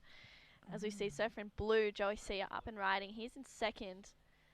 Beautiful finisher on that one. I think that's an OG fly that he's riding, so that's pretty good model. I ride one of the Channel Islands models? Yep. OG fly is Spine Tech, so I rep those boards. That's all I ride. I've heard a lot of good things about them, and at the moment, just a minute on the clock. Taj Turner waiting for a score to lock on in for him. Joey Sear also getting a wave under his belt. We'll see what happens with that second and third place. I'm not sure if it was enough, the camera cut away from Taj's wave to follow Joey, so we'll see. It looks like it's not enough, 2.17, so 40 seconds on the clock. Last wave for Joey, 4.73, so yellow now requires a 5.87. Blue needs a 5.38. George Pitter out in the lead, 30 seconds on the clock, and I think I'm going to come back to you. Flag that conversation because you said you were doing a bit of surfing out the back with a jet ski. So I'm wondering what you were shooting for or what was going on in the situation. But with only 20 seconds, I'm flagging that conversation. We've got plenty of action. I've still got 10 more heats on the cards here for the Volkswagen Cronulla Open schedule. Sunday in competition it is, first day. And at the moment, it looks like the current Australian junior number 1 rated surfer, George Pitter from North Stain Board Riders, will take out the heats. Heat number 6 for the Open Men's. Stick with us. We do have plenty more action coming up live from the Volkswagen Cronulla Open right after this ad break.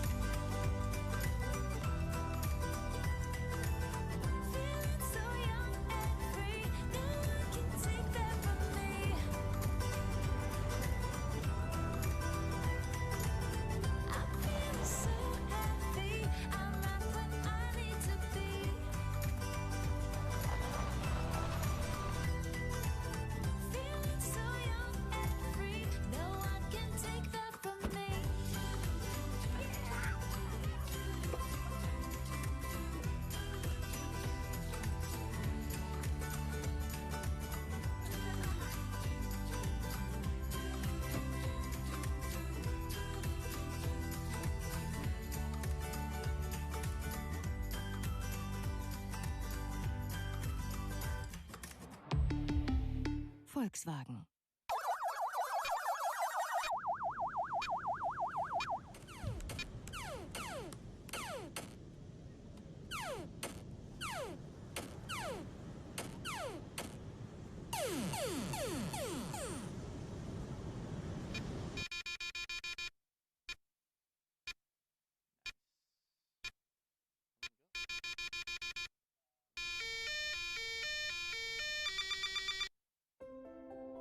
COVID-19 is very contagious. And even one case can have hundreds of contacts. Contact tracing alone can't stop it. Please help us by distancing, even with friends and extended family. By doing this together, we'll stop the spread.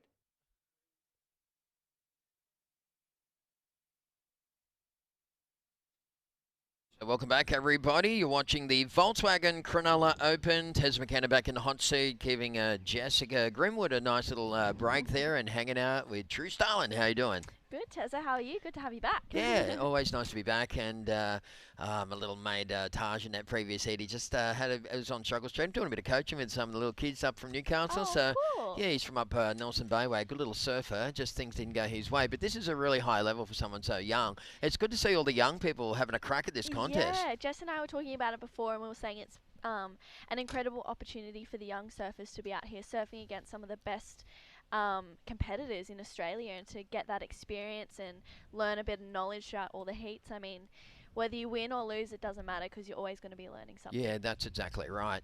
Okay, so we're into heat number 7, round number 2 here. Thanks again to Volkswagen, of course, Das Auto. It's the car for the people. So we got Saxon Reavers out there in the yellow, straight into a 7.0 for Saxon. Darcy Pilch is in white. He opened up with a 3-point ride. Got Kai Warner in red and Evan Street in the blue. So again, 4 really talented Australian surfers going for it in this one. Yeah, it's incredible to see. I mean, I think the whole men's side of the draw is every heat is stacked. So it's going to be an exciting afternoon. I mean, there's 9 heats left in this one. There's still so much left of the day, and I'm so excited to see all the surfing go down this afternoon. Are you competing? I am. I'm competing tomorrow. Okay. Yeah, so... and that's why we managed to snag you for the commentary today. Yes. Perfect. Yeah. You know what? It's not a bad thing to do the webcast the day before you compete. You get to see what the judges are thinking about, what the playing field looks like, all that sort of stuff. Exactly, yeah. And I always love coming in, having a chat, watching the surfing. What else was I going to do? Go drive home, you know? Exactly. You got your petrol money home now. Yeah, also. exactly. That's good stuff. Yeah, so, hey, welcome along, everyone. It's stoked to have you on the webcast here today. The guys at Fresh Air Broadcast always do a fantastic job with the webcasting. At the moment, it's Saxon Reba in the lead. Darcy Piltz, 5.67 on his opening wave. So you got Kai and Emmett just chasing a 5.68, of course, to go up into that second spot. We're heading towards that high tide at lunchtime, so definitely things starting to slow down a little. So let's see what happens at the end of this one. But, yeah, definitely less waves than there were this morning. That high tide is definitely just kind of just meaning that there's only like 2 or 3 sort of good sets on each of the heats here this afternoon. Yeah, 100%. I mean, there's still plenty of opportunity for the men to get heaps of waves out there. I mean, we've seen some pretty big numbers drop all morning, especially as well in the girls. I'm just getting the live heats up. So... yeah, so Saxon dropped a 7-point ride on his first wave. Darcy Piltz has a 3 and a 2.67. Kai just a 0.57 to his name, but still plenty of time remaining with 15 minutes left. Yeah, I'm excited. I'm a Kai fan, so I'm excited to see him open up on a left, hopefully, if he grabs one. And he's been ripping lately. He's had a couple of new boards, and he's just really focused, and he's... you know, working in a cafe, and I'm excited to see how he goes in this event. Yeah, I've been a huge Kai Warner fan for a long time. I love the way he surfs, and he's such a cool kid as well, too. They're a really nice family, you know. So, but incredible. I was up there the year, and you're probably up there too, at North Stradbroke, the year that Kai won the Aussie title, the Aussie Juniors, and he beat Ethan Ewing. Yeah. That was insane, wasn't it? He was actually staying with us for that event. Right. And it was pretty cool to see his strategy and the way that he deals with things around events. Like, he's very like structured, but he's also like, no one rush me to do anything. So he's got a very unique approach to surfing events. Yeah, good. Well, it really worked for him that year, that's for sure. You know, taking out Ethan on his home break in perfect conditions. Yeah, it was incredible. I remember he got a 9.98 for getting a barrel and like doing such a good turn after it. And Sure. he comes in and he goes, I don't know why they gave me a 9. It was a head dip and a bog rail. And we all came. My dad was there, and Dad just goes, Kai, no, like that was such an epic wave. Yeah, and right. Yeah, He's he a very was humble young man. So It's good. humble. It's a good thing. Okay, here's a little replay here. Darcy Pilch just jamming it in the pocket. I like when you got the spray on the back half of the board there, what it does is it highlights the second half of the manoeuvre. It's actually not a bad sort of a concept, that one. So Darcy will kick out of that. That's more than likely going to be enough to lift him up into the lead. It's early days here for this heat. Number 7, round number 2 of the Volkswagen Cronulla Open. Here goes, it looks like Emmett Street on the backhand. Yeah, he's up and riding on a nice looking right. He carves that one back to the power source. Unfortunately, that wave just not standing up for him, so he will kick out of there. I think Kai will be sitting out there with first priority. That last score dropped in at a 3.90 for Darcy Piltz, and Saxon just dropped in a 5.33, so he is well and truly out in the lead with 13 minutes remaining. So still plenty of time and plenty of waves to come through for this heat. Yeah, huge day of surfing today. We've got 16 heats of the men's round 2, and then it's going to be finals day tomorrow. We'll kick off with, as far as I'm aware, with men's round 3, followed by women's quarterfinals. So it's going to be an exciting and jam-packed day tomorrow. Okay, so right now we're down to 12.5 minutes remaining. Saxon Reba in the lead. Darcy Piltz holding second. And you got Emmett's dropped a little score there, little 2.0. Kai Warner with a 0.57. Early days in this one, 12.5 to go. And if you'd like more information about this cool little city, go to sydney.com and you'll be able to find all the info that you need. But a wonderful little place. You live in northern Sydney, Northern Beaches. Yes, I do. On the other side of the infamous Harbour Bridge. So do you go under the tunnel or you take the bridge sometimes? Or? I go under the tunnel. When I come to events over this way, I will go under the tunnel. Yeah, but sometimes when I'm going north, sometimes you can just get in the left lane and go over the bridge. Yeah. Just for the old sake of driving over the Harbour Bridge. Yeah. You should do it one time. Yeah. It's only like takes another 30 seconds or something, or maybe a minute or two. Yeah. But maybe I'll do that this afternoon. Do it. It's an experience, and you drive it along, you look up and you think, this is the Harbour Bridge, man. This is a pretty special bridge. We're so lucky to live where we live, and absolutely. it's incredible. Yeah, I mean, just in living in Australia during this pandemic has been an absolute blessing and makes you realise what a lucky country we are. I got friends over in South America and Portugal and stuff at the moment. There's no surfing happening over there at all. In fact, in Nazaré, they've completely banned surfing on the Portuguese coastline at the moment, as they really have a bad second wave of COVID hitting those guys at the moment. Same thing with Arica in Chile. They've been in lockdown for, no surfing for nearly 180 days. Oh, I would be going insane. Well, they are, and they're almost trying to. They're talking about having rallies against the government and stuff. The problem is they've got a very strong government over there, so if you want to spark up against them, you could be in trouble. But we're very lucky here in Australia, and well done to Victoria too, reeling it back in and 100%. Getting it back to where it should be. There's Kai Warner. This looks more like the Kai Warner that we all know and love. Just sets it up. And, gee, that board does look really nice. He rides his dad's boards, does he? Yeah, he rides his dad's boards, but I think he got a couple of Will Webbers. Okay.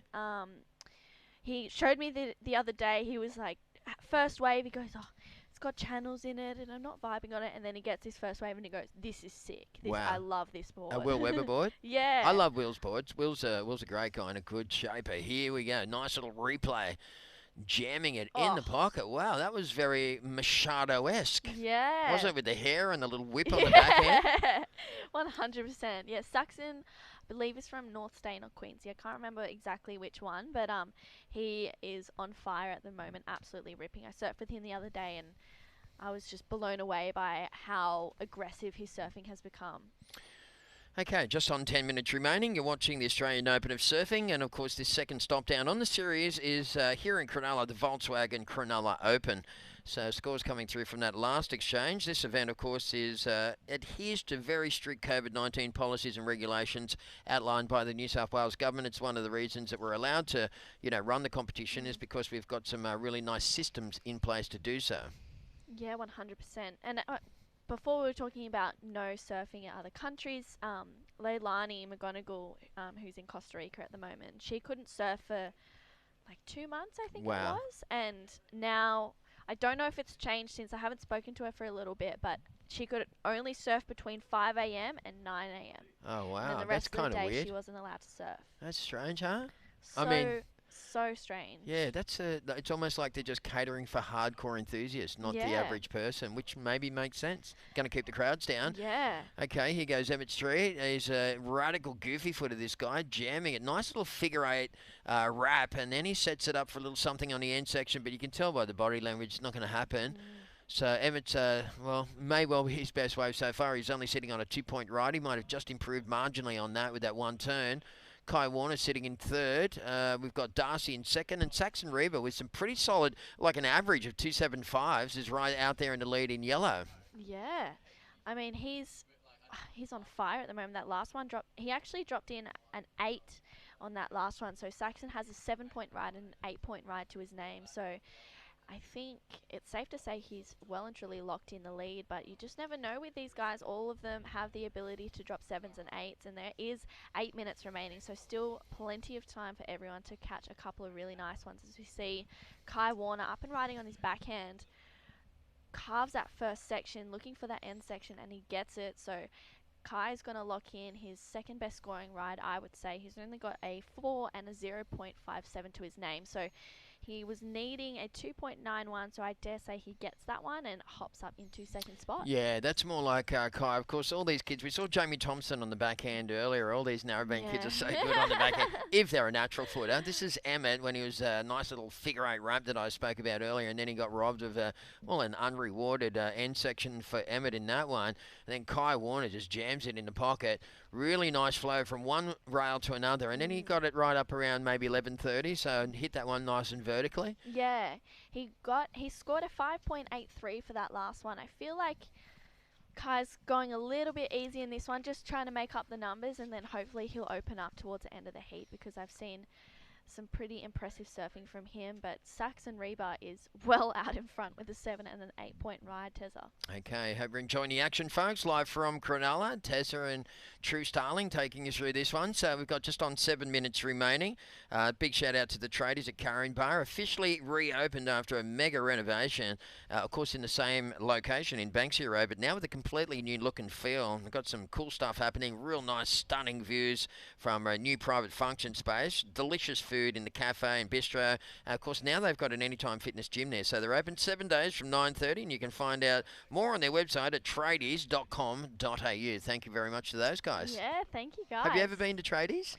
I think I went there yesterday and I got a coffee. Okay. Or maybe there's like a little coffee shop in between there. But I've never been. I don't come this way very often anymore. No, you want to check it out. It's a really cool club. There's, again, oh my goodness, There that we go. is more like it.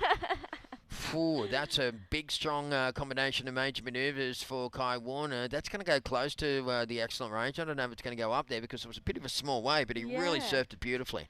Yeah, he surfed it very well. He is a very aggressive yet lackadaisical surfer, so I love watching him surf. It's just it's effortless in my opinion. Yes, that's a good way of putting it. So there he is again, Kai just jamming that combo from that little check turn at the top into that bottom turn, top turn combo. That was special. Yeah. That's a 7-ish kind of ride for me. I wonder what the judges are going to give him for that. But we're down to around about 5.5 minutes left on the clock here at the Volkswagen Cronulla Open. So again, we're using the Live Heats scoring system. Just go to liveheats.com. Just put in Live Heats into Google. It'll come straight up, bang, hit it. Then go bang, search for an event. Look for the Volkswagen Cronulla Open. You'll have all the information in the palm of your hand. Yeah, and Kai, thanks to Live Heats, just dropped a 6.40. Okay, I thought it was, I said 7. Maybe I talked it up a little bit. I think because it was a smaller wave, it kind of capped the score. I think that they got that spot on, actually. Yeah. When I think back about that, I probably talked it up a bit too much. But again, I'm a Kai Warner fan. Yes. Okay, so Saxon Reba holding the lead. Kai Warner is closing the gap now with, Saxon's on a 15.02 wave tally. Kai's on 12.23. And you got Darcy is chasing. What's Darcy chasing now? He's chasing an 8.34, and Emmett Street's in a combination situation looking for 12.24. Okay, so Dr. Emmett, he needs to get a move on real quickly. But if you break it down, he only needs 2 6s or 2 Okay, 6 yeah, that's a good way of looking at it as well. But you can see, a little barrel on the edge of that one almost. So we've got some pretty clean conditions here at Cronulla today. Again, we're stoked to have you, with us on the webcast here today, folks, and a bit of an audience tuning in from right around the world. We'd love to hear from you. So jump on the Facebook Live, get into the comment section, and tell us where you're watching from. Give a little shout out. Tell us, give us some background info on one of the competitors, maybe a 100%. relative or a friend or whatever. We'd really love to hear from you out there in Webland. I'll try and get it up on my phone.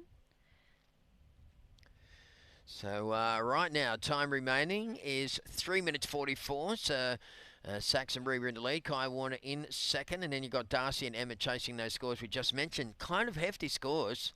So those guys in white and blue will hold the priority and try and, use that priority to get the best possible wave as we come down to the tail end of this one. This is Emmett Street with a little bit of green face in front of him. Oh, and you can see maybe in the body language there now, he's getting a little frustrated. And there's red up and riding Kai Warner. Oh, wow. Okay. That was poetic surfing. Unfortunately, just tumbling on that second manoeuvre. But the way that he set that up was just really beautifully, orchestrated. Yes. Super cool style there from Kai Warner. Yeah, he's surfing really good at the moment. And, I mean, everyone's still in it. Even though Emmett is in a combination spot, he still has the ability to grab 2 6s and move up into second spot. There is just under 3 minutes remaining.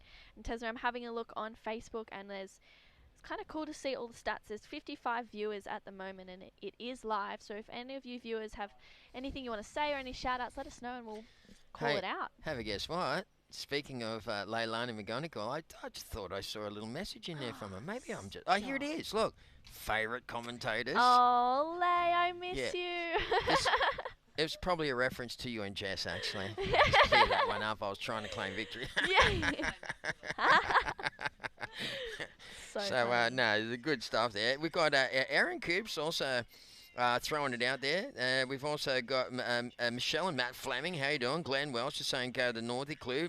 Blake Chabone saying, hey, Tez, waiting to catch Dulla boys and watch them go ham shortly, which is a great little catch cry. I like it when people say go ham. Okay, so we're just under 2 minutes remaining now. So Darcy and Emmett are still on the hunt for some waves here. Let's just see what happens.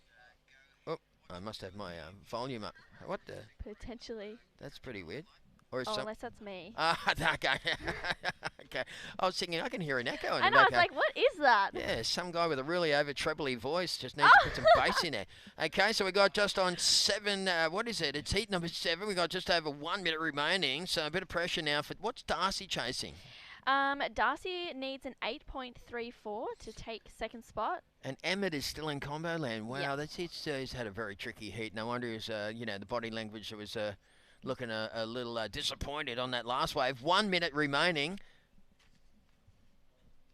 So 1 minute left on the clock.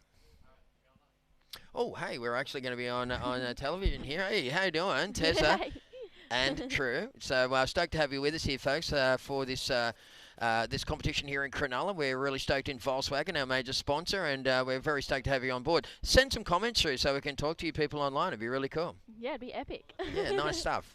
Good to see you. As we go, oh, hello. This is pretty cool, isn't it? This green screen. I know. Very high-tech stuff from Fresh Air. All right, so time is just about out. It looks like Emmett and the boys are going to get caught short on this one. Yep. So heat number 7 is just about to come to a close. So Emmett Street, he did move up into, maybe not. No, this is, I've got to refresh my widget here. So in the end, it looks like that's just pretty much a wrap on that heat right there. Saxon Reaver takes it ahead of Kai Warner. Looks like Darcy and Emmett, unfortunately, failing in that one. We're going to throw to a commercial break and take a little break here, pay some bills and highlight our sponsors. We'll be back real soon after this. Stick around. Faith in me, I have faith in you. Still so many miles we can leave behind. How we learn to fly, the way we move and time. Let me hold you close while we're here in this room. I can hear the horizon calling.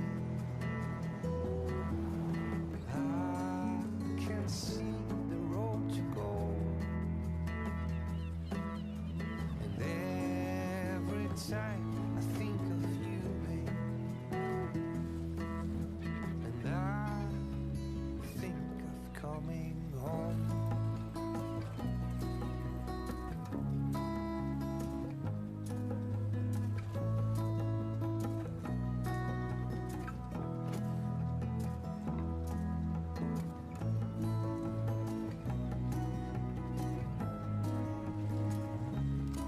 I said you and I felt like strangers in the night. Since I found you, I found my reason why. Oh, every time I think of you, babe, I think of coming home.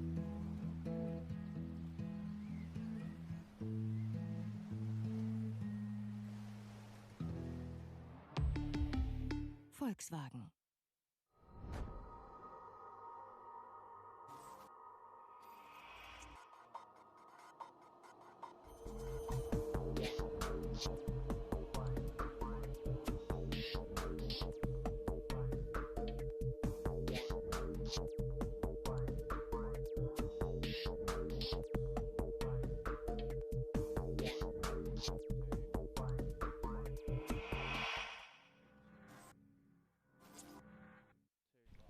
And welcome back, everyone, to the Volkswagen Cronulla Open. And Tessa and Crispy hanging out.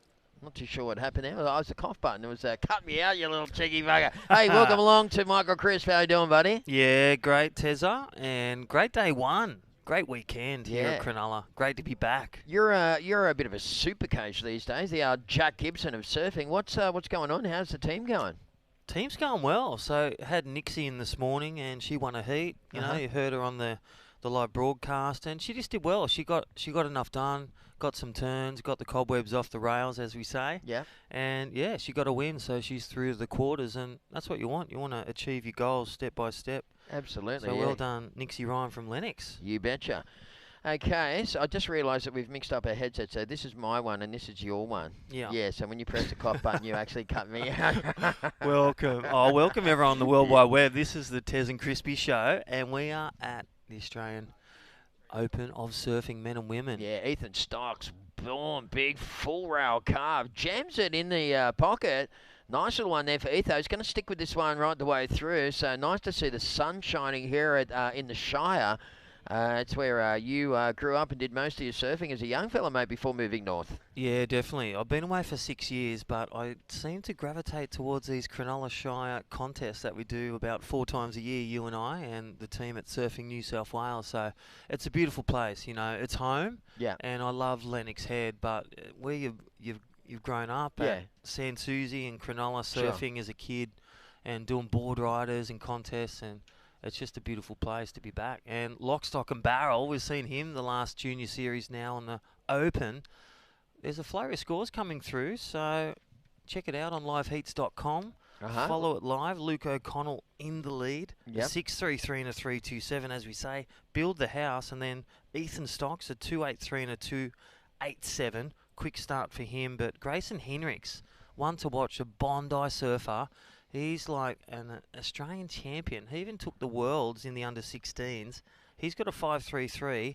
And Mitch Barraclough, haven't heard much from him, but it's great to have him on board.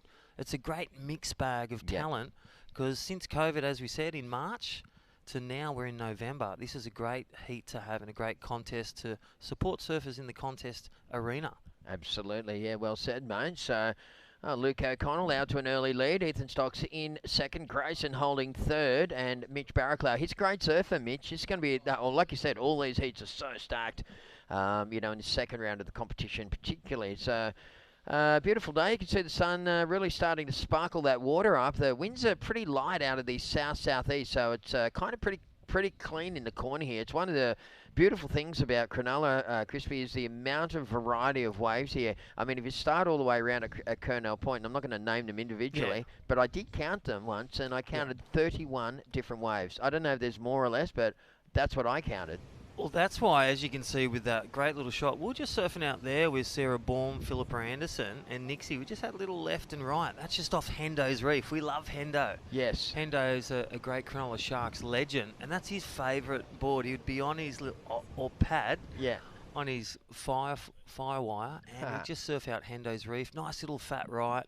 That might even come alive. And remember in the ABB, Tyler Wright, she renamed that rock pool Tyler's Rock Pool. Oh, that was a pretty heavy. That was pretty heavy moment. That I remember. I was on the microphone. You and I both on the microphone for that event. We were like, "Holy!" You were like, "Get out of there!" Yeah, I'm like, "Pull the trigger." She went left into the pool, right? That's right. And then she got caught round the chain. That can be dangerous. Messy. Owen ran down, helped her out. Dad Rob. Yeah, it was pretty gnarly kind of a thing. Hey, we want to highlight one of our supporting sponsors, Highland Property Group. They have, for a comprehensive market update, if you want to speak to two fully licensed real estate agents with over 40 years' experience between them, have a chat with Mel Hathia and Gavin Hill. So Google it, Highland Property Group. They're a very great bunch of professionals and very supportive of the competition we're doing here at the Volkswagen Cronulla Open. And I know Mel, surf with her and her kids, Nathan Hathia, through the Board Riders, Sand Shoes, as well as Christians. And then also Gavin, he sold my house. Fair what a legend. Yeah, Highland that's unreal. Legends. Oh, wow. That was snappy stuff there from Luke O'Connell. Liking the hand jive on Lukey too. Just the way he's just holding himself there looks pretty cool. And we were talking hand jive before, Crispy, for those people that weren't tuned into the webcast an hour ago or so. I wrote an article once for Waves magazine. I used to have a column in the 80s called Pre-Surf. It was a coaching article, for like 10 years. Anyway, one of the articles that I wrote was called Hand Jive, and it was 3 pages about how to hold your hands and the different styles of flair that you can put in with your fingers or, limp wrist or closed fist or all these different types of hand jive. It's something it's kind of gone out the window for maybe 20 or 30 years. But you know what? It's coming back, man. It's coming back. I agree. You should see some of the young guys that are coming through and the girls. They're really opening up their chest with the body movement. Yes. And I agree. Like Kobe Clements, for instance. I was going to exactly say that. That backflip he done and his last post on Instagram that, went pretty viral. He's really thrown it. And even Toby Martin had a good one. He's like, that's nice, man, but just sink into the rail. Yeah. But it is. Spirit fingers, that's my tip. That's cool. I like it. Okay, so we're watching heat number 8, round number 2. It's the Volkswagen Cronulla Open. Big shout out to VW, of course, Das Auto, the car for the people, is what it was originally coined as. And that's what they sold it as, the people's car company. So they wanted people to invest in the company and then they'd get a car out of it. It was a pretty cool concept back in the day. That's so cool. And look at them now. So, they're driving out sales where there's a big list of 100 waiting on that California VW. And I'll tell you what, there's 102 with you and I. Absolutely. Yeah, I got to do some live crosses from it yesterday. And it was, in a sense, it hurt me. It hurt me to sit in it. Well, we wondered where you went. It was an hour delay, and it wasn't because we were across the border. It was because you had a little sleep upstairs. Maybe I did. Okay, so we're down to 11.5 to go. So thank you, Volkswagen. You guys rock. He goes yellow up and off that one pretty quickly. Mitch Barraclough opened up with a little 373. I think it was just for the one wave. We're just going to refresh that. Then Grayson Heinrich is sitting in second spot at the moment. Ethan Stocks holding second. Luke O'Connell really surfing a smart heat with some pretty big numbers in there, Crispy. I was just going to mention that. He has just exploded on the scene in this heat. He's turned up, he's showed up, and he's blowing up. And even under priority, he'll be sitting like priority 3 or 4. He's sitting away from them, keeping busy, and he's just smashed out a 14-point combo, which is really healthy. He's comboed the rest second, third, and fourth, so they've got eyes on second spot, up and riding. That is Ethan Stocks, and nice little flare tail, and then nice little wrap as he hits that inside section, goes a bit fatter, so he's really got to read the wave and doesn't get that connection. But a few key moments in that one. Stand by for last of red. And again, Luke O'Connell tagging that one with a nice little finishing manoeuvre. So we're coming down towards the halftime for heat number 8 that's in the water. A little up and out there for Mitch Barraclough. So, around about 10 minutes remaining for this current heat in the water. We want to say a massive thank you to Beach Burrito here at Cronulla. You can walk straight off the beach and straight into their little company. Thank you very much to Beach Burrito, and you want to get onto those post-surf burritos. Okay, we're going to take a short break, back right after this. Stick around.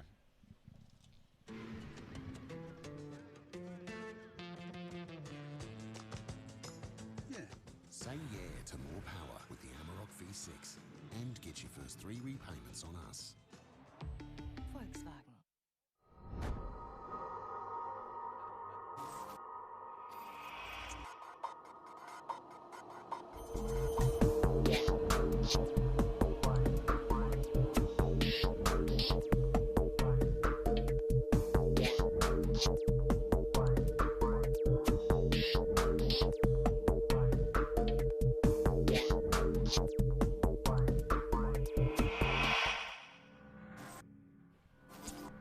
Okay, well, big shout out to FCS, of course. They've been just releasing that new fin, and oh my goodness, I want to get my hands on one of those fours. It looks like a stealth fighter wing. It's just insane.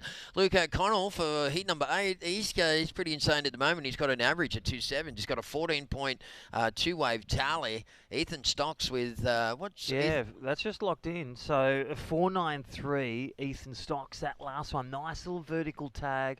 Couple of calves, that big roundhouse. So on the range, that is a good range. So we talk about good range, good score for a builder. 493 is just under that range of 5.5 to 6.5. That's a good little kickstart. So he's holding second, but he needs a bit more. And with 8.5 minutes remaining, it's looking good for Ethan Stocks to make it. But Grayson Henricks and Mitch Barraclough, they got their work cut out. But a 2.48 achievable for Grayson Henricks, and then Mitch Barraclough just a 4.08. Anyone's game, 8.5 remaining, Tez. Okay, well, just noticed that True Starling just tagged me on her story. Hey, thank you very much, True Star. I'm gonna reshare that onto my story. Here we go, boom. How easy is that? Hey, I love those stories. Hey, quick mention, as we see live action, Luke O'Connell, heat leader, and he is just on fire, just taking that one, probably under second priority, and just kicks out. But the Yeti Australian titles, the virtual titles, due to COVID, that is closing today for round 1. So all those Aussies from all the states, good luck. Yes. As they submit the Aussie juniors. And that is closing today. So I love the they'll concept. be judged tomorrow. Yeah, that's right. You can see all those kids that have got the pink Yeti sticker on their That's right. boards. Yeah, they really stand out. It's quite a good promotion, and of course they have to feature the sticker in the clip, right? It's part of the deal. And you know my thing, one of my first question was, if an athlete's in a contest like this, like that young girl Grace Gosby or Nixie Ryan, and all the other girls that are in the under 18s or 16s. Can they get the clip from the webcast? Exactly. Yes. Well, they've got to film it. Say the judges give them a 9-point ride. Yeah. You'd be using that clip. Hey, that's a good little tip there, Crispy. You're going to save yourself some production costs as well. So time is lapsing pretty quickly in this current heat in the water. We have around just on 7 minutes remaining. Hope you're enjoying the action, folks.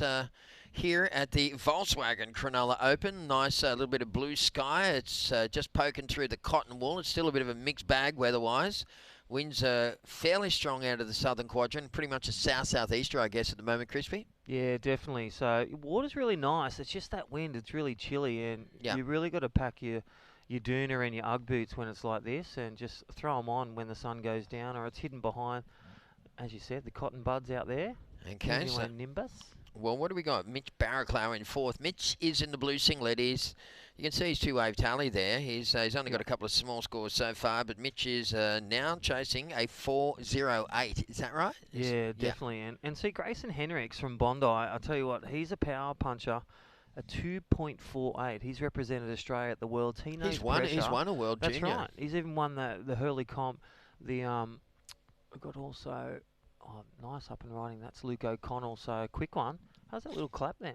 Yeah, warming up the hands. Well, you know, I think he was clapping. I think he was clapping the section as if to say, "Yeah, nice section. Too bad I couldn't get into it." Yeah, sorry, Julian Wilson. So Grayson Henricks won the Julian Wilson. He's won the Worlds. Yeah, knows pressure, knows how to deliver, but he's on the ropes at the moment. Only a 2.48. You could literally go to Hendo's Reef for that one. So be interesting as this one unfolds. Ethan Stocks in second. Yeah. But really holding the commanding spot to next round, Luke O'Connell. They're not going to catch him on this one. No, Luke's got a very commanding lead in this heat. Ethan Stocks with a low score 2.87. Whilst he's holding on to that one, Grayson only needing a less than a 3-point ride to move to second. So I'd say that Ethan would be focused on, getting rid of that 2.87. And Mitch Barraclough, he only needs a 4.08 at the moment. So it's all one-way traffic for Luke O'Connell. Everybody else is scrambling for second. Yeah, it's going to be good as this unfolds because, as we know, it could be 5 seconds remaining. that Australian title or that next advancement through can be snatched away at any point in a 20-minute heat. All right, yellow flag up. In the lead is Luke O'Connell. So welcome back all those watching live around the world, around Australia and around the beautiful Shire. It's the Australian Open men and women. The Volkswagen Cronulla Open. The Shire. You know what Cronulla means, the ancient name? I'd love to know. The place of many pink shells. Of many pink shells? That's it. Really? Hold the phone. Talking about shells, this is Grayson Henricks winding up for two. Two vertical hits and a nice little carve test. So hold the phone, Nana. This is going to be what the doctor ordered. Okay, well, he didn't need much of a score, as you mentioned, but it can be a real suck-in when you're in third and you only need a 2-point something and getting towards the end of the heat, you know, and you think, oh, I'll just get that little score, and then you go into second, and the other guy's left out there, he just goes back into second with his next wave. You got to be careful of that, you know, so, you know, but I guess he's hedged his bets, and we're going to look at the replay on this one, Crispy, and try and break it down as we see Grayson up and riding. Bam, nice first turn. Yeah, second turn. Really got the rhythm, and that's what the judges are looking for. They're looking for risk to get the reward, and so two banging turns, and that nice little carve at the end. Stays in the pocket of Surfing. Hopes for this inside to tic-tac over that. The good old Bondi bounce there. He is from Bondi. Yep. But I'll tell you what, 2 hits and a carve. It's already got him there. There it is. Sticks a 4-1-7, so good range there. So Ethan Stocks now requires a 4.58. That is the serve back. Still achievable, but time is the enemy, Tez. Yes, exactly. We're down to 3 minutes remaining. I believe there's enough time for everyone to catch another wave a piece here in this current heat in the water. Again, we're watching heat number 8, round number 2 of the Volkswagen Cronulla Open. Volkswagen, don't know if you know this, Crispy, they're the biggest car manufacturer on planet Earth. That is huge. I didn't know that. No, they are. I've learnt something today, Mark. Yeah, so there you go. And, you know, it's no wonder there's a big wait for them because these guys are busy at the old VW factory, mate. Let me tell you, they rewrote the technology of cars back in the early days in the 60s when they redesigned the heating and cooling element of the engine, you know, and they totally changed the whole way the thing worked and put the engine in the back of the bug. I remember my friend got one of those bugs the first time. He goes, check the engine out, lifted it up, and I went, what? What's going on? It's like a Flintstones car. Yeah. You know? And he goes, nah, come around the back. I'll show you the back. That's it's in a the back. classic. What? It's a lawnmower in the back of the car. That's crazy. Yeah, it was awesome. And, you know, at that point, cars were overheating a lot going up the coast, up the Bulladila Mountains back in the day. Yeah, I remember that You one. had to carry water with you in the old H. Holden, and you'd look for places to pull over, and there'd be 5 other cars there, you know, with towels trying to open the radiator and stuff. Pull it down. And then the little VW Beetles would just go flying past the, up and over the hill. You know, they never overheated. That was one of the big things that really set them apart from their opposition. So good on you, Volkswagen. You guys have been around forever and a day. We love you guys. And the new one, of course, the new California AA 6.1, that thing just rocks. That is the dream car for my family. Oh, for me too, exactly. Hitting the coast, hitting the waves, hitting the events. Yes, exactly. And living life. So I check think it out. I should have bought one of them instead of a house. Yeah. You can live in it. It is All a right. house. So, exactly. We're down to 1 minute 25 seconds on the clock. So, Mitch Barraclough is still only chasing like a 4-point something, is he? Yeah, so 5.78 for blue, so still in range. Oh, it went up a Ethan little Stock- bit, yeah. Ethan Stocks a 4.58, so numbers have been edged up for fourth, but Ethan Stocks pushed back into third on the ropes, but still quality surfer Ethan Stocks, been round through the juniors, pro juniors, doing a few QSs the last few years, so lock, stock and barrel looking to get back in, but he's in the mad minute, and that's where you got to get things done.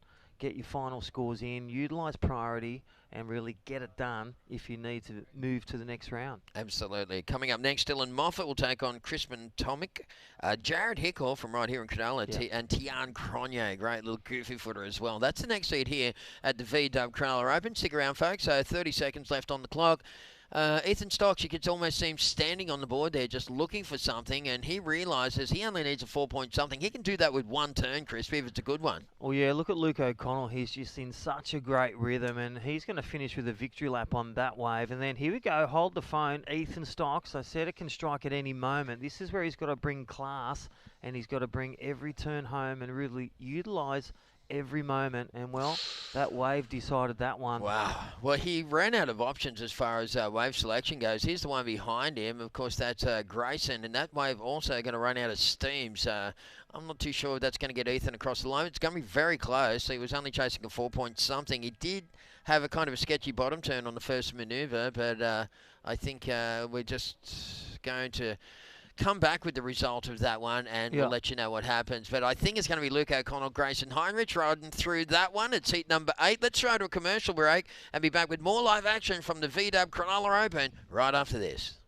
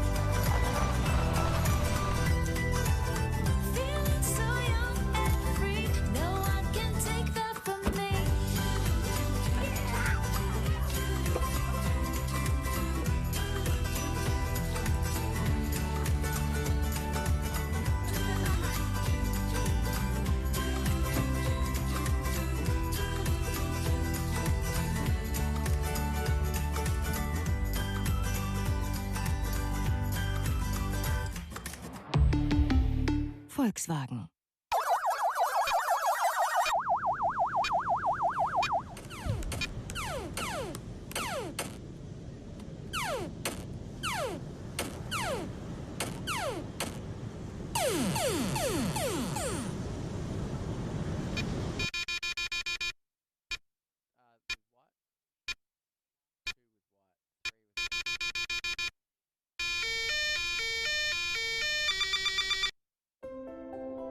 COVID-19 is very contagious. And even one case can have hundreds of contacts. Contact tracing alone can't stop it. Please help us by distancing, even with friends and extended family. By doing this together, we'll stop the spread.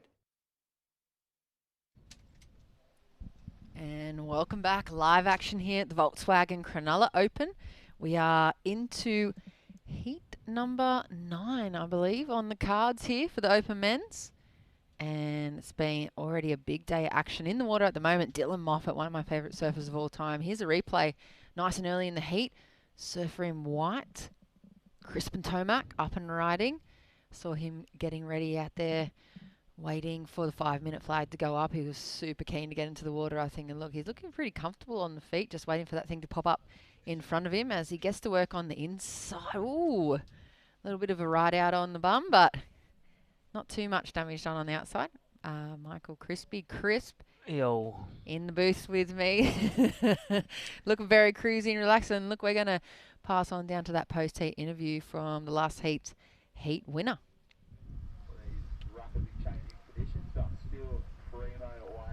Alrighty, welcome. Well, congratulations, that last heat win. So dominated from the start. How are you feeling? Yeah, I feel pretty good. Haven't made a heat in a long time. Been travelling up the coast, so it feels good to put a heat together. No, it's awesome to see. Tell us a bit about yourself. Like, you know, Tezza was talking you up when you're in your heat just then, but Luke O'Connell, where's your home beach, and how long you been doing the slog of the contest slog? Long 2020. I was just a bit of a late bloomer to all these contests. Kind of wanted to put my surfing together before I put the jersey on, and I'm from Ulladulla, so South Coast. Yeah. Yeah, I was talking about looking at your board, Dylan Parise. Yeah. You've been riding his boards, or a few of Michael Mackey down there at Ulladulla. Who are your heroes? I've been riding Dill's boards pretty recently. We've been working hard at it for the last probably 4 months. So shout out to him. He's been making some good sleds for me. Yeah, that's awesome. And Rip Curl picked you up, so Flano and the crew. Yeah. Who are some of your highlights on the tour thus far? Shout out to Flano. He just recently put me on to Rip Curl. I just transferred, so he's been real nice and been keeping up to date with all the things that I've been doing down at the South Coast. Hey, talk to us about heat preparation. You've been doing some time at Cronulla, talking to Dylan. He's frequently around here with his wife and kids. Yeah, shout out to Adrian Hellman. He's been following us around all these contests. He's been telling me not to go to the air if I don't need to, because that's been one of my downfalls. So finally put one together without doing an air.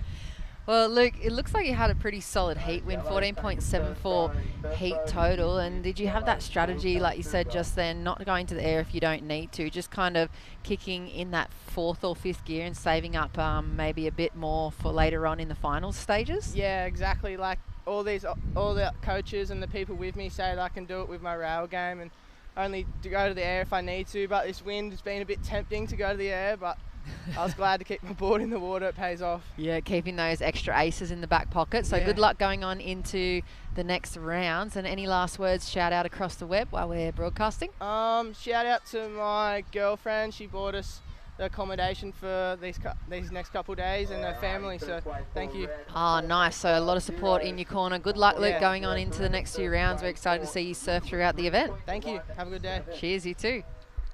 Well, that was Luke O'Connell. Wasn't he a great guy? It was good to hear about him, like from Ulladulla, the sleepy town. My parents are down there. It's a beautiful place, and Mollymook, Ulladulla, so many foundational surfers. Ant and Phil Macca, where they started.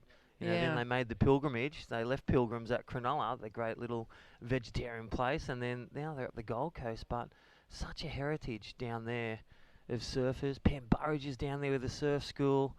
Mark Rabbage making boards. So, yeah, Ulladulla just been put on the map to the world stage in surfing. And Luke O'Connell, he really knows his grounded. heritage. Yeah, seemed very grounded, didn't he? He literally went out there, and it's like he was in first class, and they were still in the economy line outside.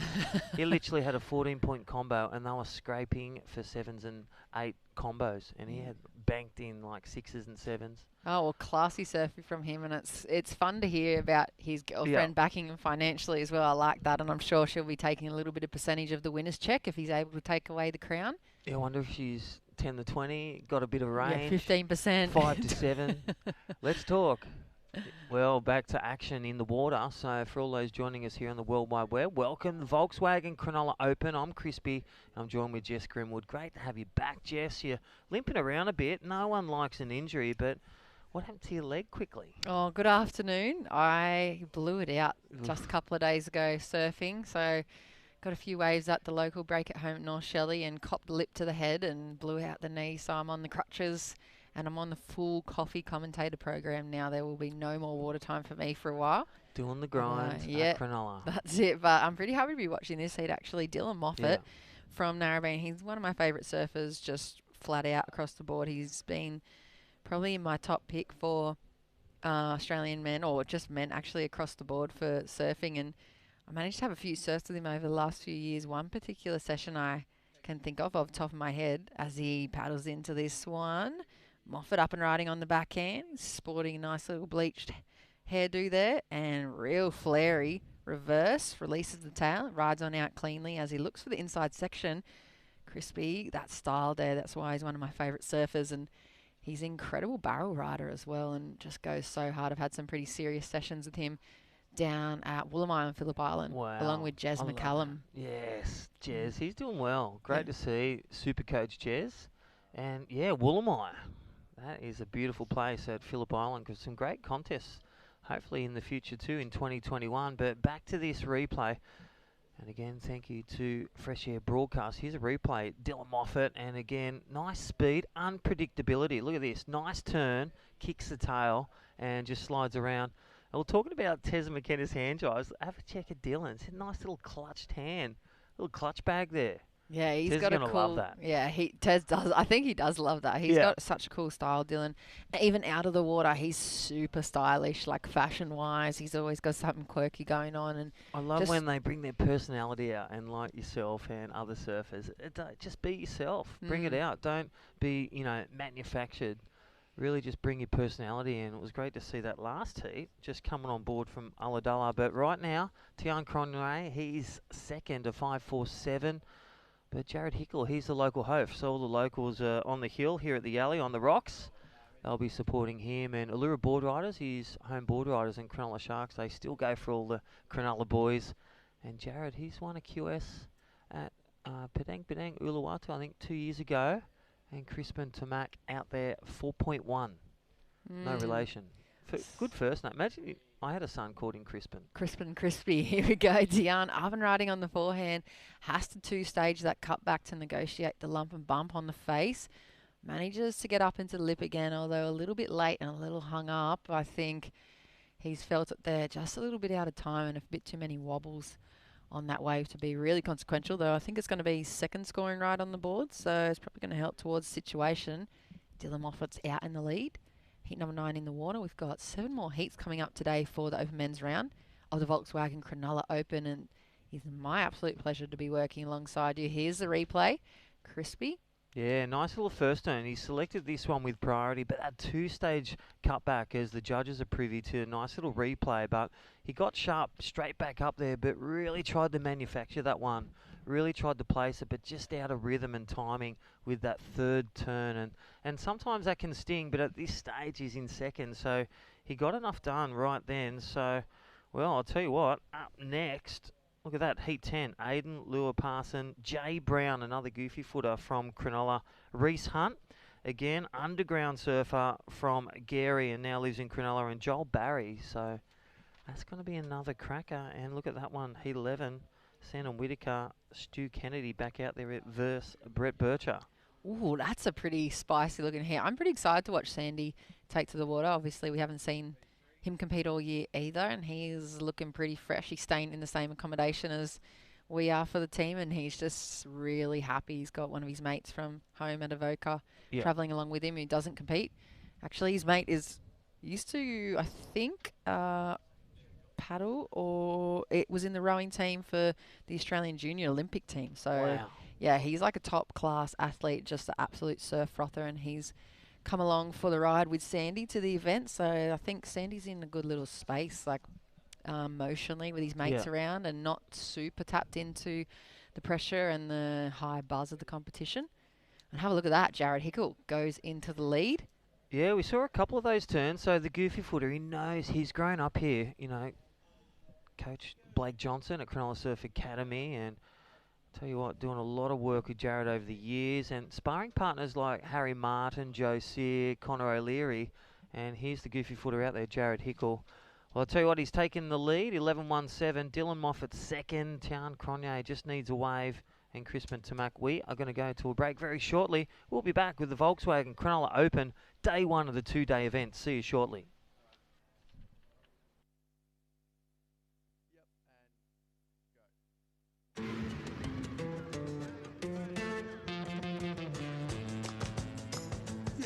Say yeah to more power with the Amarok V6 and get your first 3 repayments on us.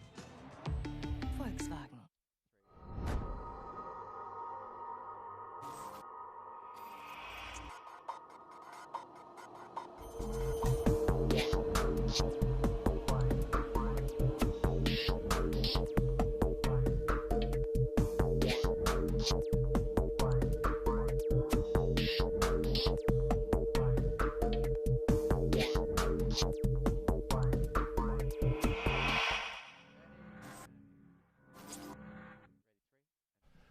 All right, welcome back to day 1 of the 2-day event, Volkswagen Cronulla Open. I'm joined here with Jess Grimwood. Welcome, Jess, and we are through halfway over heat number 9, round 2. Open men, we've done 4 heats of the women this morning, but local surfer up and running. I think it's a replay. This is Dylan Moffat in the red. Yeah, the replay of his last wave just before we cut to the ad break. He gets to work on the rails, has to negotiate a lot of lump and bump. And look how low that back knee is to the board. Loaded. Yeah, he was loaded, locked up, and he was ready for a section that never eventuated, as we see Crispin Tomac getting to work as well. So you can see how tricky the conditions are. If you can't pick a bigger wave in the set, you can see how flat those faces are. And the boys really having to jump onto that front foot and keep the speed generated all the way down the line into the inside section. So nothing super consequential. Layout will stay the same. Local boy Jared Hickle out in the lead. Dylan Moffat's in second. Tian and Crispin have some work to do. As you can see the heat totals up in the top left-hand corner. We are into the afternoon and it is nice, warm and sunny out there. Crispy, you enjoyed a little warm-up session and maybe some training with some of the Open women's earlier on today? Yeah, so Nixie won a heat, and Bormy and Philippa, they've already through to the quarters tomorrow, seeded our top seed. So, yeah, just took them out, had a little play on the reef out there at Hendo's Reef. Couple of lefts, couple of rights, just getting the feel of it. Getting them comfortable. Bit of sushi last night. And even Kelly Shanahan had a little birthday cake with a few of the girls at Sushi. Happy 17th to Kelly Shanahan. She's opening up tomorrow her campaign. Well, happy birthday. I love how involved you get as a coach. I feel like your holistic approach is pretty nice. I've heard from a lot of the athletes that they enjoy the fact that you not only invest in their heat surfing for the 20 minutes and the 5 minutes before and after, but you really know what's going on for them in their lives as athletes and as people, and you get invested and you go along, like you said, going along to the birthday parties, getting social with them and knowing just what's going on everywhere around in their lives. So that I think that gives you a little bit of a sharpened blade advantage over the coaches, and that's why I call you the super coach, Crispy. Oh, thank you. But you know what? I've got some great elders, and it's a lot of fun. You just, you're learning as a coach. You want to coach, you want to support, and you want to develop. So all those 1%ers, it's about the athlete. That's the key.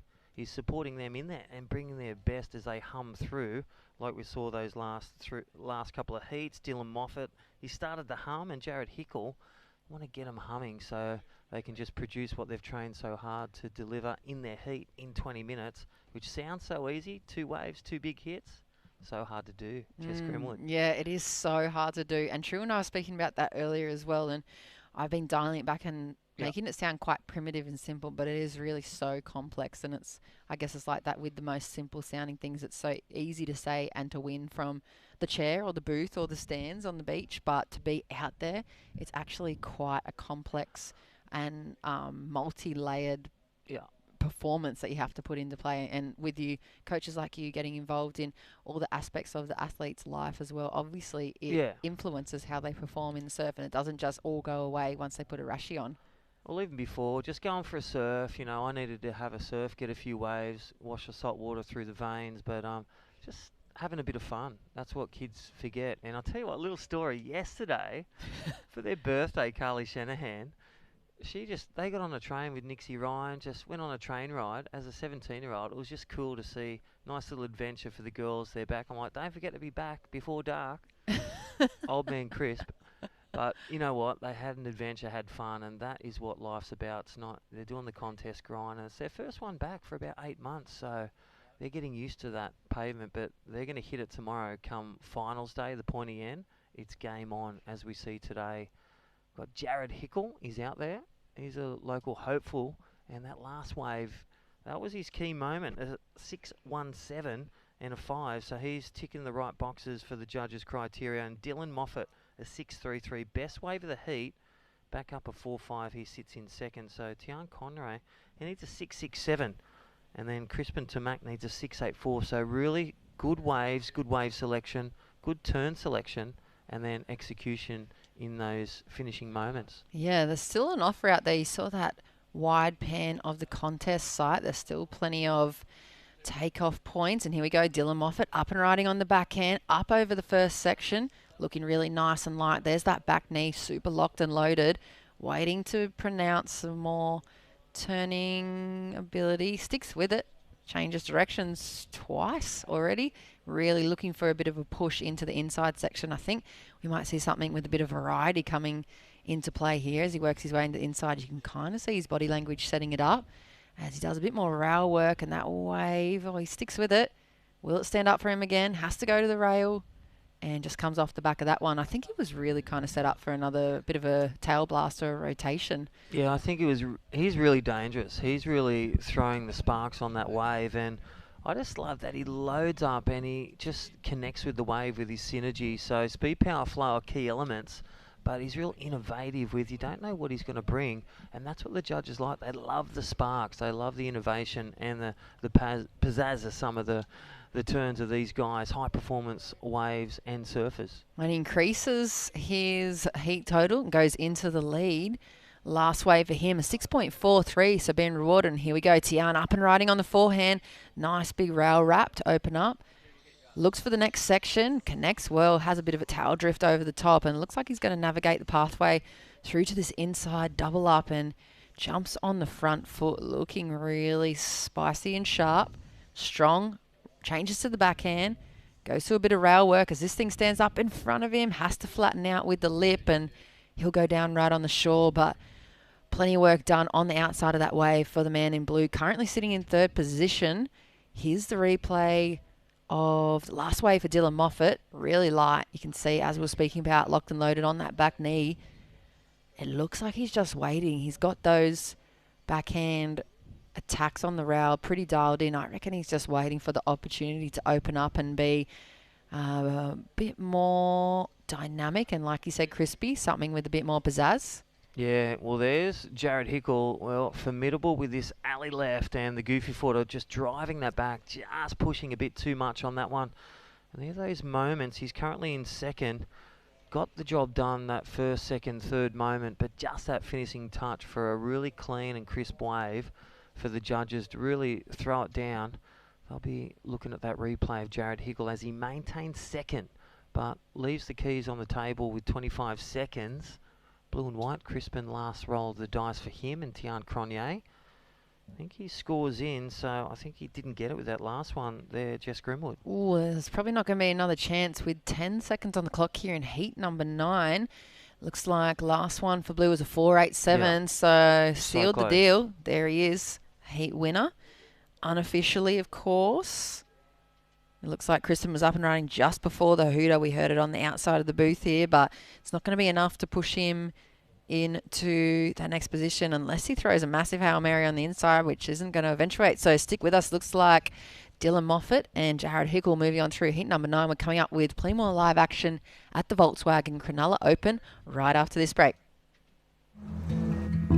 Have faith in me, I have faith in you. Still so many miles we can leave behind. And how we learn to fly, the way we move in time. Let me hold you close while we're here on this road.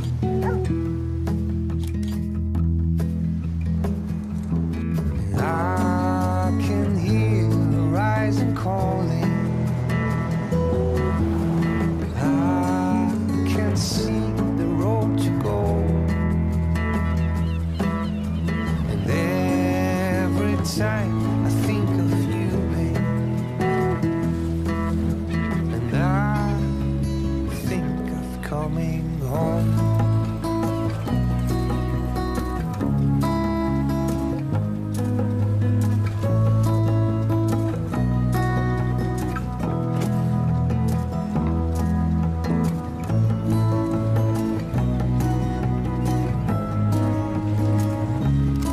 I said you and I felt like strangers in the night. Since I found you, I found my reason why. Oh, every time I think of you, babe, I think of coming home.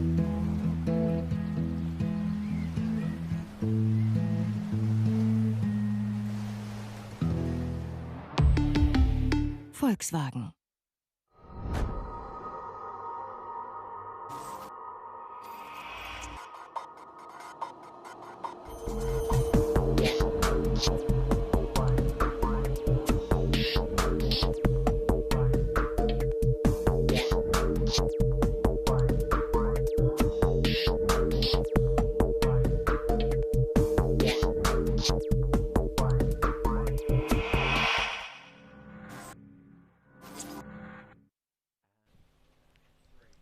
All right, welcome back to day one, Volkswagen Cronulla Open. My name is Crispy, and tell you what, we are watching the beautiful Cronulla lines coming through. Great waves, great weather, and great times. And join with co-host, well, Jess Grimwood, NSB for life. That's your club. We love the Central. How's it? The Central Coast is such a hub, just like the Shire, Manly. You know, the Gold Coast, just hubs. We talked about Ulladulla before, another hub of surfers, of ground and grassroots board riders, events, and great world champion surfers. Yeah, speaking of hubs, Joel Barry out there in the blue, he's from our hub, North Shelley. So it's good to have him representing out in the water. And I think it's really important and super interesting to have that rivalry and have those little hubs going to battle against each other across the Australian series, as we see a replay here. Yeah, Reece Hunt. So he's a local guy. He's moved up from the South Coast, and him and his girlfriend. They enjoy the Shire and part of board riders at Cronulla and Allura. So Reese Hunt, great goofy footer, real contest savvy and so sharp, as you saw with his blades, as with Dylan Moffat's board. That's one thing I was going to say. We'll chat with him shortly. The last heat winner with us shortly. But Jay Brown, goofy footer, come through the pathway, board riders, junior series, pro junior, and now in the Volkswagen Cronulla Open and the series. I think Port Macquarie next week. Yeah, Port Macquarie next. I think I'm coming. I want to see those. My Volkswagen is going from Lennox to Port Macquarie. Well, while we take a quick break in the live action, we'll cross on over for a post-heat interview with heat number 9 winner, Dylan Moffat, down there. How are you, Dylan? I'm good, thanks. How are you? Good, thank you. And congratulations on the heat win. You're looking pretty savvy out there. I feel like you were kind of waiting for the opportunity to open up with a bit more variety and dynamic manoeuvres. What were you thinking about out there? Yeah, it was good. Good to get started. Haven't done a comp in a long time, so good to wash the cobwebs off. I was really nervous before that, so it's good to get started and have some fun waves for a comp, which is sick to get back into. Yeah, and get that first heat win out of the way. Going on into the next few rounds, pretty stacked seeding list. Is there any particular names that have caught your eye, or have you just not even really paid notice to the other boys on the list? Everyone always surfs so good at these comps. You got to be like wary of looking out for names, because you can come up with someone as you don't really like see there's too much of a threat, and then they just rip. Like all the level of competition in all these comps is always so high, so you just got to be prepared for everything. Hey, Dylan Crispy here from Cronulla and Lennox. Just talk to us. Your boards look really good.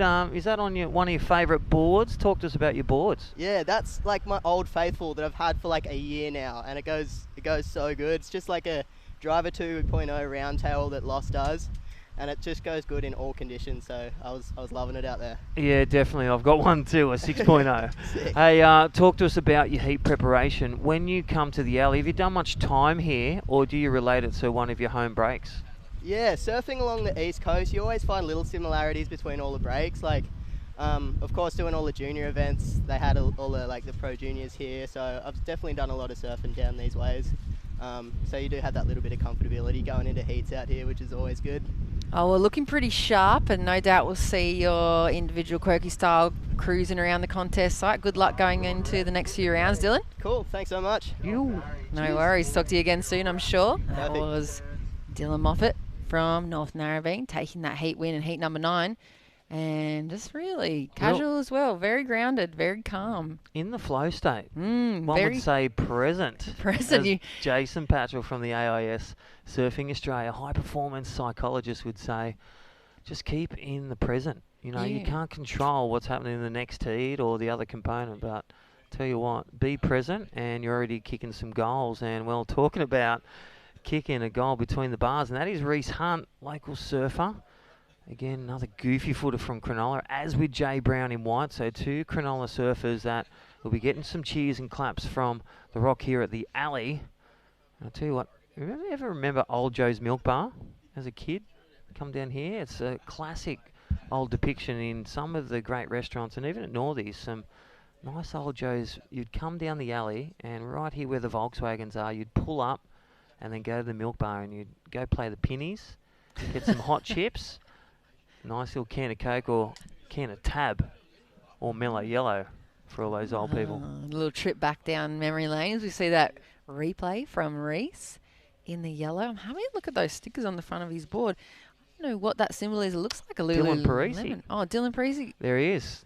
He sells great surfer from the South Coast, and also in Gary Board Riders, Dylan Parisi, and also great shaper. So a lot of the surfers in this event having their classic boards, as we heard from Dylan Moffat on one of his favourite sleds as well. Equipment, such a key component. And also those, don't forget those FCS H4 fins. You've got to have your fin set for that really good grab and that drive through your turns. Yeah, pretty important out here today with all the lump and bump. But interesting to hear from Dylan that he's still on that same surfboard that's been in his quiver for over 12 months. So I think that's kind of rare in this level of competitive surfing too. So it must be pretty magic board under his feet there, like you were alluding to, Crispy. He's keeping that one on ice for competition mode only, I'm assuming. I'm sure he goes through plenty of bits of equipment. And at the moment, Jay Brown, last wave for him, a 4.83, goes into the lead Reese Hunt in second position, waiting for a score to lock on in for him. And changing up right away. Look at there, goes up and down, backwards everywhere on the live heats up. Yeah. It's Reese a bit Hunt like in the lead. Central Station back in the day, pre-COVID Central Station, whereas the airport and Central Station's pretty quiet these days. But Reese Hunt, commanding lead, a 2.83 to drop and a 5.33 just surfed. Nice and tight in the pocket and really consistent, again staying present through his turns. Not pushing too hard, but placement is such a key in that control, speed, power, flow. Do a big turn on a good wave, gonna get good points. Yeah, it's all simple academic. As simple or as complicated Yes. as that. So at the moment, Reese Hunt has got it on dial, out in the lead. And Jay Brown in second position. Aiden Lewin Parson in the red out there. Opening scores for him, a 2.93 and a 1.4. Aiden needs a 2.91. And Joel Barry opened up with a 3.57, so a 2.27 required for Mr. Barry in the blue. So pretty close looking scoreline at the moment, within striking range for all four surfers. Heat number 10 is in the water.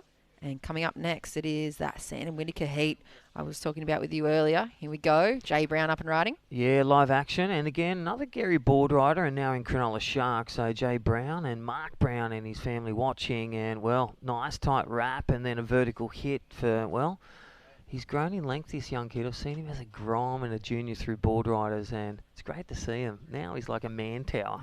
He is. I haven't been able to watch him surf before, but I was really impressed right then, his style and composure, and he managed to warp through all those bumps. Have a look at the replay here. There's really not much on offer for this wave, and he just turns it into maybe a little bit of a keeper at the moment. Bit of rail work through the lump and chop, and then even nice little turn there in the pocket.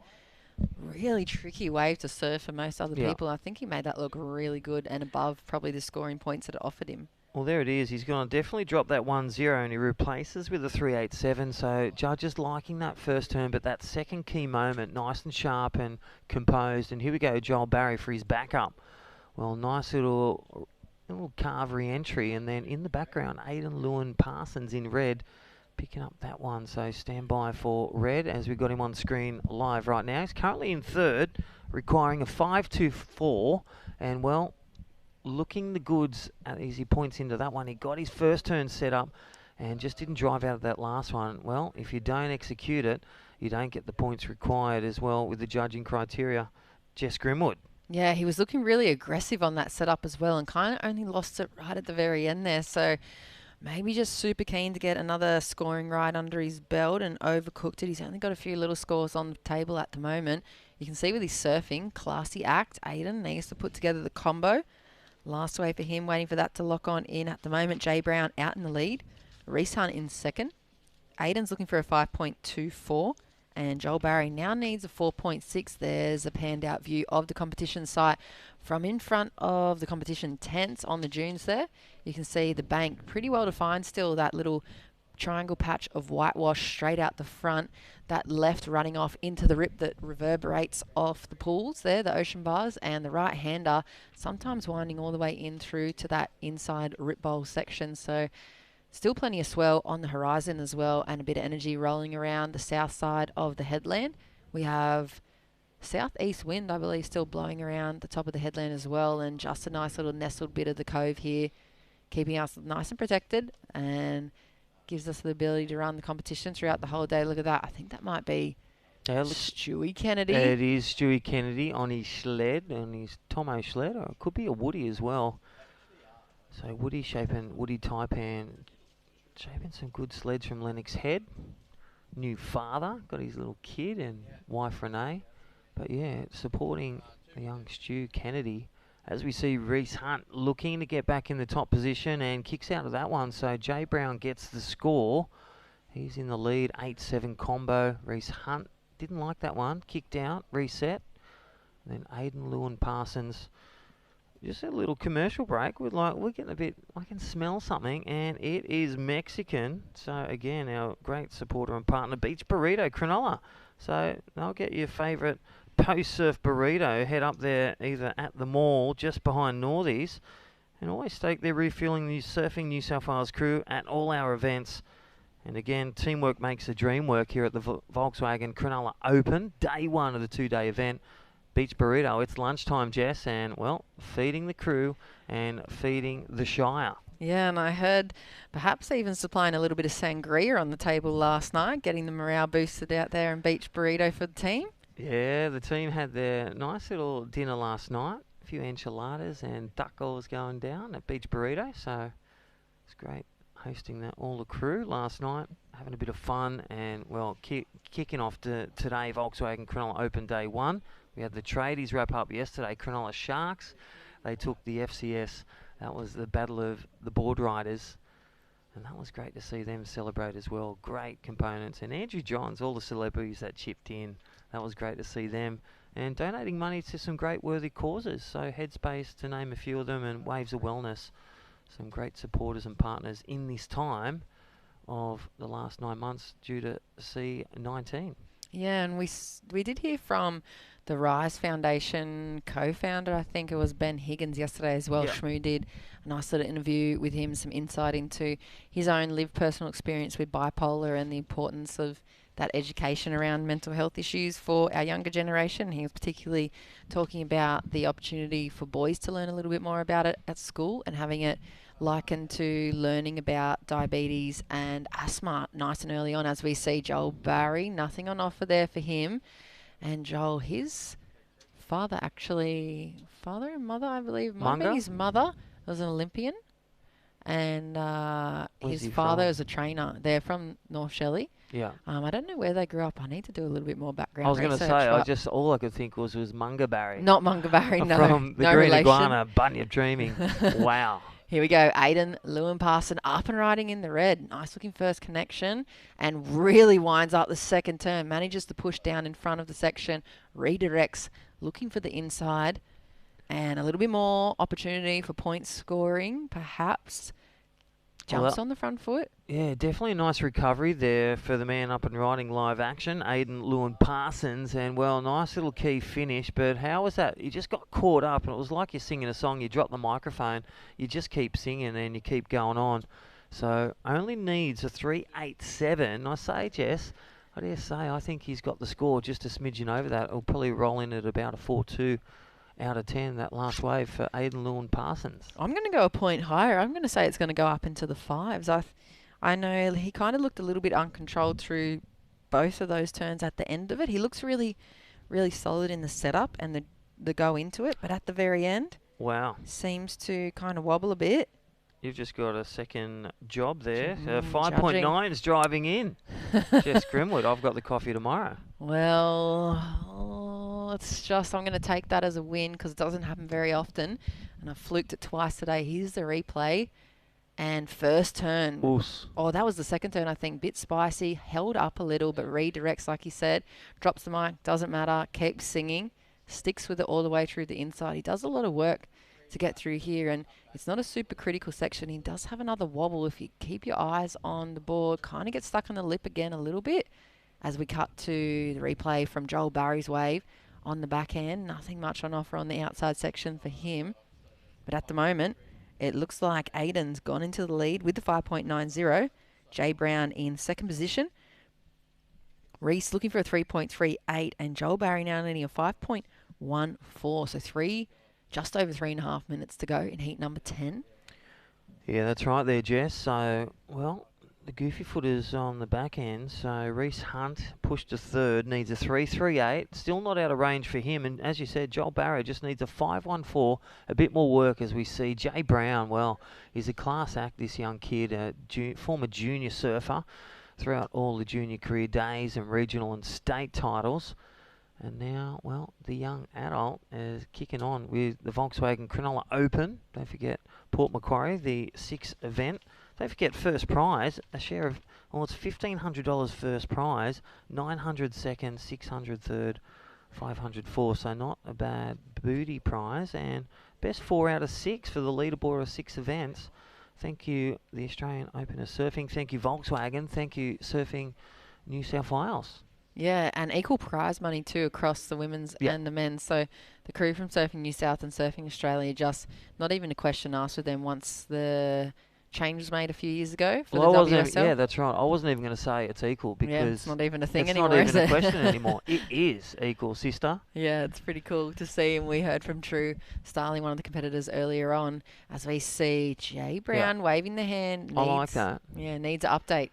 He wants to let yellow and blue know. He wants to know the score. He wants to let them know he's in second. And Aiden waving his hands as Yeah, well. So maybe Aiden's the like, boys- yeah, I'm in first.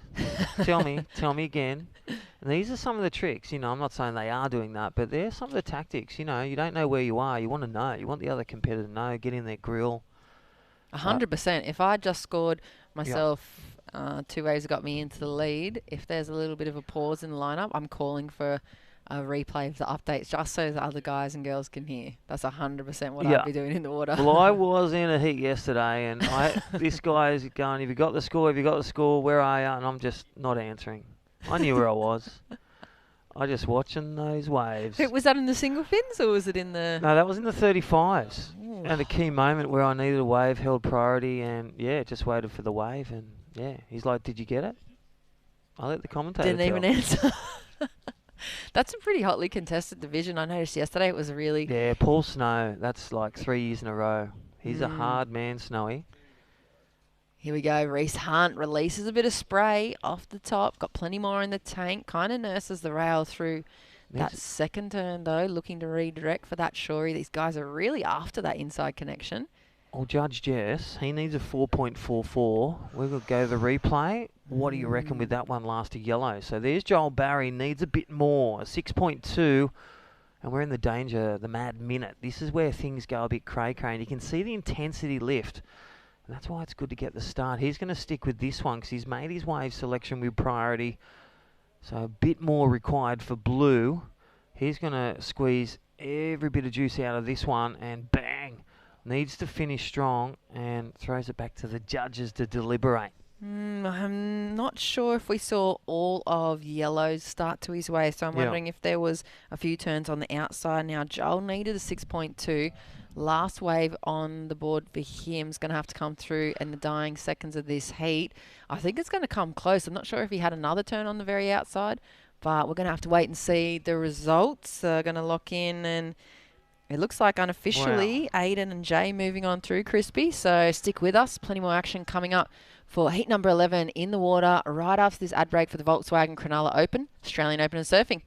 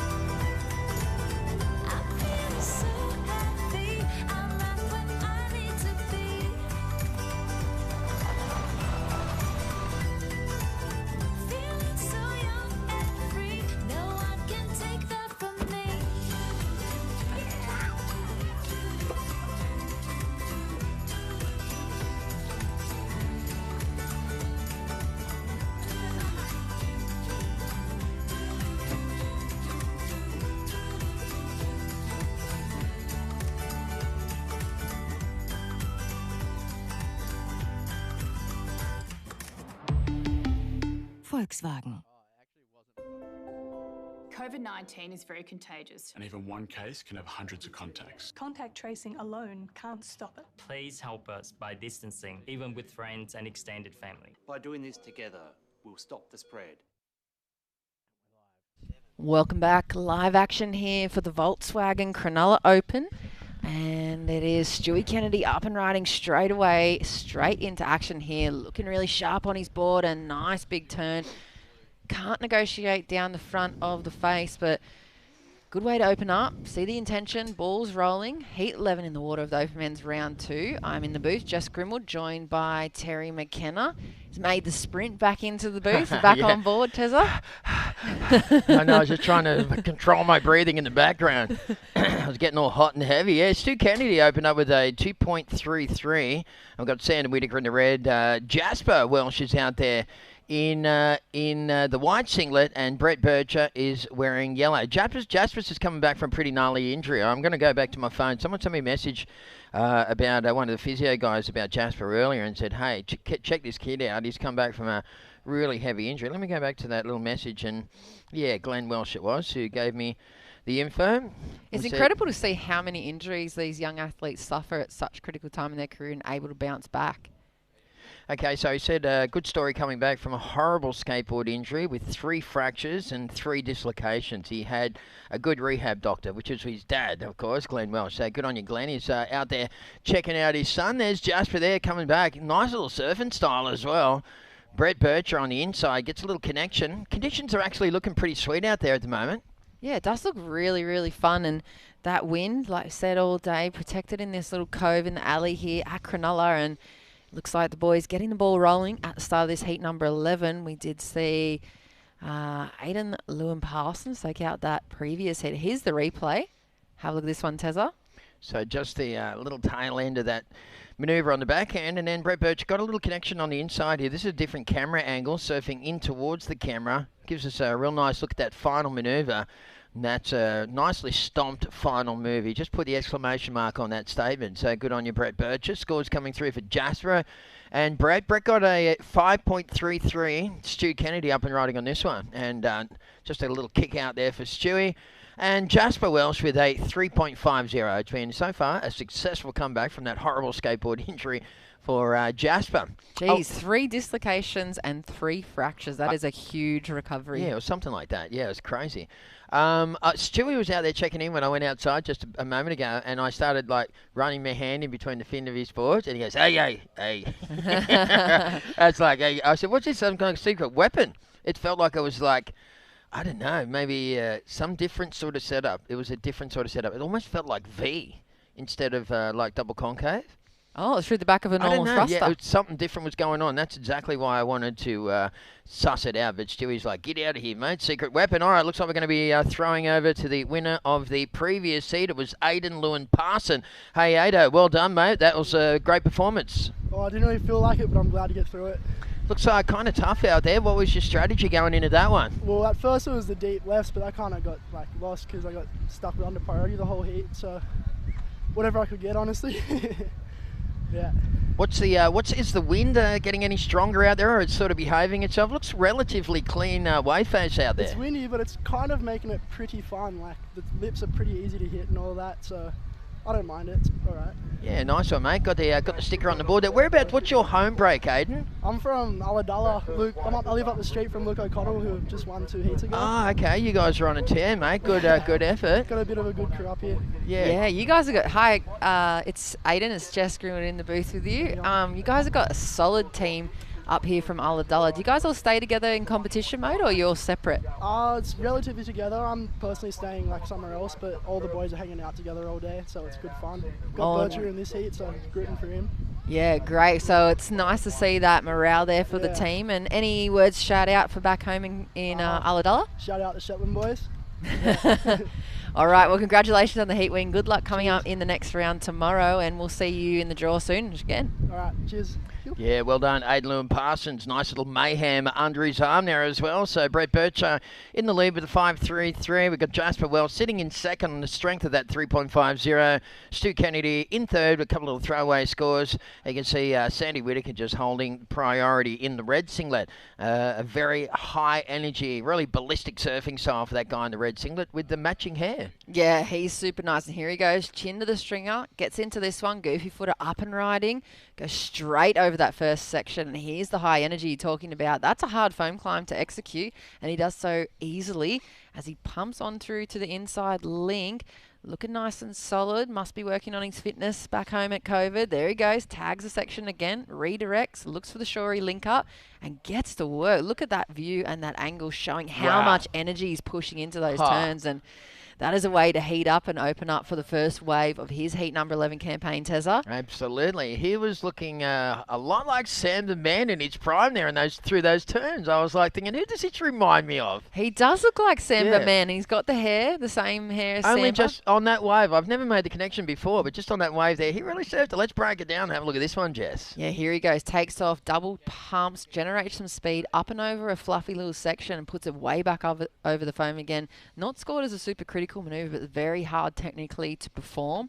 manages the This bit lump here, and look. bump. This looks heaps like Samba. Look, same kind of style. Look, just there. Samba, man, he's got the head throw to go with it. I Sets love it. up this inside section. Nice work on the rail. There's the Samba head and bangs it out. Final manoeuvre. That was beautiful. I think not particularly the best wave on offer out there, and that may be why it's limited the score down towards the 5 mark. So it gives him, what was it? Looks like 4.83 for the opening ride for him, and I think that the quality of that score has come all from his power and his surfing. So get him into a bigger, cleaner, more critical looking wave, and we're going to see those numbers being doubled easily if he gets the opportunity. He looks so solid on his feet. And at the moment, Brett Birch has done the work. 5.33, best wave to open up, and he's out in the lead. Here we go, Stu Kennedy up and riding. Okay, Stu sets it up. Nice little check turn in the pocket. Now he's got some green face and he comes hard off the bottom. Times it beautifully for that backhand rear. Oh, hit like a little speed bump on the way through and went over the handlebars. Also, Jasper Welsh is coming unstuck there as well in the white singlet. So we're up to around just under 12 minutes remaining. You're watching heat number 11, round number 2 here at the Volkswagen Cronulla Open. Interesting you were saying, Tezza, about Stewie Kennedy's different technology or different design aspects in the bottom of his board. He kind of reminds me of a bit like Kai Lenny, and I know Kai's always pushing the limits with his equipment and his boards, and he's always got something weird going on, and he doesn't really like to give it away either. If you ask him about it around the contest scenes, he kind of keeps them pretty close to his chest. So interesting for Stewie. Absolutely. I always love it when people are experimenting with new surfboard designs, and I still think there's probably stuff out there that hasn't been found yet, that it's going to be functional. One of the good stories I got is I went down to Glenn Winton's house. Remember Mr. X from the Central Coast? Absolute legend, yeah.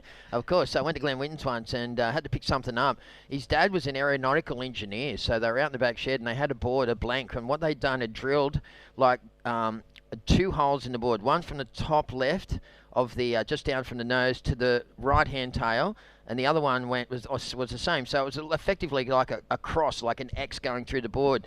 Then what they did was they put tubing in there, conduit tubing, and then they glassed the board. So the theory was when you're doing a cuddy this way, it's an air intake, same as a jet fighter plane.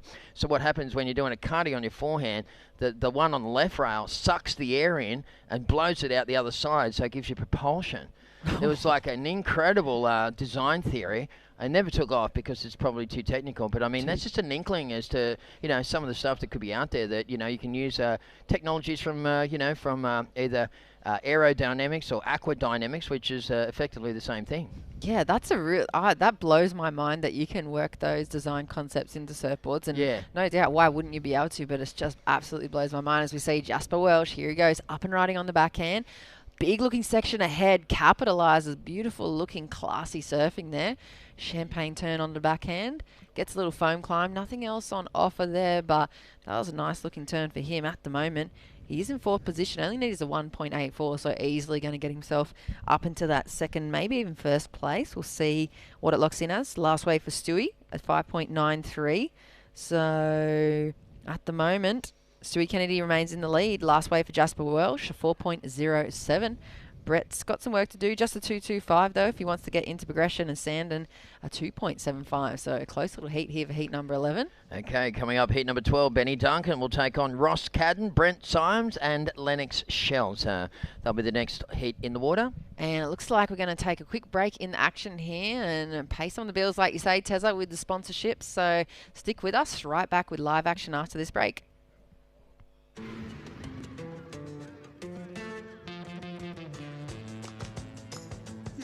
Say yeah to more power with the Amarok V6 and get your first 3 repayments on us. Volkswagen.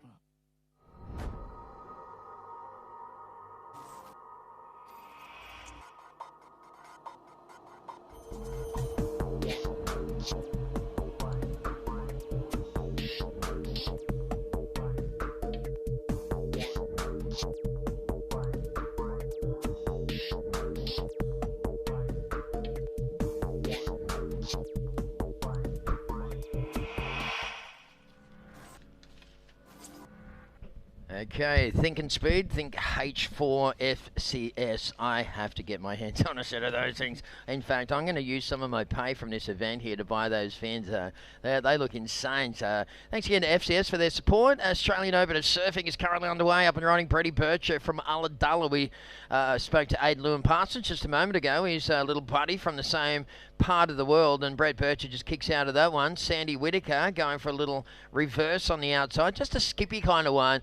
Builds up a bunch of speed, and then he grinds into that turn. The variety of repertoire on this kid is next level. He has so many different types of moves in his repertoire. It's really cool to watch. Yeah, I loved that. Let's have a look at the replay. I think we'll see the end of Brett's wave, but maybe in a minute you can see Sandy maybe liking the feel of that wave. He looks super tapped into the conditions out there and was able to really lay down a hammer on the outside turn, and he takes the lead. So last wave for him was a 6.17 and really nice surfing, quite a flat looking wave, and he really surfed it up into that 6-point range. So probably really only a 4, 3, 4 or a 5-point wave, and he kind of produced a lot more points on it with that variety in his repertoire. And as we see Stewie Kennedy having a look, Tezza.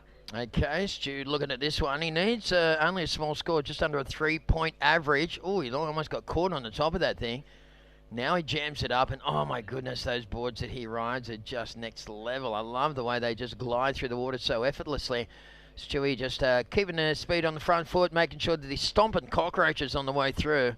And he kicks out of that one with around about 6.5 minutes to go. So he's only requiring a 2.54. Safe to say, just on the strength of that middle turn, that's definitely going to go up into the topper range of this heat. I'm going to have a comparison with Sandy's last wave in the 6s. I think Stewie's might go above that. I think it was a really, really solid second turn. So we'll wait to see what it locks in as. And well, here's the replay. Nice little checky out there. Almost got caught at the top of that first one, remember. Then he jammed it hard off the bottom. Bang, nice little hit there. Glides up over the froth and carves his way through the inside. So nice stuff there from Stu Kennedy. That wave ran out of petrol in the end. I don't know if that's going to go beyond Sandy's, but did it?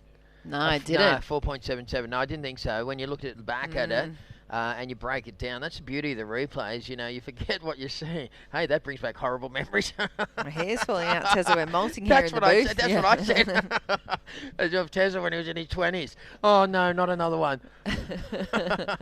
So at the moment, Sandy Whitaker, Avoca Beach board riders, surf representative, looking spicy out there, reminiscent of the old Samba man. He's out in the lead. 4.83 and a 6.17. Stewie Kennedy's got himself into second position. Needs a 5.08 to take the lead back. Brett Bircher needs a 5.38 to move out of third. And Jasper looking for a 6.64. And can see Ben Duncan from heat number 12 coming up next, making his way down onto the front to start off his pre-heat routine, Tesla? Yeah, I like watching the athletes do the warm-ups. Remember, I think it was earlier on, it was Ann Dos Santos. Were you on the heat with me there? She's doing the warm-ups. I saw her outside and I said, hey, I was really impressed with your routine. Did somebody teach you that? And she goes, no, I just stole like one stretch from each person when I watched them doing it and then made my own routine. I went, wow, I'm going to steal some of your stuff now. She's going, this is how it works, right? Yeah, and that's exactly what you were saying. There we see Benny Duncan, also part of the Surfing New South Wales work crew.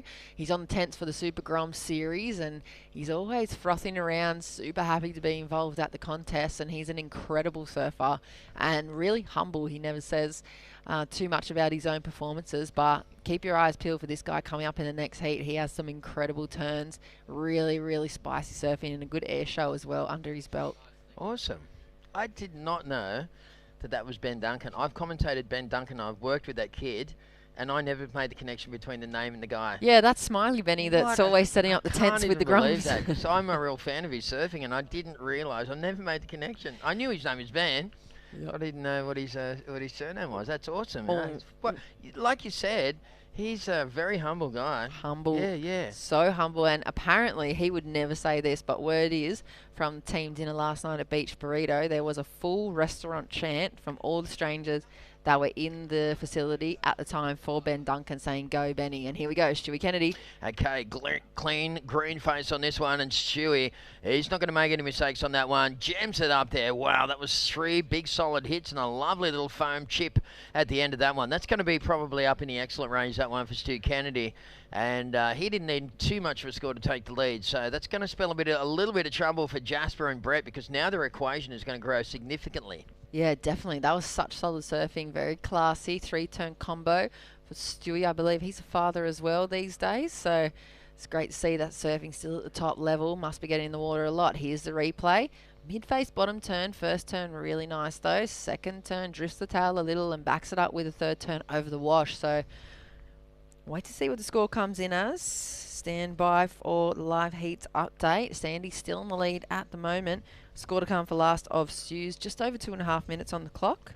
Watching the Australian Open of Surfing, and this is the Volkswagen Cronulla Open. About 5 more heats remaining here today, so it's been an awesome day of competition. And there we go. Scores going up high into the excellent range of Stewie Kennedy's last wave. 3-turn combo in the backhand, earning himself an 8.73 and snatching the lead off the Central Coast surfer Sandy. So he'll get relegated into second position. And Jasper now needs a 6.51. Brett Bircher, the boy from Ulladulla, 5.68 required for him. Don't count these guys out yet. 2 minutes on the clock, and not too hefty a requirement for them, and plenty of opportunity left in the lineup. We see all that energy out there. There's another view panned out, and you can see the rip bank to the north on the left-hand side of your screen. Lots of free servers there, and here we go, Sandy. Okay, Sandy Whittaker's got a low score, 4.83. Not going to change after that wave. So whilst Sandy Whittaker is holding on to that 4.83, and he's got a 6.17, ideally he'd like to get rid of that low score. He needs an 8.5 to take the lead. I think he's just better off focusing on ditching that 4.83. Anything above that will make life harder on Jasper and Brett Bircher. So right now we're down to just over just under 1.5 minutes to go.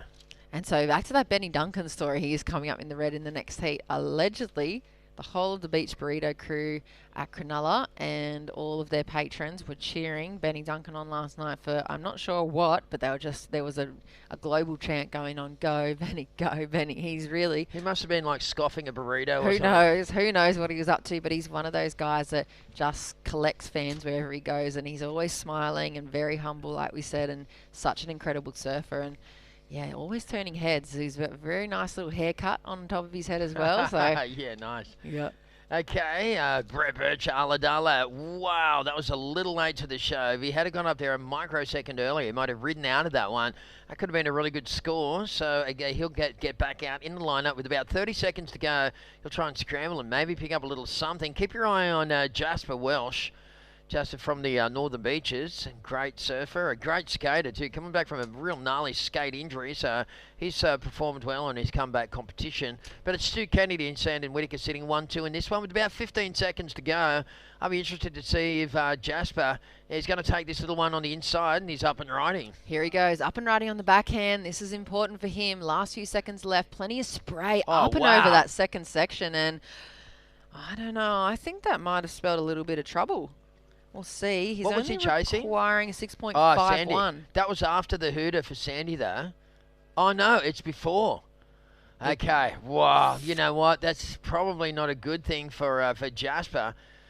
He was chasing a what? So initially White chasing a 6.51. We see Sandy looking like he wants to replace that second wave score. Nice little jam right on the shore. He Samberman swerve all the way through to the inside. Absolutely. His second wave, so Sandy's worst wave of 4.83. We're going to have to wait for it to be confirmed. It's going to go right down to that last exchange between red and white. You see the boys shaking hands on the shore. I got a feeling that Jasper might get there and then Sandy's just had the answer before the question was asked. Yeah, I think so too. So stick with us. Official results coming up and plenty more action here at the Volkswagen Cronulla Open after this break.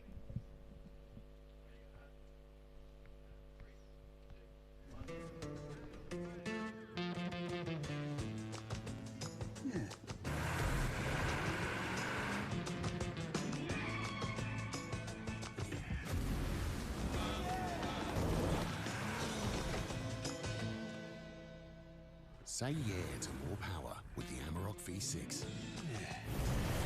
And get your first 3 repayments on us. Volkswagen.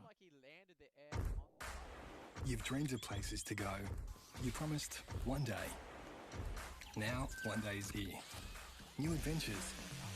Wide open spaces. So, you can't travel the world right now. So what? New South Wales is here for you. Let's all reboot 2020, one unforgettable experience at a time. Now's the time to love New South Wales. And welcome back to the Volkswagen Cronulla Open, of course, all part of the Australian Open of Surfing series that goes to some really iconic locations around New South Wales between November and December. So Sydney.com is where you can go one-stop shop if you want to find out more about this wonderful city. It's Taz McKenna hanging out with you and Jess Grimwood. Jess, the news on that last day was pretty interesting. I don't think they scored Sandon Whittaker's last wave. It looked like it might have been after the hooter. Remember, there's a delay in the webcast. Is there a delay in the webcast? Not much. It's a microsecond. It's not enough to make a difference of anything. But I'd actually thrown mention to the fact that, Sandy, this might be after, remember? And then the hooter went while he was riding the wave. Yeah, I think that might have locked in his 5.73, that final score. So maybe there was nothing at the very start of that wave and he missed the outside section and that strength of the 5.73 came from the inside, or there could have been, I'm not sure. But the good news is that Jasper Welsh, what did he get? He, last wave for him, that really spicy looking attack was an 8.17. So officially, Stewie Kennedy took out heat number 11 and Jasper Welsh moving on through. So we'll hear from Stewie Kennedy very shortly in the post-heat interview. And right now, heat number 12, Ben Duncan's out there in the red, Ross Cadden in the white, Brent Symes is in the yellow, and Lennox Shell is in the blue. And Ross Cadden, I feel like he's a Formula One speed demon. I've seen him surf quite a few times over the last few years. He's pretty incredible on the board. It's going to be a good looking heat. Another solid match-up between the four gentlemen. Absolutely. They're a great little family, the Caddens. They all cruise around. Of course, I competed against Ross's dad, Stewie Cadden. Stewie was an incredible surfer. Won the Pro Junior when it was in its prime, like the biggest field ever. Stewie went through the trials for the Pro Junior and won it. I got second and Barton Lynch got third in the trials. How good was that? I beat Barton Lynch once in my life. But so Stewie had this front side grab rail cutback. It was a big one. He'd go right down the open face and bring it right down. It was poetry in motion, honestly. If you can ever Google it, I don't know if somebody's ever captured it, but the Stewie Cadden frontside figure 8 cutback was one of the most beautiful things I've ever seen in pro surfing. Oh, very nice. I wonder if his dad's running around the comps with him too and he is. coaching He's him. at every single contest. Stu's still ripping. He's like, he just looks, he's got a couple of crow's feet, otherwise he looks like he did 40 years ago. Yeah, he's really looked after himself. Great family, and they're all very talented. So this is heat number 12. We're getting towards the pointy end of this one. Ben Duncan, as we had spoken about, we spoke about Ross Cadden. Lennox Shell, I mean, Lennox doesn't need any introduction. He's just one of the alpha males coming through the pro junior scene. And Brent Symes, of course, Brent has been following the big wave tour. He's been over in Port Escondido charging some bombs. He was in the running for the Nike Wave of the Winter in Port Escondido a couple of years ago. So he's effectively a big wave charger. He's having a bit of a crack against the Grommies in this contest. He can surf pretty good when he gets going, Brent Symes. So it'll be interesting to see how he goes. I've heard his name a lot around the chats, but I haven't actually seen him compete in a standard, 20-minute heat. He's a solid guy. He came up to me earlier and he goes, "What do you reckon I should do, Tez? Like, what's the plan?" And I said, "Mate, use your strength. Your strength is your power. So get out there and don't muck around. Don't just like go through the turns and go through the motions. Carve the wave to bits, man. Blow it out. Use your power." So it'll be interesting to see him. That's him there in the yellow. He's a pretty solid guy, and he's got a great surfing technique. I met Red Dog is his name. I met him years ago. I was just coach of the New South Wales junior team. This is when Lowy was in it, in the Australian junior titles for Phillip Island, and Red Dog would have been about 14, and the final was held in about 8 to 10 feet express point.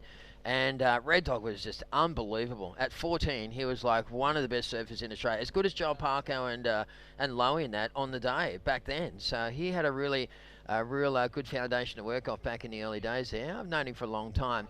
And Lennox, of course, I competed against his old man as well. So I wonder who Ben Duncan's dad is. I've probably surfed against him as well. Probably. Yeah, probably. So, yeah, awesome stuff. Great to see all these second-generation surfers following in the footsteps, huh? Yeah, it's cool to see them out there battling it out for their chance for the title. And, of course, a nice little crowd still hanging around here along the boardwalk at Cronulla. It is the Volkswagen Cronulla Open. We are on day number 1. We did kick off things with the Tradie Surf Masters yesterday. And today, day number 1 of the first instalment of the Australian Open of Surfing series. We are moving on up to Port Macquarie next weekend. Kick-off action up there, followed by Kiama, I believe, the next weekend, and also we'll start the ball rolling with the Australian Board Riders Battle qualifying regional event. So that will kick off with competition later on in the year, so over the next few weeks, and of course the national final, hotly contested ABB event there. Tezza, that's a crazy one. Yep. I'm always down there. There's generally, before COVID, there was hundreds of members of each of the board riders teams just getting down there and going nuts for their teams to move on through and have a chance to grab a whole lot of chunk of cash. So looking forward to that, and professional surfing pretty much kicking off again with this event. It's a mostly top-seeded, top Australian, top international class field out here, and at the moment it is Ross Cadden only just with 2 points on the board, so a bit of a slow start to the heat. You betcha. Yeah, I run a contest once a year called the King of the Box up there in Port Stephens. It's at a very unusual little left-hand wedge. I had to postpone it in September, but it's been rescheduled for this Saturday. Maybe this Saturday. I'm going to confirm it on Tuesday. There's a nice one there for Benny Duncan.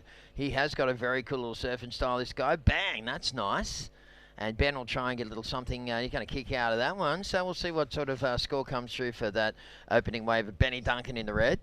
He's super smooth, that's what we were speaking about. He's pretty smooth on the old tent pop-up and the cable ties as well, but he looks way more at home out in the water, and I think there's going to be a nice opening score for him. Obviously, no other scores on the board for the rest of the competitors, really. I mean, Ross with that 2-point ride, and Benny, I think it's going to be the best one. It's going to put him out into the lead, and we'll wait to see what that locks in as. Of course, it is the Volkswagen Cronulla Open, and we are into day number 1. Big day of competition. We kicked off at 7 a.m. this morning, and there we go, 5.77 for the opening wave of Benny, straight out into the lead. You can see, there you go, Red Dog. What's he pointing to out there? Maybe he's seen a wave at Shark Island. He is quite an intimidating kind of a figure, Red Dog. Yeah, to tell you the truth. I mean, he's not bagging out anyone in the water or anything like that. But this is an opportunity at the start of the heats when there's no priority that you can kind of get under the skin of your fellow competitors. So I guess he's getting a little verbal out there and just letting them know, hey, I'm in this race as well. You know,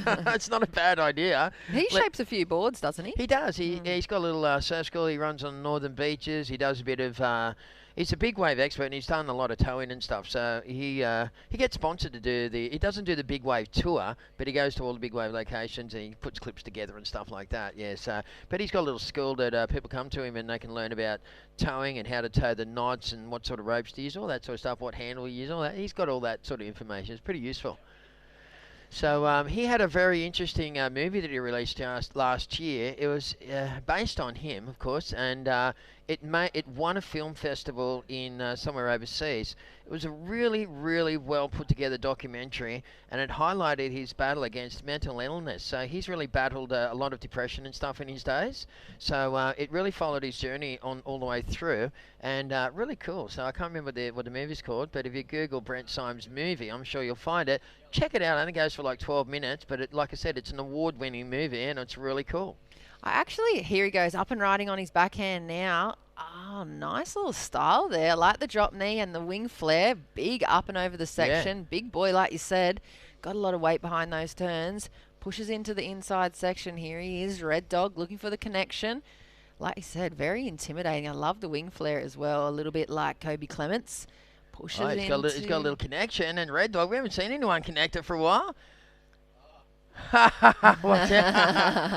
What's he doing? I'm not sure. I'm not sure if he's loving it or he's hating it. It's hard to tell. Yeah. I don't know what's going on with the body language there. Doggy's blowing himself up, I think. Yeah, I'm not sure either, but I think that's a nice opening wave. I think he's going to get... I thought it was good too. I thought it was really, really good. He doesn't need to carry on like that. That's fine. He's surfing great. Maybe it's just the way that he fires himself up. As I said, he has a few little demons that he has to deal with, and so this is a real life situation. Maybe open space. Here we go. Here's the replay. It's still a nice 2-turn combo for him. Nice style as well. That board looking pretty smooth. Then through the bumpy sections, that turn there was the money for him. Likes the look of the inside. Pumps onto the front foot. We're trying to keep an eye out to see if he's maybe just pumping himself up or he's upset, or it might be a priority situation. Oh, he's telling them, I think there's people in the rip, actually. That's what he's alluding to, that people need. Get those people out of the area. Okay, that's what he's saying. I think people have been pulled out in the rip next to the pool, and I think he's trying to make the contest officials aware of the fact that they're being pulled out through the rip, and it's pretty strong little rip reverberating off the pools there. Okay. So maybe just trying to really let those guys know there's people swimming right in the middle of the contest area. He's gone to second with a 3.67. He should be pretty happy about that. Nice little opening wave there for the dog. So Ben Duncan in first with the 5.77. Ben Duncan hardly broke a sweat on that 5.77. He just strolled through that one. He is a classy competitor, I tell you what, and an underdog too. Like you said, most people don't make the connection, and he rarely says anything. I don't think I've ever heard him say anything about his own surfing, and always just frothing around and working with the work crew and rowing down here on the beach for all the comps. So interesting to see how easily he's put together that score. And we'll wait to see what the next few numbers lock in as. Ross Cadden, last wave for him, a 2.13. So at the moment in second, Red Dog needing that 0.47, and Lennox Chell 4.14. I actually love the passion when you see surfing characters out there in competition and just bringing it, like reminiscent of the passion that you used to see on the beach from Sonny Boy and Andy Irons and all of those, real characters and like a rock star style of surfing that was in that generation. Absolutely. This year actually is the week of the 10-year anniversary for Andy Irons' passing. Oh, really? Yeah, Okay. in Puerto Rico, as we see Ross Cadden. They were over in Puerto Rico, weren't they? I think when he passed away 10 years ago. I'm not too sure. I know that he was on his way home. He was in Washington, remember, and he was in DC or something. He studied in a motel, something like that. Such a sad story. But while we wait for those last few scores, I don't think much is going to change at the moment in the situation. We'll cross through to mid-heat break, and we'll be back with you with live action right after this.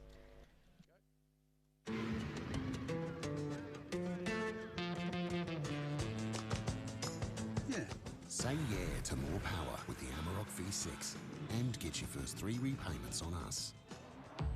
Volkswagen.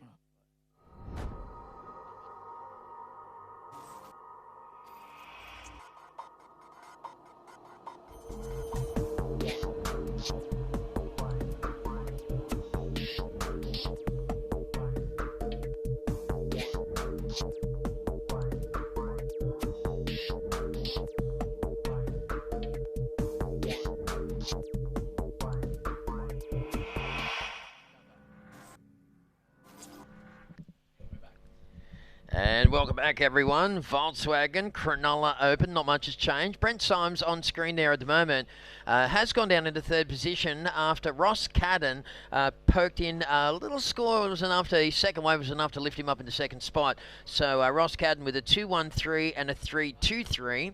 Right now, it is Brent Symes only needing a 1.54 to go up into second, and Lennox Shell needing a 5.37. Looks like Lennox is motioning for this one. This little goofy footer here in the blue singlet is really something special. Here he goes up and riding. Here he goes, the goofy footer. Not much on offer there, but he keeps the rails transitioning through the lumps and bumps. You can see him just really waiting for the opportunity. I think he's going to have to get to work. Nice release there. Pretty easy, throwing a lot of spray too, and a little bit of a grin as well. He loves surfing. You can tell how much he enjoys being on the board as he looks for the inside connection. Wow. Stylish surfing. Releases the tail again. Down on the double up. But beautiful stuff prior to coming unglued at the end of that one for Lennox Shell. I mean, that looked like a nothing wave when he took off on it. Benny Duncan, wow, great angle of attack on the bottom top turn combo. A little bit of joy on the inside here, and it jams it up on the coping. Out the back there, Brent Symes also getting a little link up on this one, looking for a little something. And the man they call the dog just jamming it in the pocket. Nice combination surfing there from Brent Symes, and he's throwing his weight around with a lot of style and aggression on that one. So let's see what the judges say about that last exchange. But clearly, Lennox Shell getting the better of that last exchange. Yeah, definitely. That opening ride for Lennox, just a bit more opportunity on offer, a bit more open face, and perhaps a little bit more finesse. Let's have a look at the replay here. The start of it, nothing too critical. Not much to write home about. He's kind of just winding those rails all the way through until this thing sets up for him. Bang. There we go. Nice release there. Plenty of spray up and over the next section. I think he gets another one on the inside, but then he goes down on the final manoeuvre. Safe to say, still a nice opening ride. He's so stylish. 3 good, strong turns, and if you had to put the finishing touches, that could have been an excellent ride. Probably going to be a high 6 or a low 7 or something. Here goes Benny on the backhand. Really nice angle of attack on that one. It was such a short little wall with nothing to work with. He got back into that power pocket, and then he jammed it on the coping. Out of the back, you can see Red Dog, and he got a little link up as well. This one offers a little inside section here for Yellow. Grinds away. That's his second. That's his third turn there. And Red Dog, just a little kind of love tap to finish off that one. Interesting exchange. Numbers are starting to come on through. Okay, so situation. The last one for Benny. Second wave on the board, 4.50. That opening wave for Blue, Lennox Chell, was 5.17. Last wave for Brent, 3.33. So situation, Benny's out in the lead. Brent, Red Dog goes into second.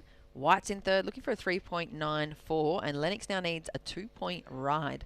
4 minutes on the clock, and like you said, interesting tactics there from the competitors. There's a little bit of a panned out view. That is the man in second place at the moment, Red Dog, and we saw just earlier on a bit of release in emotion, maybe a bit of passion, and getting adjusted into the priority situation of the heat. As you can see, I don't think the surface can hear very well out the back from the wind. Where was it? Oh, yeah, in the Tradie Surf Masters, right. Brent came fourth in his heat. He come and saw me afterwards, and he goes, "What am I doing wrong? Am I just, am I just kooking it, or what's going on?" I said, "You're a good surfer, mate."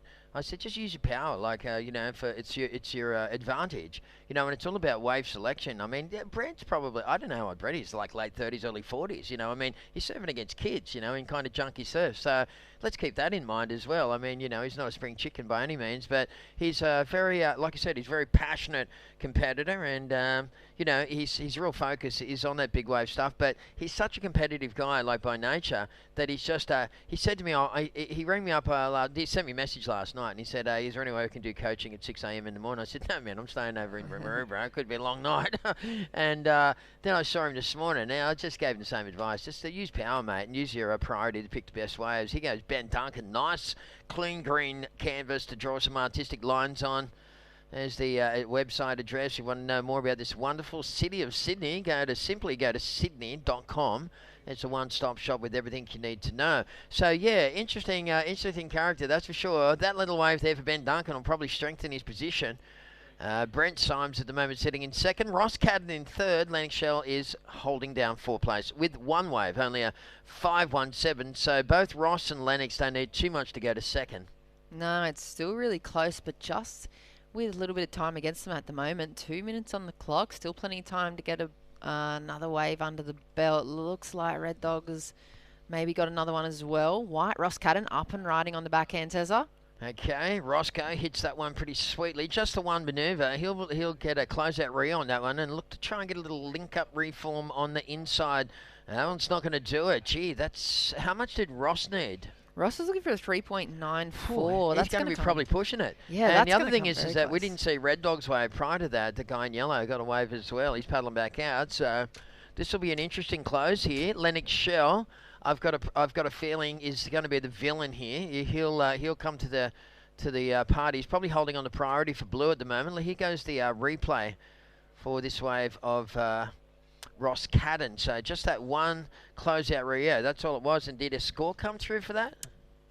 It did. It came through as a 3.93, but like you said, we didn't see yellow Red Dog's wave, and it improves his situation, so a 4.80 answer back. Okay. Situation, Benny in the lead. Yellow remains in second position, 1 minute on the clock. White now looking for a 4.71, so that requirement increased after Red Dog's last wave. And Lennox Shell looking for a 3.47 now, and safe to say, I'm pretty sure Lennox would have priority position, 50 seconds on the clock. The only problem he has is time. You can see him actually looking at his watch as well. He timed the heats, which is always handy. Sometimes with the wind around, the commentators aren't able to get the, the actual time calls out there, or it might be just difficult to hear in general. We've got a great PA system here at Cronulla, though, with the Surfing New South Wales guys. They've got 1,000 speakers, so they should be fine. And they've also got those tin horns, which really carry in these kind of windy conditions. So around about 25 seconds remaining. What does Lennox need? Lennox needs a 3.47. Okay, so well, he just needs to take off. If Lennox takes off on a wave, you can almost say goodbye to Brent Symes here. But in some kind of little biblical sort of thing, Red Dog has been blessed here because the ocean has just gone completely lifeless for the last 40 seconds. It's the first time we've seen a flat spell like that for a long time. And we're going to count down this one. And I don't know if Lennox is going to get a wave here, as that's the countdown. And it will be. Is anyone up and riding? No, it doesn't appear so. So, oh, hang on. Okay. Was that before? Okay. Well, it is. It looks like he might have got one before the hooter. We'll have to wait to see the official results. You can see him looking back out the back, double checking that it was the last wave. We're not quite sure. We're going to have to wait and confirm the outcome, Tezza. did you want to go back to the replay on that last of blue, or no, we're just going to keep going through? Okay, we'll throw to a commercial break. We'll be back with more live action and the result from that heat here at the Volkswagen Cronulla Open right after this break. Have faith in me, I have faith in you. Still so many miles we can leave behind. And how we learn to fly, the way we move and tight. Let me hold you close while we're here in this room.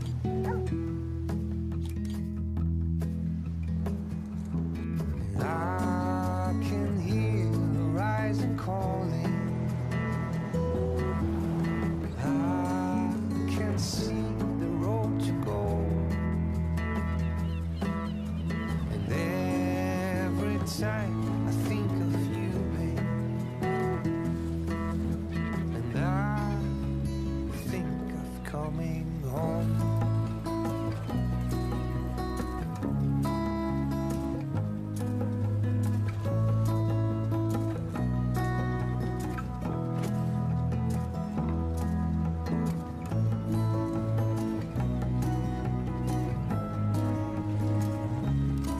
I said you and I felt like strangers in the night.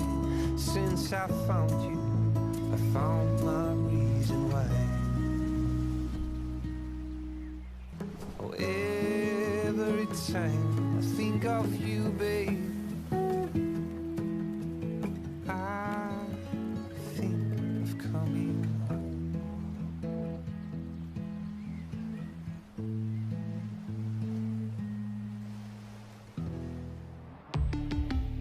Volkswagen.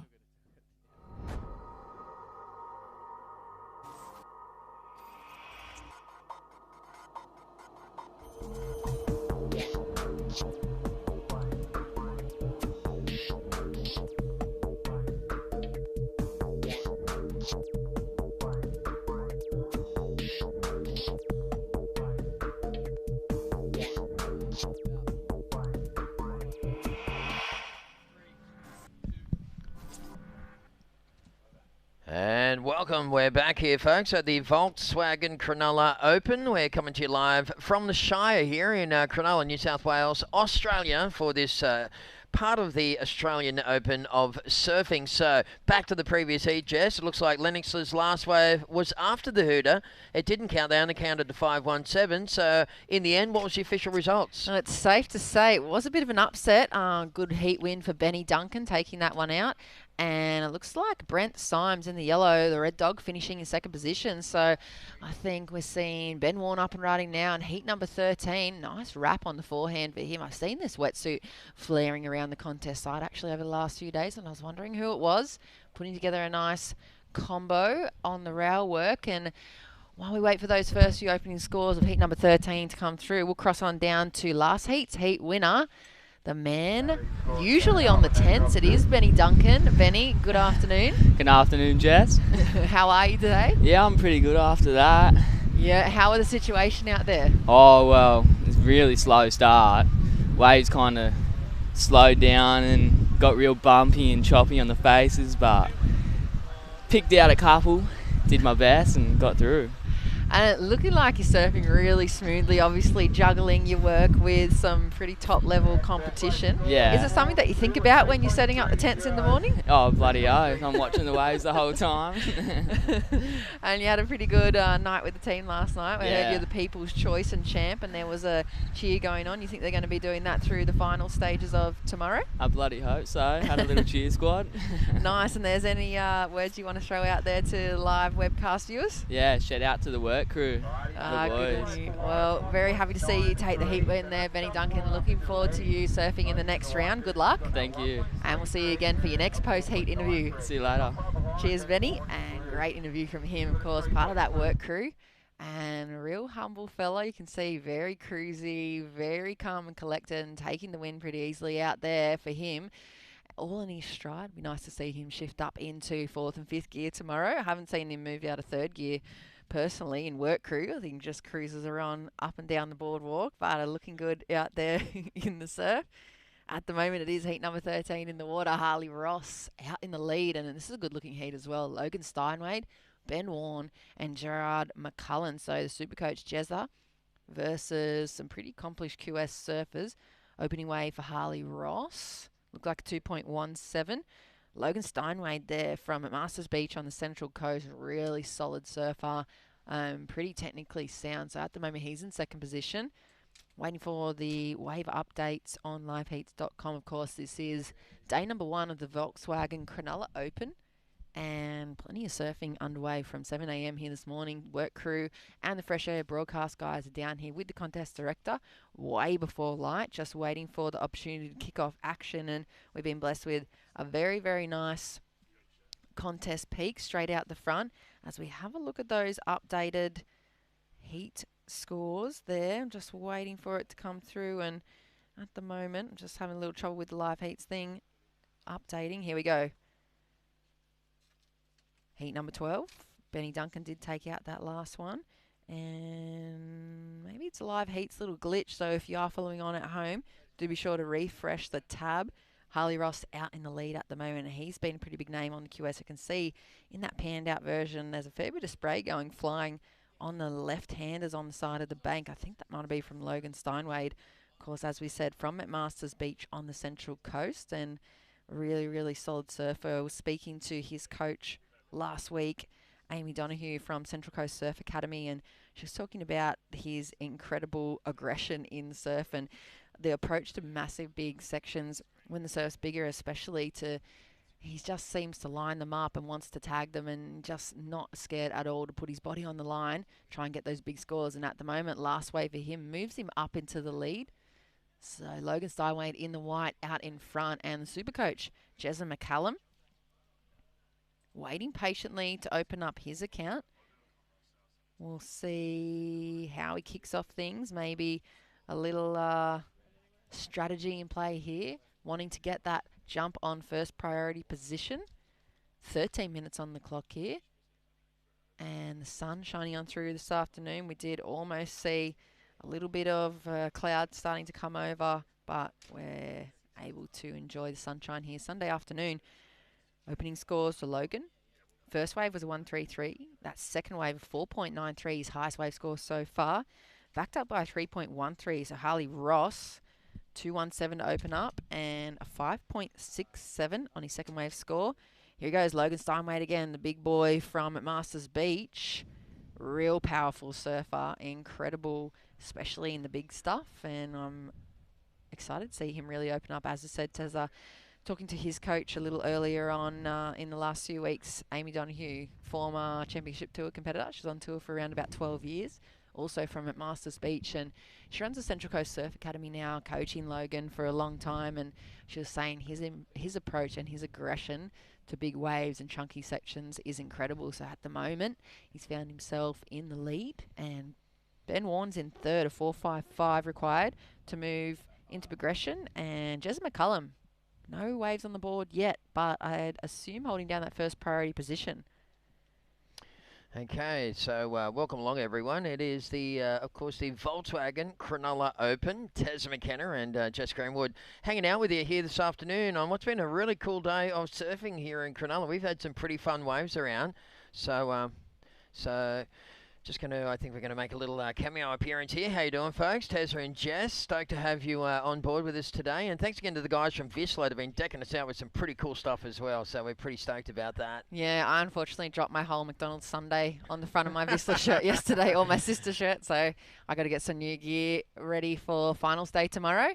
But it has been a great event so far, Tezza. We've had so much good surfing. The calibre of surfing, especially in the round one, has been incredible. Yeah, absolutely. So thanks for hanging out with us here this afternoon. Don't forget to drop a little line on Facebook, and we'll do a bit of a shout out and let us know who you think's going to win the competition. But it's great to be back to work, and it's great to have you here. And thanks again to Vissla for the cool stuff. We really appreciate it. Yeah, cheers, guys. And Sister as well, of course. That's their female end of the brand. Here we go. Superimpose into the heat, and we're out of there. I hope we don't get scored on that wave for an interference. Yeah, Tezza and Jess just got to 0.1 for the wipeout. Who was that? Jezza McCallum kicking things off. There he is, the super coach, Jezza. Logan Steinway's last wave, 5-point ride, so increases his lead. Harley needs a 4.27. He's already sitting on a 5.67, so we'll see if he can replace that lower wave score of 2.17. Jezza opened up with a 4.07, now in third position, needs 3.78, and Ben Warren 4.55, and 10 minutes remaining on the clock here, so halfway in heat number 13. We do have all the way into heat number 16 this afternoon. I think that might be Coda Cologne, if I'm correct. It is in the red. Rashi coming up next. He's there with his dad and some of the support crew. And he's a pretty impressive surfer from Maroubra as well. Here we go, Ben Warren. Okay, Benny just hitting that one with a nice little backhand rear. You can see those cargo ships out the back. Of course, they're all heading towards Botany, where there's a big container, facility there, and lots of those ships are going in and out. Here's the next heat coming up. Looks like a pretty solid one. So that's going to be cool to see. Benny Warren's last wave just lifted him up into third. Jared McCallum is right now sitting in fourth spot. We've got Harley is holding down. And that's Joshua Levy, I think it is, in the blue singlet. He's a great young surfer, Josh. He is, and it's going to be those matchups in the last 4 heats of the afternoon are so solid. Like we've been saying all day, this seedings list is incredible. I think we do have a guest commentator actually coming up next in the booth with Crispy, so we'll move out of the way for the next few heats. Oh my goodness, are you serious? Gary Green, the absolute legend of Cronulla, and you know that Gary used to live, here's a good story. Gary Green was coming second in the world, and at the time, he walked away from the world tour and said, I'm just sick of competition. He actually left after he got through his heat, so you might be able to find some of that stuff.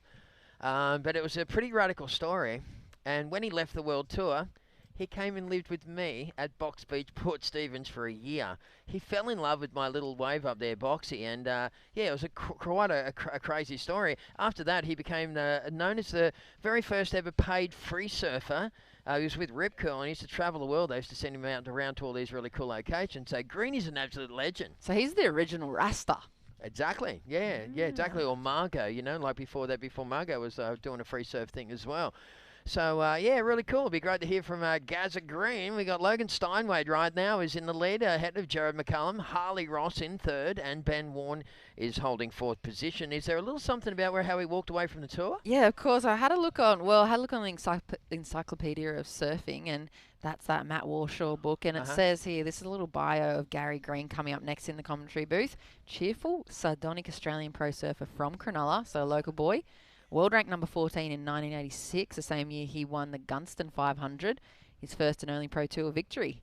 And he was the son of a rubber factory worker and a barmaid. So raised in a flat in landlocked Western Sydney, and came to Cronulla and started surfing at 10. So going to be an interesting character, and why would you want anyone else in the booth than the man himself from Cronulla? So it's going to be great to see his perspective, on the Volkswagen Cronulla Open surfing. He's just had a bit of a nasty operation. He had to have a hernia operation and stuff. So he's been out of the water for a while. I was just talking to him outside. Last time I was hanging out with Greeny about 3 years ago. I said to him, what are you doing? I said, I'm going to go up and there's going to be some good waves up in Port Stephens. You want to come for a drive up for a day or two? And he went, nah. And then he rang me back in the arm and he goes, you know what? I will come away with you, Tessa.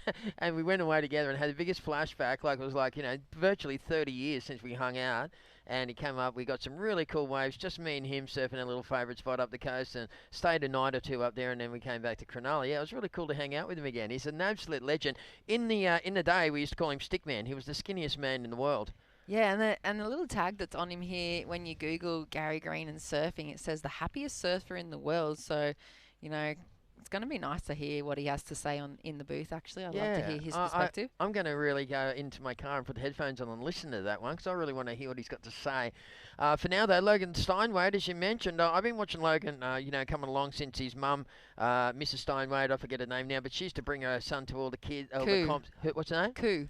Is it Koo? Yeah, I think she'll be watching on from home. Yeah, Koo. Okay, hey Koo, how you doing? She's a lovely lady. She used to rock up with Logan at all the Grom comps when he was just a little kid, and but now have a look at him. He's a lump of a man, and like you said, he's really starting to specialise on that big wave stuff.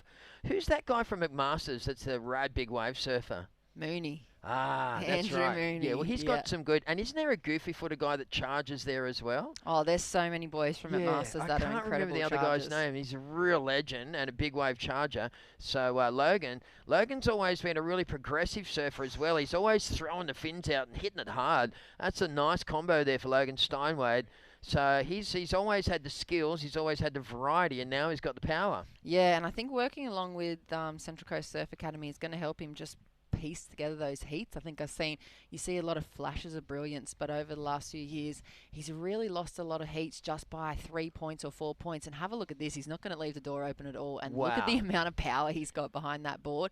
Tree trunks for legs. It could be mistaken for a footy player if you see him on the sand.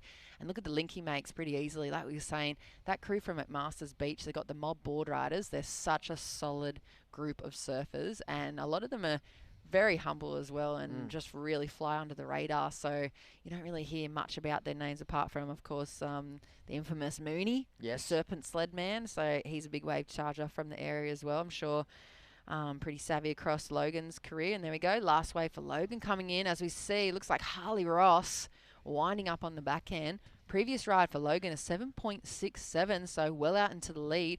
We'll wait to see what that last wave for Harley Ross locks in as, Tezza. That was a nice-looking backhand attack. Yeah, Harley is all class, isn't he? That guy's just really cool to watch. With the 5.83, Harley's just sitting right underneath Logan's got a two-wave tally, 12.67.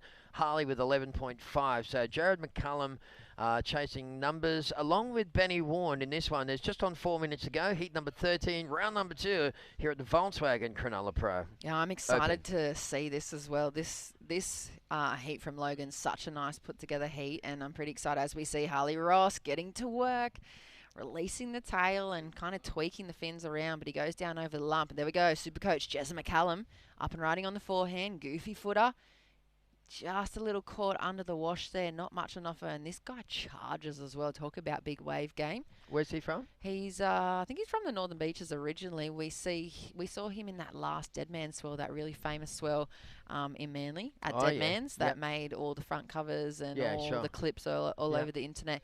He was one of those guys charging out there on that day, and he's super fit and super dialed into surfing. He surfs a lot. And he's a coach. He's a coach, in the high performance. I think he's in the high performance facility in Manly. I can't remember the exact name of his coaching facility, but he coaches a lot of the Super Groms as well, and used to do the QS for years and years. Yeah, I know Jared. I don't know him personally. I know his name and I know his reputation. He's a great surfer. Yep.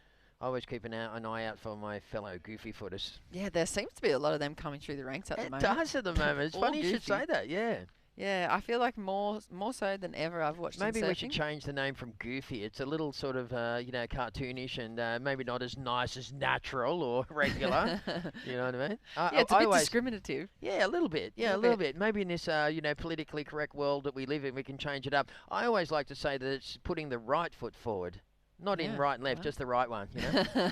Well, it seems to be working for the goofy footers. I feel like every other Grom is goofy at the moment too. We're watching all those Super Grom series. There's only a handful of regular footers and majority of goofy footers that I can think of at the moment. Maybe it's just sticking out. No, it's a real time for goofies. I mean, you think about the World Tour, and there's a real lot of Ryan Cullen and all that, and Italo and Medina and that. There's so many good goofies around at the moment. And I don't think that affects people when they're working out what foot to put forward, though. You know what I mean? Well, I work at a surf school. Quite often we say to people, "Have you had any skateboard experience?" And they're like, "Nah, none." It's like, just jump up and see which one comes forward first. So, you're not going to get influenced by social media or pictures of someone. No. That happens naturally. Yeah, it is a natural And I'll tell you another funny thing about Goofy and Natural is that nearly every single one of my friends that's had kids, their kid surfs in the opposite stance to them. It's like they don't follow the same. If their dad's natural, they're a goofy footer and vice versa. It happens a lot. Not all the time, but a really high percentage. Okay, so we're down to 1 minute 30 on the clock. Jared McCullum, the super coach, needs to... Well, he's on the other side of the clipboard now. He needs to, practice what he preaches. Ben Warren also chasing some numbers here. Logan Steinwade's had a great hit. Here he is again. The big fella just kicking his board out aggressively. And Harley Ross sitting in second spot there. Wouldn't be surprised to see Harley take the lead here with a minute to go. He's such a star performer in his and he choreographs his heats to perfection. He's One of the best surfers in Australia, I reckon. Harley Ross. He's really got all the makings of an absolute. Well, he is an absolute champion. So just under 1 minute remaining. Heat number 13 is in the water, and how many more heats have we got here today, you reckon? Still got 3 heats on the board, so we're going to roll all the way into the final heat for this round. Here we go. Harley Ross up and riding on the forehand. Gets that board moving through the section. Look at the release and the spray. Even the check back over his shoulder there. Probably having a look to see which pathway to negotiate through to the shorey. Maybe checking that the flag's still up for the go on the heat. And a nice wave for him. Not much else on offer on the inside. What did he need to take the lead in that one? It is 6.85. Yeah, I don't think it's coming on that. But he's probably get a 5 or something, or a 4.5 or something. Who knows? Might come close. So he's got a pair of high fives at the moment. So it's going to come right down to the last 10 seconds. Logan Steinway is out in the lead. Beautiful looking heat for young guy from the mob. And I don't know if that's locked on in. No, we've still got a wave to come for Harley as this heat closes on out in the dying seconds. You can hear the hooter in the background. Yeah, you can hear the double hooter in the background. Signals the end of heat number 13. Scores look like they're still trickling on through. Either way, it doesn't matter. We'll let you know at the end after the break. But at the end of the heat, Logan Steinwade and Harley Ross. It was a 4.20 for Harley. So Logan Steinwade's won that heat. Well done.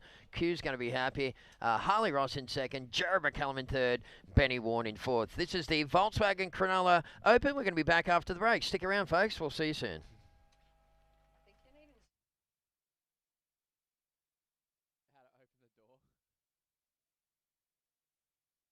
I got no audio.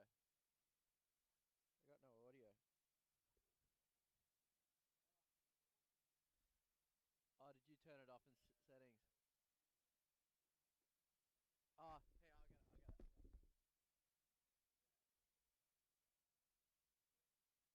it. To more power with the Amarok V6. And get your first 3 repayments on us. Volkswagen. You've dreamed of places to go. You promised one day. Now, one day is here. New adventures. Wide open spaces. So, you can't travel the world right now. So what? New South Wales is here for you. Let's all reboot 2020. One unforgettable experience at a time. Now's the time to love New South Wales.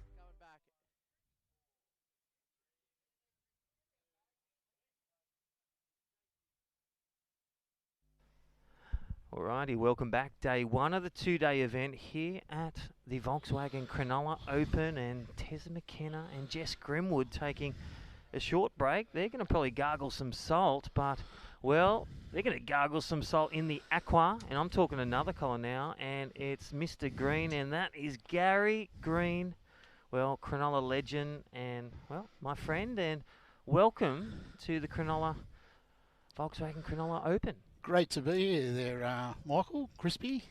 I love Good when to see people you, call mate. me Michael, because who is that guy?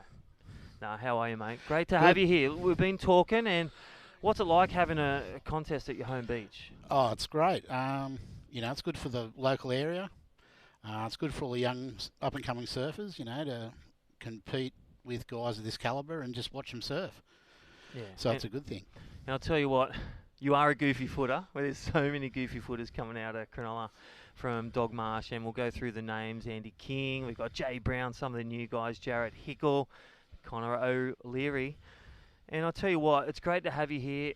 Some of your background, Search 1 and 2, pretty much the first paid free surfers after 5 years on the CT. Tell us a bit about some of those things. What was it like as a pro surfer in your era? Well, there was 28 contests a year, so it was pretty full on. It was brutal.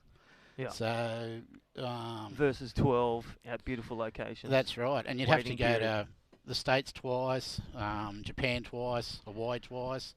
So it wasn't all sort of like set up, Yeah. you know, like it is now. Wasn't an oiled machine, one would say, or a Volkswagen transporter. Exactly. California, That's right, yeah. So, no, it was pretty full on, and a lot of guys used to burn out. I lasted 5 years, and then I'd had enough. I was like number 6 in the world, so I pulled the pin. And I used to surf with Terry and come up through the ranks. So, yeah. Well, I'll tell you what, we've got live action, and that is a great replay courtesy of Fresh Air Broadcasting. And Hayden Blair's out there, local guy. Have you seen him surf Solander Island? He has come, he has rolled up to the Shire and really taken over. He used to love down the coast, but now he lives here. He's having a baby soon. He's in the lead, a great natural footer from Cronulla.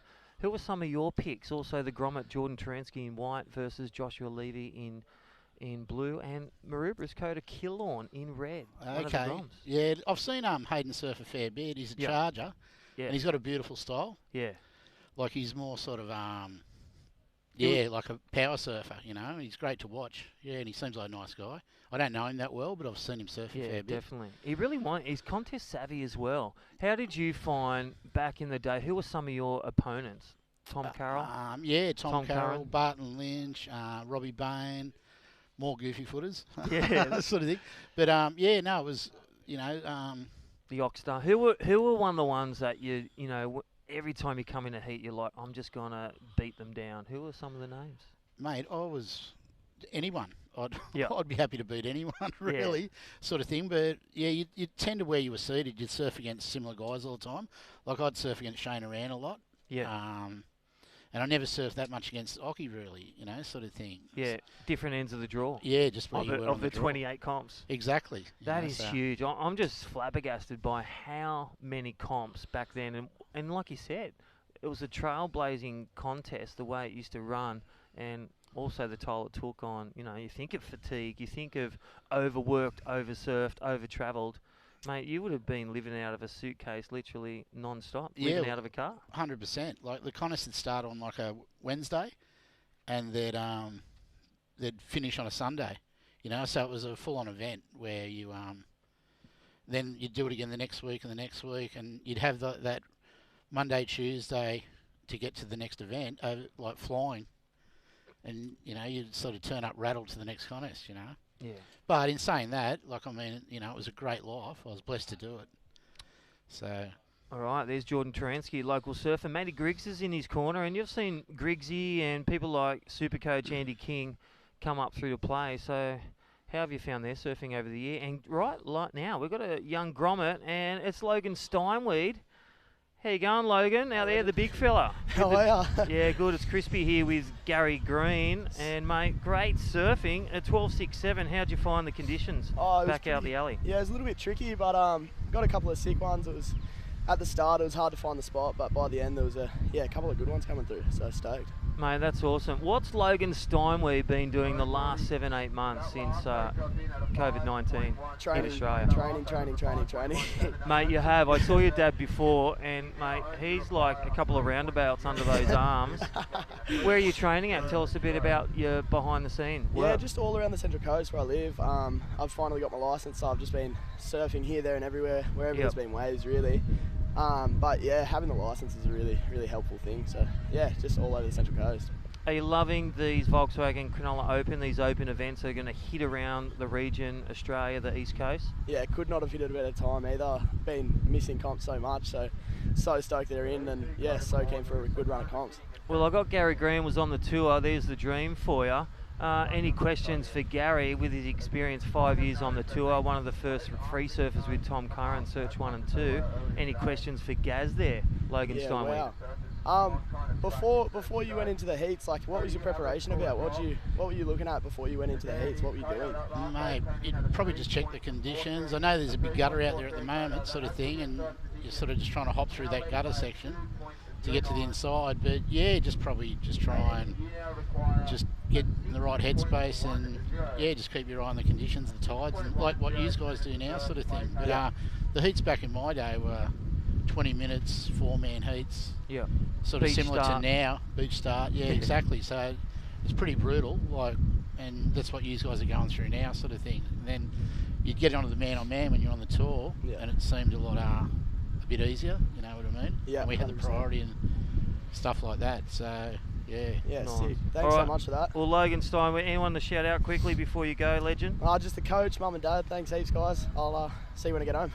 Well, mate, we'll see you tomorrow, Australian Eastern Standard Time, 7 a.m. Logan Steinway charging out there, brother. Thanks, guys. Good luck, buddy. See you later. All right, back to the action, and the Maroubra kid, and this is live action. Joshua Levy he's on the ropes, Greenie, and we'll get to that shortly as a grommet. But Coda Killorn, the young grom, a 10.26, and this is Hayden Blair that we said, the natural footer from Cronulla.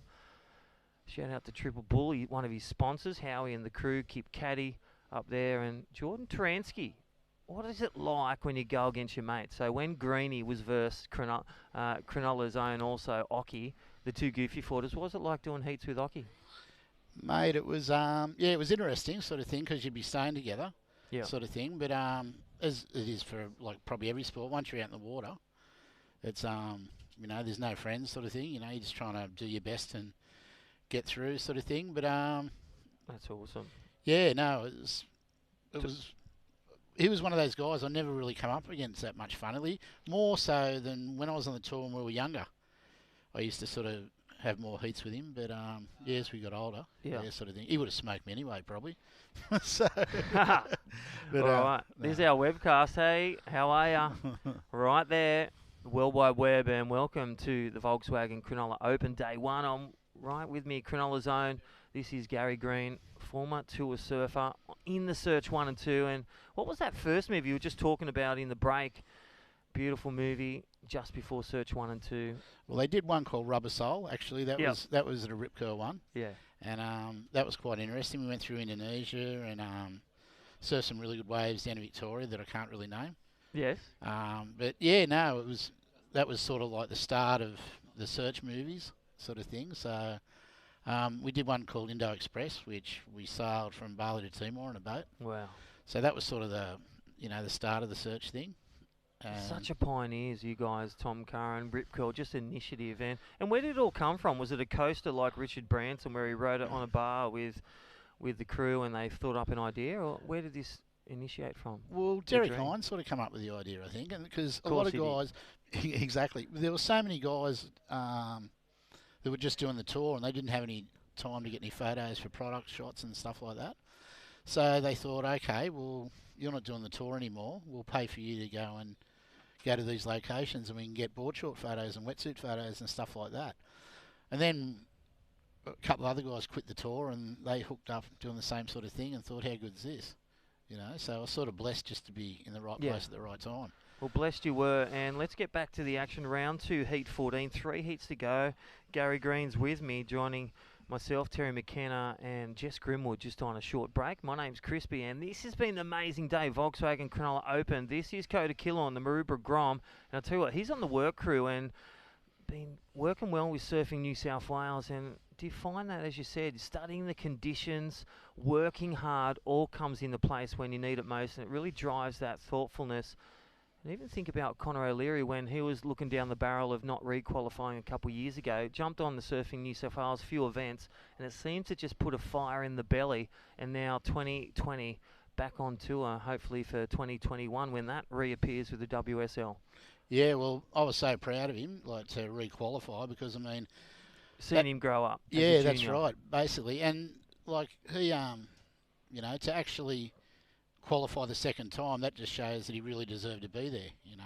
And look at this, another goofy footer. Talk us through this one, Coda Killorn. Gaz? Yeah, well, he's got a nice style. The waves look a bit clunky out there, sort of thing, but he's actually doing some nice snaps, and this one looks like it's going to run across the outside bank a little bit. Well, I'll tell you what. He's got a nice flowing style, sort of thing. It's pretty lumpy. That devil wind's coming straight on, like it's an easterly wind. So normally if it's got a bit of south in it, it's a bit cleaner. But yeah, that was some nice wax on that. How did you find your style? You're a goofy footer, back foot power, just like that. What would you say if someone was talking about Gary Green, not talk about yourself, what were you known for with your surfing style? Rail bogs, I think. Oh, you know what? Just like Coda Killorn, 8.67 last of red. Beautiful. Excellent ride. Just, well, ticked all the boxes, dotted the I's, crossed the T's, and that's how I would describe Gary Green, the lean, mean green machine. Yeah, well, I've put on a bit of beef. I had have a hernia operation. So, and during this COVID, so this is Hayden. Yeah, Hayden Blair in yellow. So the two, nice you got Maroubra versus Cronulla. You had a few of those with MSB and all the Maroubra crew with the Aberdons. A few battles over the years. Yeah, well, for sure. Like being both Southside clubs. Yeah. And Maroubra, even back in the 80s, like there used to be like Newport Plus. Yeah. Maroubra, Narrabeen, sort of all very strong areas, you know, like good breeding ground. Yeah. And do you find that as well? We talk about Cronulla being a hub. You said you grew up around the Newport when the parents moved on. You went to Newport. You moved from Cronulla. Where else did you go to in your junior career and throughout your teens? Oh, well, basically, when I left school, I went up to the Gold Coast for about a year. Yeah, everyone and does. Ran away, yeah. Had perfect waves up there, you Wow. know, sort of thing, like when Kira was Kira. And, yeah, I was sort of lucky enough. Spent a year up there, won the Gold Coast junior titles, then moved back down to Newport after a year. And that's what we're talking. You won the Gold Coast titles, and then you won the New South Wales junior titles. Yeah, in the same year. same year. Wow. Yeah. Who? Well, it was funny because... a bit like Matt Rogers. Well, the guy that was running it was called John Howard, who started Peak Wetsuits. Yes. And he was my sponsor as well, so he sort of like slipped me in as a reserve. Wow. Into the New South Wales titles, so yeah, I was pretty lucky there. Yeah, that'll be great on the history. We should do a Queensland and New South Wales shirt. Well, live action. Jordan Taransky's got his work to do here at the Volkswagen Cronulla Open. Fresh air broadcast coming you live around the World Wide Web. And if you're enjoying this, my co-commentator, well, the legendary Gary Green from Cronulla, another goofy footer to join the likes of Dog Marsh, you know, the late Andrew Dennehy, and also Nugget as well, some of our lost great friends. Yeah, well, Nugget was a great surfer. Yeah, amazing. Behind the pool, every time I surfed behind the pools like today with some of the girls, it was like, I remember the times with Nugget, just owning it, dominating the goofy footer attack on his backhand or forehand. 100%. He surfs a lot like Tommy Carroll. Yeah. Same stature.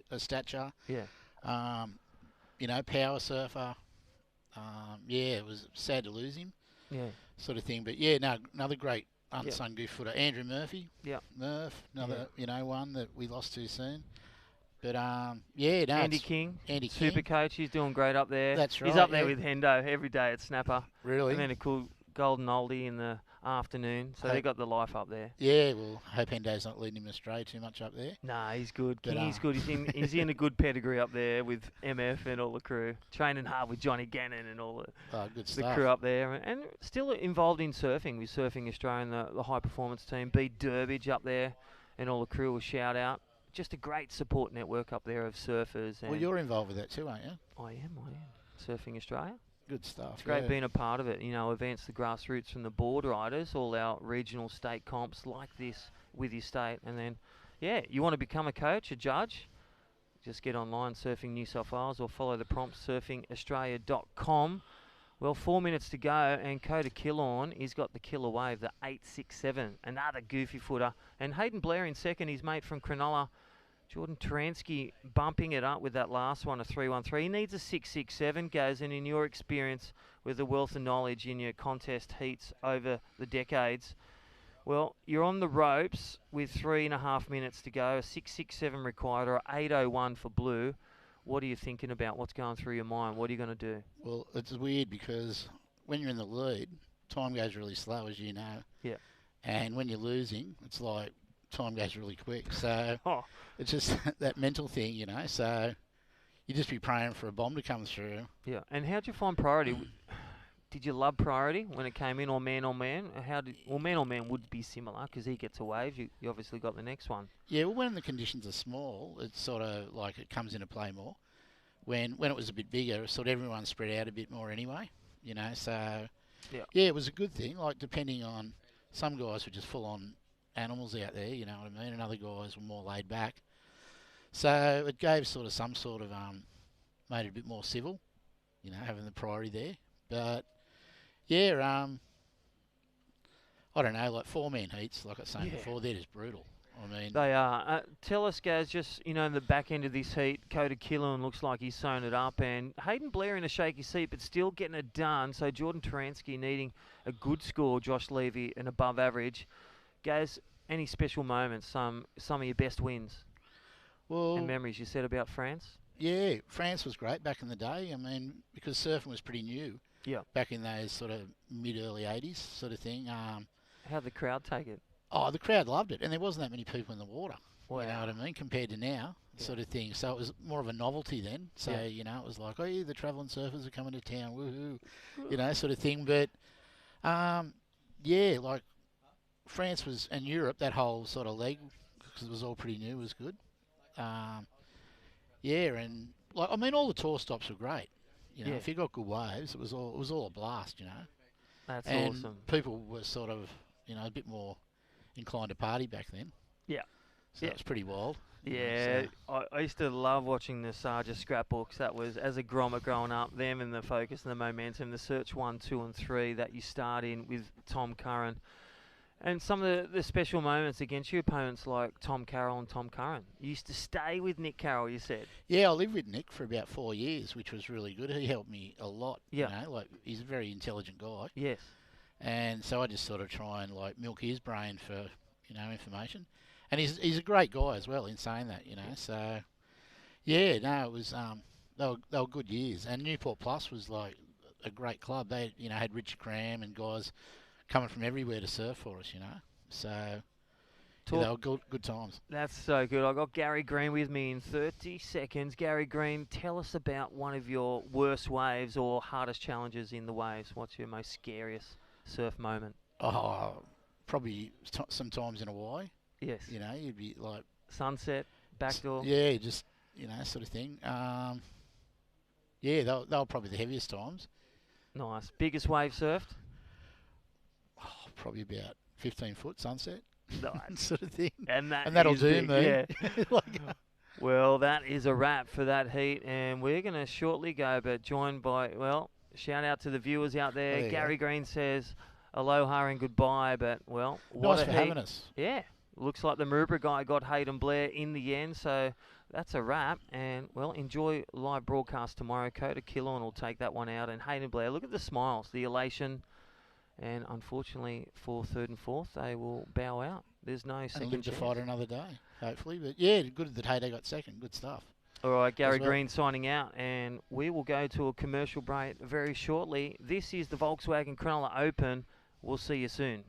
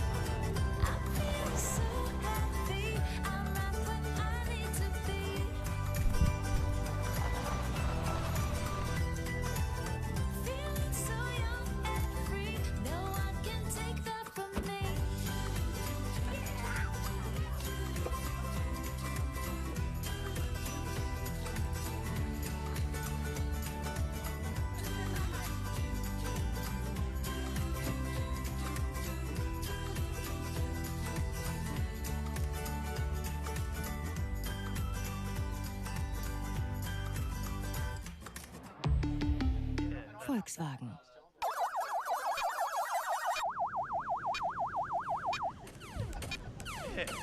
Yeah, that's what you're talking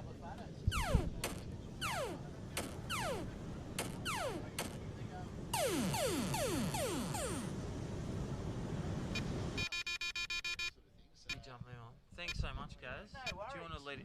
You're right to let him out. Thanks, legend. You coming back tomorrow? Do you want to drop in for one tomorrow? It'd be great to chat again. Have a chat with Tez McKenna.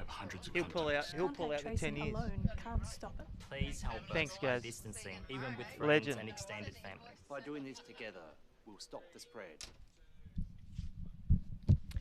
Well, welcome back to Volkswagen Cronulla Open, day one of the two-day event, and I am Michael Crisp, and I've got with me Jess Grimwood is back, and I don't know if you heard it, but things were green. We've got a green screen behind us, but Greenie from Cronulla, what a legend. Yeah, I was soaking in the action on the screen down at the beach, Marshall, so just cruised across and they were broadcasting your guys' interview on the screen right there along with the live webcast, so it was nice to hear from him, of course. One of the, we call him the godfather of Australian surfing from that era in the 80s and the professional surfing, one of the first free surfers ever, official free surfers. Official, and that's what, like you think of Margot and, you know, Bunyip Dreaming and all the great movies that come through Billabong with Margot and the crew. And the Green Iguana. The Green Iguana. And then you think about, wow, Search 1 and 2, that was Gary Green, and he was the first paid surfer to go. And they just went on trips. Yeah. After 28 comps. I'm like, where did you fit that in? Did you have like 14 months a year? Yeah. It's incredible to see those guys literally blazing the path for these young boys coming up through the Australian circuit. And we heard him at the end saying off air that they used to be able to surf through a trials type full event. As we see Darcy Crump up and riding. The Crumpster. He's such a powerhouse, this junior now, pro junior surfer. Darcy Crump from the Northern Beaches, and so sharp and powerful. I've seen him get 10s in state and Aussie titles just when he gets the right wave. And just that last heat, we had Coda Killorn taking a win and a goofy footer. Well, he's down live. So Coda Killorn, Mr. Super Work Crew Surfing New South Wales, you are now an athlete going through to the next round. Congratulations, Coda. Yeah, thank you guys. Hey, we had Greenie, Gary Green. Do you know much about Greenie, who he is? He was commentating with me in the booth. Goofy footer like yourself. No, I don't know him that well. He'd be at least 20, 30 years before Mr. Killorn. But well, your dad will be frothing because he was talking about you, and he was a goofy footer like yourself. His timing, his prowess, he would drop 8.67s just like you, and that 6.83 in that heat. That just ignited you to finals day tomorrow. Congratulations. How do you feel? Oh, I feel pretty fun. That long one I got all the way to the shore, it was a good little link up, and then I linked it to the little backhand Rio, and that felt nice, and it was just good to be in the water and get the first heat over and done with. I find it funny that you call it a little backhand Rio, Coda, because I was on the beach there with your brother and with the rest of the cheer squad in your corner, and it was a pretty massive attack. It was a pretty chunky looking section as well. And could you hear everyone erupting on the beach and all screaming and cheering? No, I actually couldn't. I kind of blocked it out so I wouldn't fall off on the wave. Oh, nice. So focus under pressure, Crispy. Yeah, that's great to hear. And talk to us about, what are you looking at with the kind of waves you're looking at and turns? How do you find your preparation, Coda? Well, at the start, I was just looking for one or two, like kind of the bigger ones with just a chunky section with a bit of water to throw. And then I wanted one that linked up, and I got one, so I was just stoked with that one. Well done. And what was that feeling like when that buzzer blew, you knew you were in first, and with your mate Hayden Blair, the natural footer from Cronulla? I was really happy, actually. Mate, anyone to shout out with your support team? Mum and Dad for bringing me here, and Coach Matt Griggs. That is awesome, mate. Well done. Congratulations, Coda. Well, a well-earned rest tonight. We'll see you finals day tomorrow, sharing in 7K for the finalists as well, men and women here at the Volkswagen Cronulla Open. Thanks, Coda. Thanks, guys. Thank you. Cheers, Coda. That was such a good heat from him, putting it together. And like I said, the crowd were really tapped into his performance. He really lit up the sky out there. And you can see Darcy Crump calling for a situation update, maybe a score. 14 minutes on the clock. It looks like he's out in the lead. And good looking lineup here too. I think this is the second last heat of the afternoon here, Crispy. One more coming up right after this. Heat number 16 will be the final heat of the Open Men's Round 2. It's been a huge day of competition. Day number 1 for the Volkswagen Cronulla Open here right at the alley, and it's been plenty of highlights for me today, Crispy. For you, what would be your number 1 highlight so far sticking out? Oh, so far it was Gary Green in here talking about the history, because the Australian history in surfing, worldwide, local, and right here at Cronulla is so rich, and the support network, all from the board riders, all the way down to the work crew. So I love that. The Cronulla Sharks, a rich history of developing next generation champions like Oki and emerging talent. You've got people like Jarvis Earl, you've got Connor O'Leary making the tour. That's what is inspiring. And then the 12-year-old Grace Gosby. Oh, that's yeah. exciting. Pushing on through to finals day for her. She got a second place finish in the round today, opening round for the women. And great waves, and you know what I love? Not only great waves, great food, and just great performances. So Nixie Ryan getting through as well. When your athlete gets through, it's a good day, because you love your wins, but you also learn from your losses. So that's the key as well. She had a great win. Enjoy. Well, it's nice to see those girls moving on through to finals day. It's going to be a good one. We did see, as we were speaking about earlier, a bunch of the top QS girls floating around for the warm-up surf, so there's plenty of vibes still going on up and down the boardwalk here, and it's going to be a massive day tomorrow as well. It is the first instalment of the Australian Open of Surf, and at the moment, second last heat for the day. Joshua Stretton goes to the lead in the white. Darcy Crump's in second. Dane Decoe is currently sitting in third position. Actual Rose Carota sitting in that 4th spot. So no doubt Dimmy tuning back on in here. North Stain Yeah. Board Riders boy out in the water. Yeah, it's great to see. So Axel Rose Carotto, one of the young Grom, and also Dane Deco. His father was a great surfer on the QS with Craig Holly and Simon Day from San Susie, and he taught me to play cricket as well. Did he? So that's the history of Dane Deco, 2nd generation. Love to see it. You even got like Elko's kids starting to surf now up at Byron Bay, and it's this next generation stuff like Billy Bain, and the list goes on with Ockie and his kids, and even Rabs as well with the Bartholomews. So next generation surfing as the rich history since 64, the first world champion, Phyllis O'Donnell and Midget Farrelly.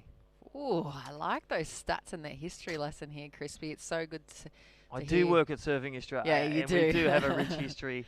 But it's important, memorabilia. like you said, it's very important. Yeah, And respect. And it really breeds such a deep talent pool for us Australian surfers, and for watching our little crew move up through the ranks here, like you said, board riders, and then regional comps into juniors, pro juniors, open events, pros, QEs, and then you see them on the championship tour, and we're just trying to push everybody all the way up through, and we can see the Australians take over the ranks on the World Surf League once again. And that's it. Couldn't happen without Volkswagen, our main sponsor of this event. This is series, the Australian Open. And again, with Volkswagen, how good is it? Even the Ridges Hotel coming on board. Beach Burrito, our lunch for the staff, and also for the great competitors to head up there and just be sustained with good food and good times. Well, situation update, Heat 15 here at the Volkswagen Cronulla Open. Joshua Stratton, a 9:07. Darcy Crump in 2nd. The North Narrabeen surfer looking the goods for next round. But Dane Deco, the young Grom, they've got nothing to lose, and that is also dangerous from these young kids. When they have nothing to lose, they can be most dangerous in their strike rate. Axel Rose Carotto, just with a small wave, just will need to use priority well and make his choices with his moments.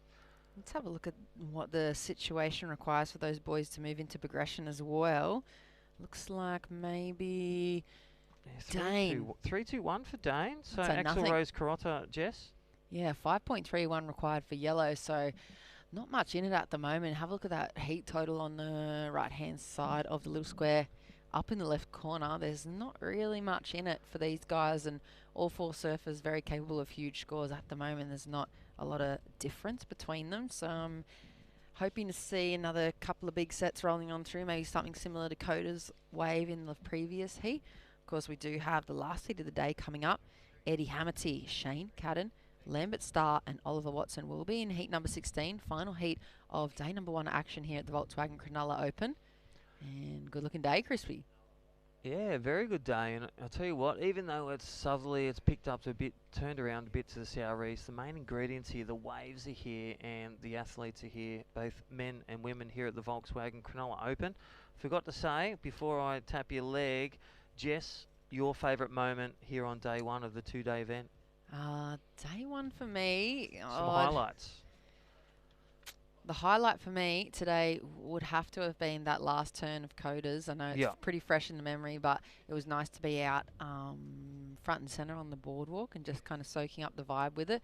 It really lit up the competition scene. You know, sometimes when there's these big lulls in a heat, people kind of start wandering around. You kind of lose focus on what's going on in the water a little bit from the sand, and then he just worked that wave all the way to the inside and then kind of made everybody turn back around and start watching the event again.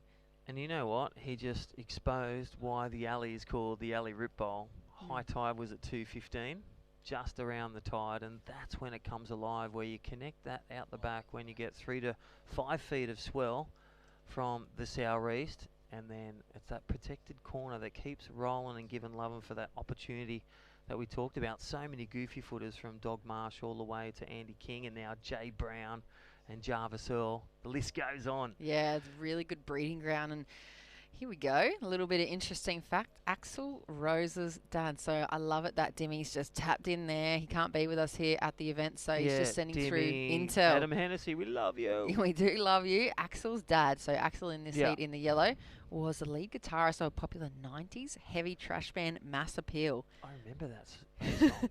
Headline one of the first big day outs with Nirvana, and here we go. Dane having a look at the opportunity. Nothing on offer for him, but that's pretty interesting intel to the Axel Rose Corona, maybe why his name.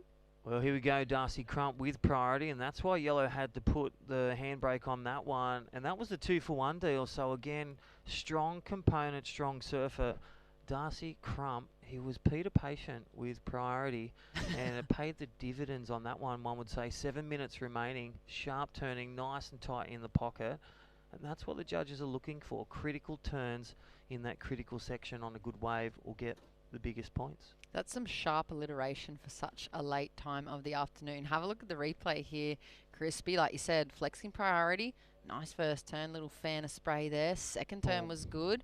Rides on out of it. And what did you call him? Peter Patient with priority. That is Darcy Crump. Picked off a winner, puts himself into the lead. Here we go. Axel up and riding. Yeah, so he's been pretty quiet and, well, just not...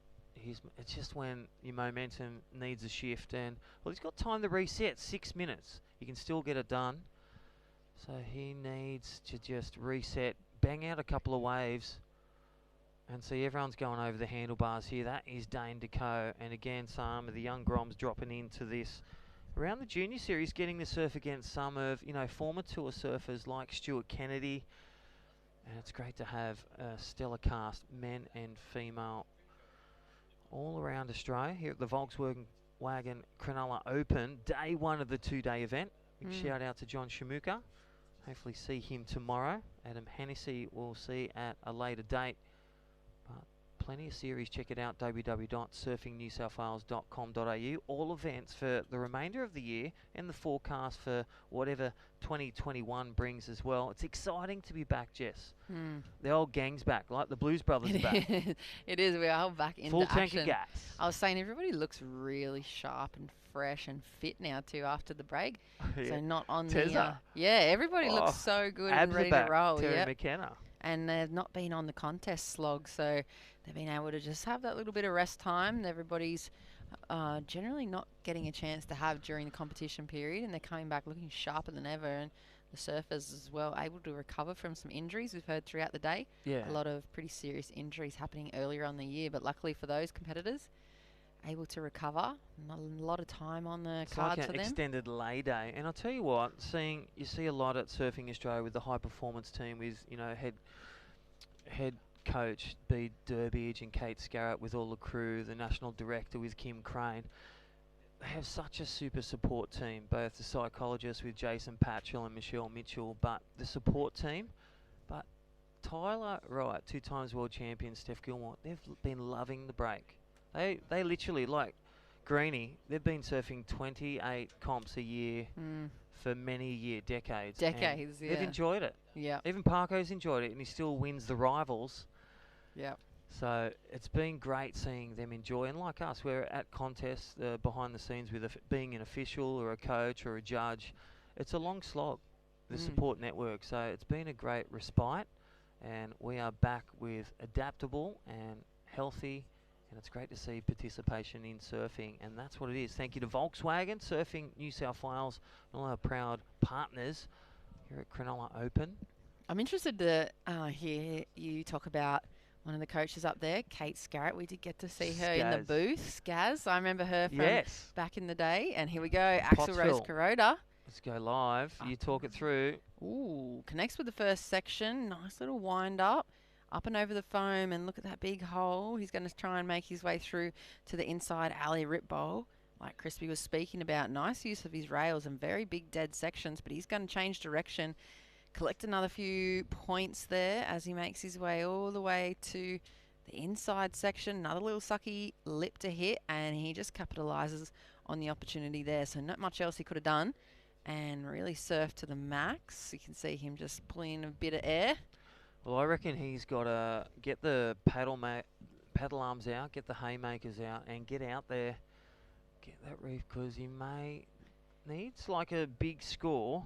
So he currently needs a 7.65. We'll leave that one with the judges, but well, he can do it in 2 strikes. So he needs another opportunity. Needs another wave. Maybe a midway wave. I reckon that's around a 6.5. It's going to get him there, so within striking distance. Let's look at the replay. Thank you, Fresh Air Broadcast. And look at this first bottom turn. As you said, nice and tight. waited for the moment and struck a blow, and then nice little reset as he rebounds and tic-tacs over back to the alley bowl as it really scoops up along. There's a lot of rocks exposed underneath and a big shelf, and bang as that water unleashes and kicks the tail, and then just that opportunity right at the end. He's maximising, and every moment, great finish. That's what nose to the beach and nose of the surfer sticks that one. Well, it looks like he's going to need another opportunity, though. Still got a minute and 50 seconds on the clock. Hopefully he's made it out the back. What did it come in as? Yeah, 5.4, so great judging. Phil Courtney, our head judge, and, well, Rico all around the region. You've even got Patchy from Cronulla Sharks. The super patch is out there, and all our accredited super judges with Surfing New South Wales. Eagle Eyes Phil Courtney. Well, with every big turn, it all starts at the big bottom turn.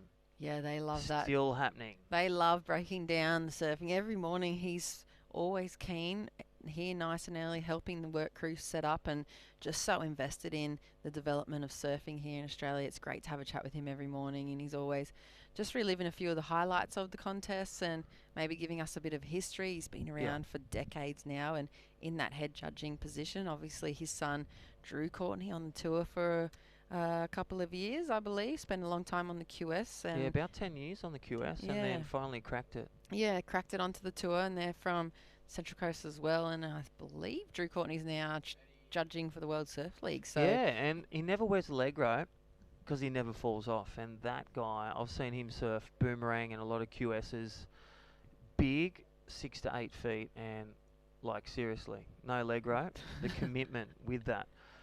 Talking about commitment, Darcy Crump in the lead. He's played a really good heat strategy. He started strong, maintained priority, and got that strong finish, and he's in the lead. Joshua Stretton, but Dane Deco, Axel Carota just need to play their cards right with a nice set to sneak and snatch a spot into finals day tomorrow. A nice little turn on the forehand for Joshua Stretton in the white. I think I saw a flash of yellow behind him as well, so maybe using that priority. And on the buzzer, Dane up and riding on that Force 9 sled, one of the local shapers from around the Sutherland Shire. Well, that was one of Greeny's Force 9, so all the crew at Force 9 doing a great job. And well, Luke Madden rides those boards too. Our CEO was Surfing New South Wales. That's what Greeny was saying with that former interview. He was talking about he got his own model at Force 9 as well, and used to work at Aloha. Such a rich history. Stayed with Nick Carroll, went to Newport as a grommet, and then up Burleigh. It's just that continual innuendo of surfers are travellers, and well, you got to do it in a V-dub. Thank you, Volkswagen. Very good segue, Crispy. As we see the official results to be locked in from that last heat. Looks like the boys are waiting for scores from the last exchange, so we'll have to stand by to see the official results. It looks like Darcy Crump may have moved on through along with Joshua Stretton. Stick with us. Last heat of the day coming on up, heat number 16 for the Volkswagen Cronulla Open, right after this break. Have faith in me, I have faith in you. Still so many miles we can leave behind. And how we learn to fly, the way we move and tight. Let me hold you close while we're here in this room. And I can hear the horizon calling. I can see the road to go. And every time I think of you, babe, and I think of coming home.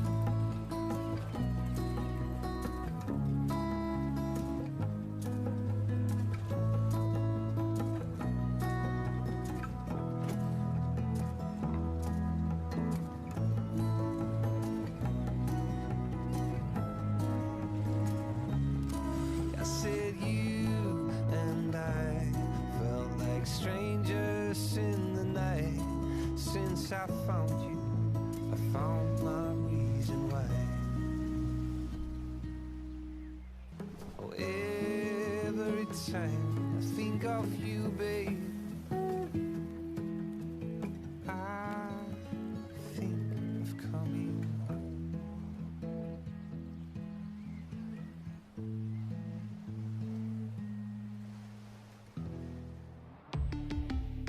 Volkswagen.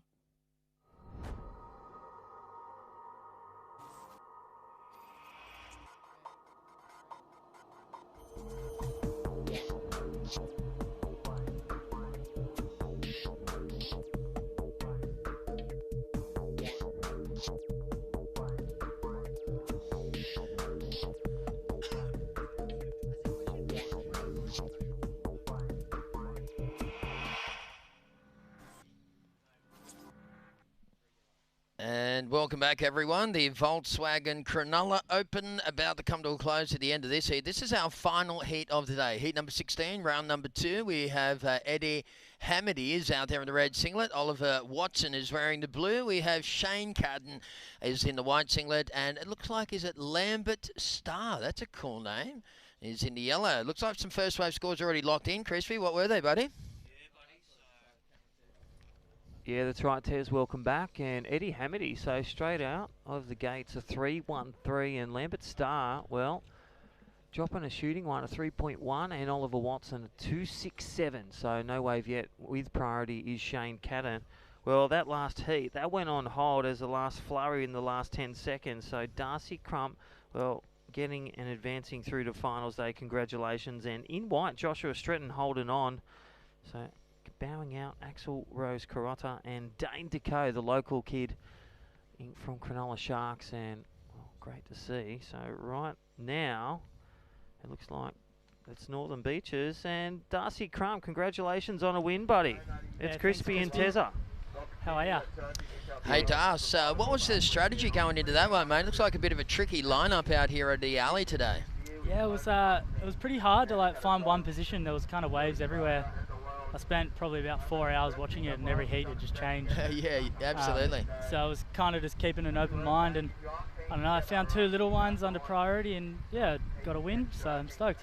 Nice to be back in the competition jersey, mate. You feel any extra pressure, or it's just feeling the joy of another victory and being back in the contest scene? No, it's just good to get back in it, see everyone again, and kind of just get amongst it again and see what we can do. Good stuff. Yeah. Hey, Darcy, Crispy here. Talk to us about you looking at 2 waves and 2 turns. That's what you did. You called them little waves, but the judges, they called them a 5.5 and a 6.4. Talk us through. That was your game plan? Yeah, well, same old thing. It's just kind of, I knew it was always going to be the 2 outside turns that were going to get a score and maybe get a link, but the link was kind of getting pretty hard with having a hop and everything, and then there was getting blue bottles thrown into it, so everything out there was just a challenge. And yeah, at the end of the day, 2 turns is all I got, so I was stoked. Hey, talk to us about a day in the life of Darcy Crump. What are you doing in preparation for a contest like this going into tomorrow? Probably just going home and relaxing. Prior to this, I haven't been surfing a lot, just been on the hammer and sickle getting money for the events when they start back up. But yeah, I'll probably just head back to Avalon and get a good night's sleep and be back over here to do it all again tomorrow. Well, we'll see you 7 a.m. Australian Eastern Standard Time for Day 2 finals, the Volkswagen Cronulla Open. Darcy Crump, well done. Congratulations, final. You're very consistent, mate, and we even remembered a few of your state and Aussie titles where you posted some 10s. You're a dark horse and you're a great surfer, so congratulations, Darcy. Cheers, boys. Keep it up, mate. Good stuff. Cheers, boys. All right, there's Darcy Crump. Great performance there from the Northern Beaches goofy footer. As we go back to the heat in the water, so Eddie Hamady in that red singlet. He got the better of the first wave exchanges. It looks like Lambert Star, second score coming through for Lambert, lifts yellow into the lead. So right now, Lambert Star in the lead. Eddie Hamady, actually Shane Cadden's second wave just coming through as well. These are all little tiny throwaway scores in our final heat here at the Volkswagen Cronulla Open. It's been an awesome day, Michael Crisp, hasn't it?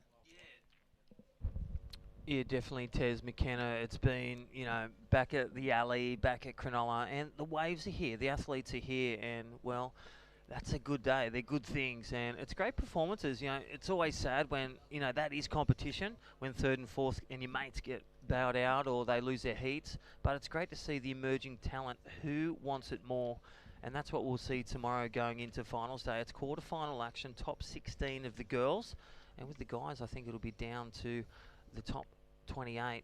So all the best. It's about what they do in the behind the scenes that'll bring out in those crucial 20 minutes tomorrow. So I'm looking forward to finals day tomorrow, day 2 of Volkswagen Cronulla Open test. Yeah, just checking the wind for tomorrow. Just a very light east to southeasterly, and looks like the swell's going to be around the same sort of size as well. So that's good news.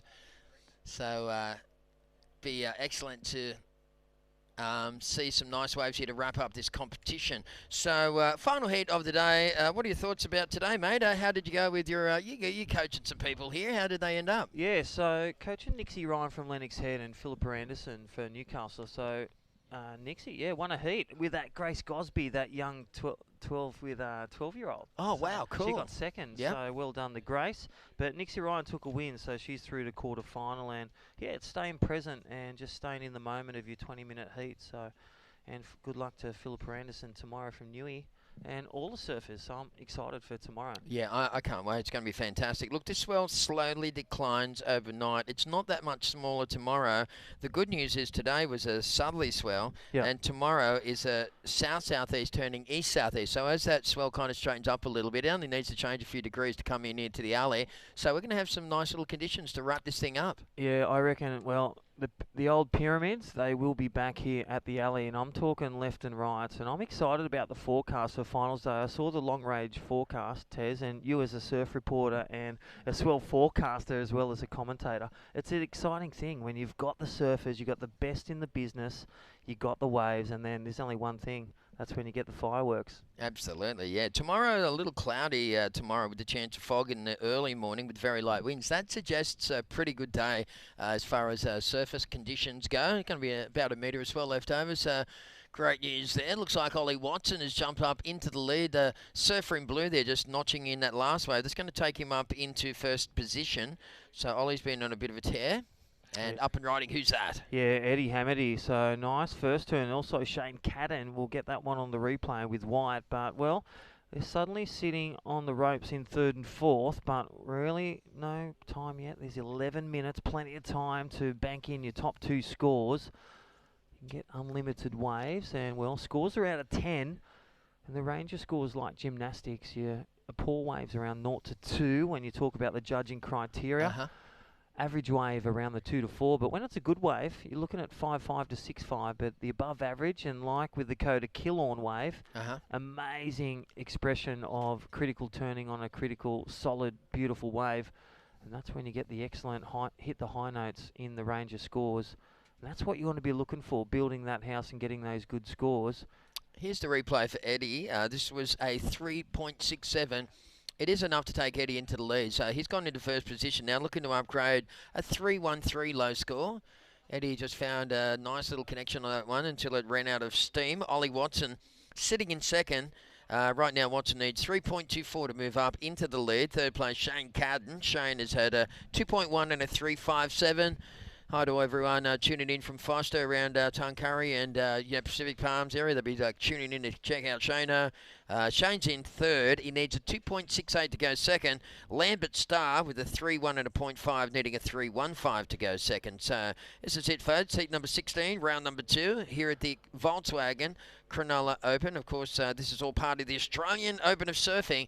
Australia's best surfers going to some iconic locations here in New South Wales over the next couple of months. Yeah, definitely. So stop 2 next week, Port Macquarie. So we've got some great stops, Coffs Harbour. So beautiful beaches and, 6 events. There's going to be a leaderboard and $7,000 in the division of men and women up for grabs for these athletes to support them into the next one. Yes, indeed. As we see White up and riding. So Shane Cadden just hitting that one, and he got a little hung up. Of course, his dad, Stu Cadden, is an amazing surfer from the 80s. Stewie won the Pro Junior one year. He won the trials, and he won the main event. I think that year I got second to Stewie in the trials. Yeah. Bart Lynch got third. Yeah. And then I always just throw that one in there. Throw that one Thanks, in there. BL. BL blast off. The only time I ever beat him.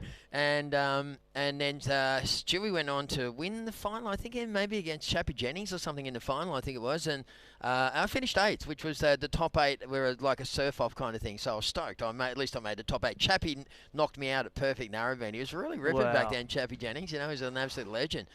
So, yeah, good stuff. And, well, now Shane Cadden, of course, is a goofy footer, and then Ross Cadden is a natural. So, you know, he's got halfway there. Didn't he? Got halfway, right? That's right. There's left foot forward. That's the only way to go, I say. It's the right foot is the right foot. Ha! Here we go. Eddie, bam, on the backhand. Just getting a little hung on that thing. So our final heat of the day has around about 8 minutes remaining. If you've been hanging out with us today, thank you so much. It's been awesome. Our online audience has been interacting with us, and we've enjoyed all your comments and, you know, your sideline commentary. It's like you're in here in the commentary booth with us. So come back again tomorrow and send us the comments on Facebook and that. Let us know who you think's going to win. Do a shout out to your friends. Give us some dirt on someone or some information, or tell us, you know, where they're from or something we don't know about them. You know, it always helps us as commentators. Yeah, definitely. That's what I loved about sitting down with some of the local guys. You got Roach Approach, Wayne Roach. You got legends like Gary Green. Well, they're all walking around. Even we might get Connor O'Leary on here as well, our Cronulla's own goofy footer on the World Surf League. And I'll tell you what, you got the emerging talent, Jarvis Earl, Jay Brown, and plenty of goofy footers again coming out of these beautiful left-handers. Again, here we go, up and riding live shots. Oliver Watson. Again, thank you to all the support crew. Fresh Air Broadcasting, Tezza. Couldn't do it without them driving these beautiful images. And also the live broadcast around the world, around the nation of Australia, and around the beautiful Shire. We love the Shire. Here at the Volkswagen Day 1 Cronulla Open, coming to a close. 7 minutes, just under 7 minutes remaining, and Eddie Hamady in the lead. Ollie Watson, as we said there's only a small score needed, a 3.24 to take the lead, whereas Shane Cadden requires a 2.78. What does it look like? A small, really one-turner on a medium wave, and a 3.25. A bit more work cut out for Lambert Star in yellow. So keys on the table to finals day tomorrow there, Terry McKenna. Some highlights for you for day 1. Here today, oh golly, I mean, it's just the level of performance has been really good. I can see that there's a marked improvement in everyone surfing overall. This little stop down for COVID has given everyone a chance to, you know, go and work on their fitness, on their equipment, maybe try something different to ride and stuff like that. Everyone came here fresh. You know, when you're chasing your tail, doing 51 weeks a year and having a little break and just back into it again, it can be exhausting. So everyone will look fresh-faced. They look real fresh in the surf. The heats were stacked. We had a really good lineup of surfers here throughout the day, and there's been some really spectacular performances as well. Logan Steinwade was impressive a couple of heats ago, so just a name that comes to mind. But there were so many great performances here today, it's hard to single one out. Yeah, definitely. And we got another great performance, Eddie Hamady live surfing right now. Nice big jam, and just pulls that back down. So again, 5 minutes remaining, and heat leader up and riding, looking to bank in some scores. And as he gets a connection here at the alley rip bowl at the Volkswagen Cronulla Open, looks to change direction, and no, he's not at the roller skating rink at Caringbah. He's at the alley, goes left and then hooks around right for a finishing turn. And Eddie Hamady is going to extend the lead. Well, I'll tell you what, Logan Steinwell got to ask a few questions of Gary Green, and it was wisdom beyond his age. Really? So it was great to hear Logan have a chat with former tour surfer Gary Green, one of the legends from Cronulla, on tour 5 years, and he's talking about 28 contests a year just for a pro surfer. I heard that. Plus the trials. Yes. Just like the Volkswagen Cronulla Open, that's what they're delivering. You know, 6 events and a leaderboard of top 4, injecting, you know, great value and necessary money and injection into the economy as well as the surfers to support them in this time, November 2020. Well, Shane Cadden just took that one right the way through. You could see a little bit of frustration on the face there. He really worked hard to get over that lump inside section. I thought he might have been running late for that one. It's always hard when you get into that, you know, you get caught at the top, and he just didn't have the time to get to the top turn in. But either way, it was a nice long ride there. So Eddie Hamady is currently leading the heat. Shane Cadden has just gone up into second. Here's the replay for Eddie's previous wave. So Eddie Hamady, nice little one there for Eddie. I was just going through, when you said to me what was the standout performances, I had a little think of it. My brain actually picked out Lennox Smith. Lennox had a really strong performance here today, and I just, you know, I've been such a big fan of that kid surfing for a long time now, and he's only such a young guy, but he is just, he's the real deal. Eddie Hamady just losing his footing on them. What would have been a spectacular finish to that wave as well.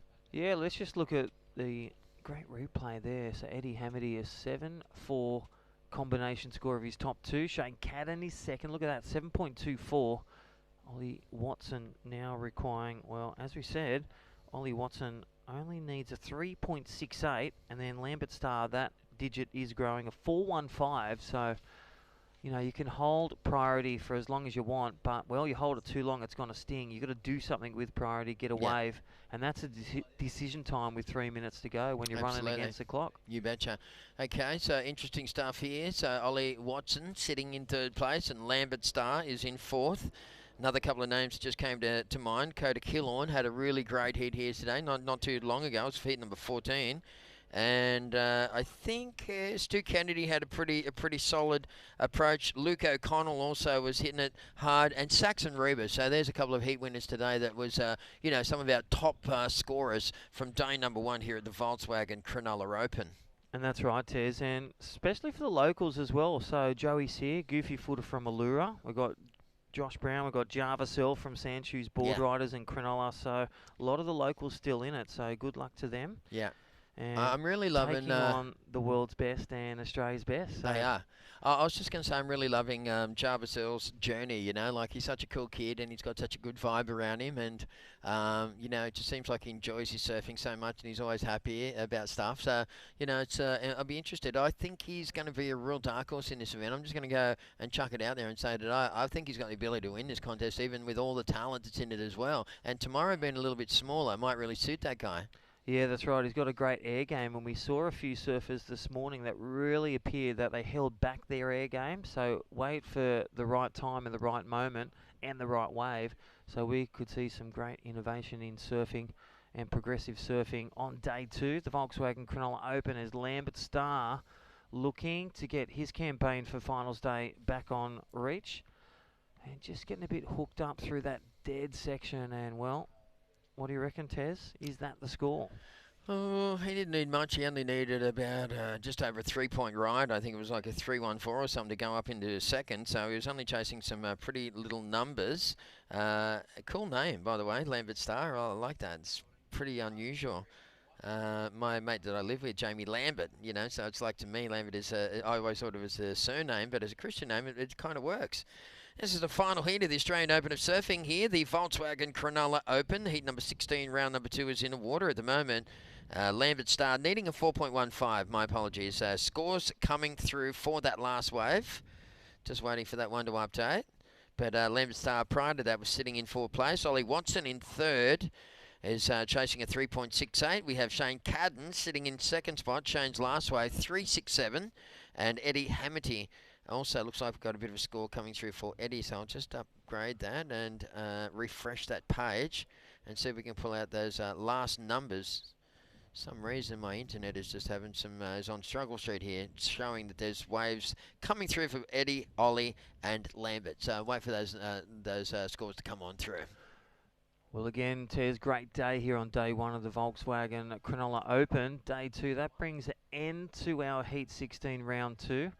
A reminder that next week there's still a couple of spots in Port Macquarie for the Volkswagen Port Macquarie Open Stop 2. Yeah. So I also could have, my contest is the King of the Box in Port Stephens, also scheduled for possibly next weekend. I'm making the official call on Tuesday. Clearly there's going to be people who will have to make a decision if I call it on Saturday. Yes. The Port Macquarie is Saturday and Sunday, unlike this contest, which was Sunday, Monday. It would have been nice if it was the Sunday, Monday, if I could have come to my one and gone to the other one. Anyway, not to worry, that's fine. I'll do my best if there's waves for the following weekend, but I can't not call it on because there's another contest on. But people are going to have to make a decision. So keep an eye on the social media throughout the week, folks. On Tuesday, I'll make the call for the King of the Box, and then you'll be able to decide which contest to go to, Port Macquarie. Or remember, Port's got $7,000 prize money. I have $6,500, roughly the same kind of prize money. Alrighty, Heat 16, it's all complete. Shane Cadden, well, 8.3. Looks like he's got the skin for day number 2, finals day. Eddie Hamity in red. Looks like he's going to come in second. So bowing out, Ollie Watson and Lambert Star. Great campaign as well. Great to have them here for round number 2 exchange. Here on day 1, the Volkswagen Cronulla Open. Terry McKenna, you're signing out here. We'll see everyone Australian Eastern Standard Time, 7 a.m. tomorrow. Tune in. We will. www.surfingnewsouthwales.com.au for all live broadcasts, live scores, and again, entries into our contest next week, the Volkswagen Port Macquarie.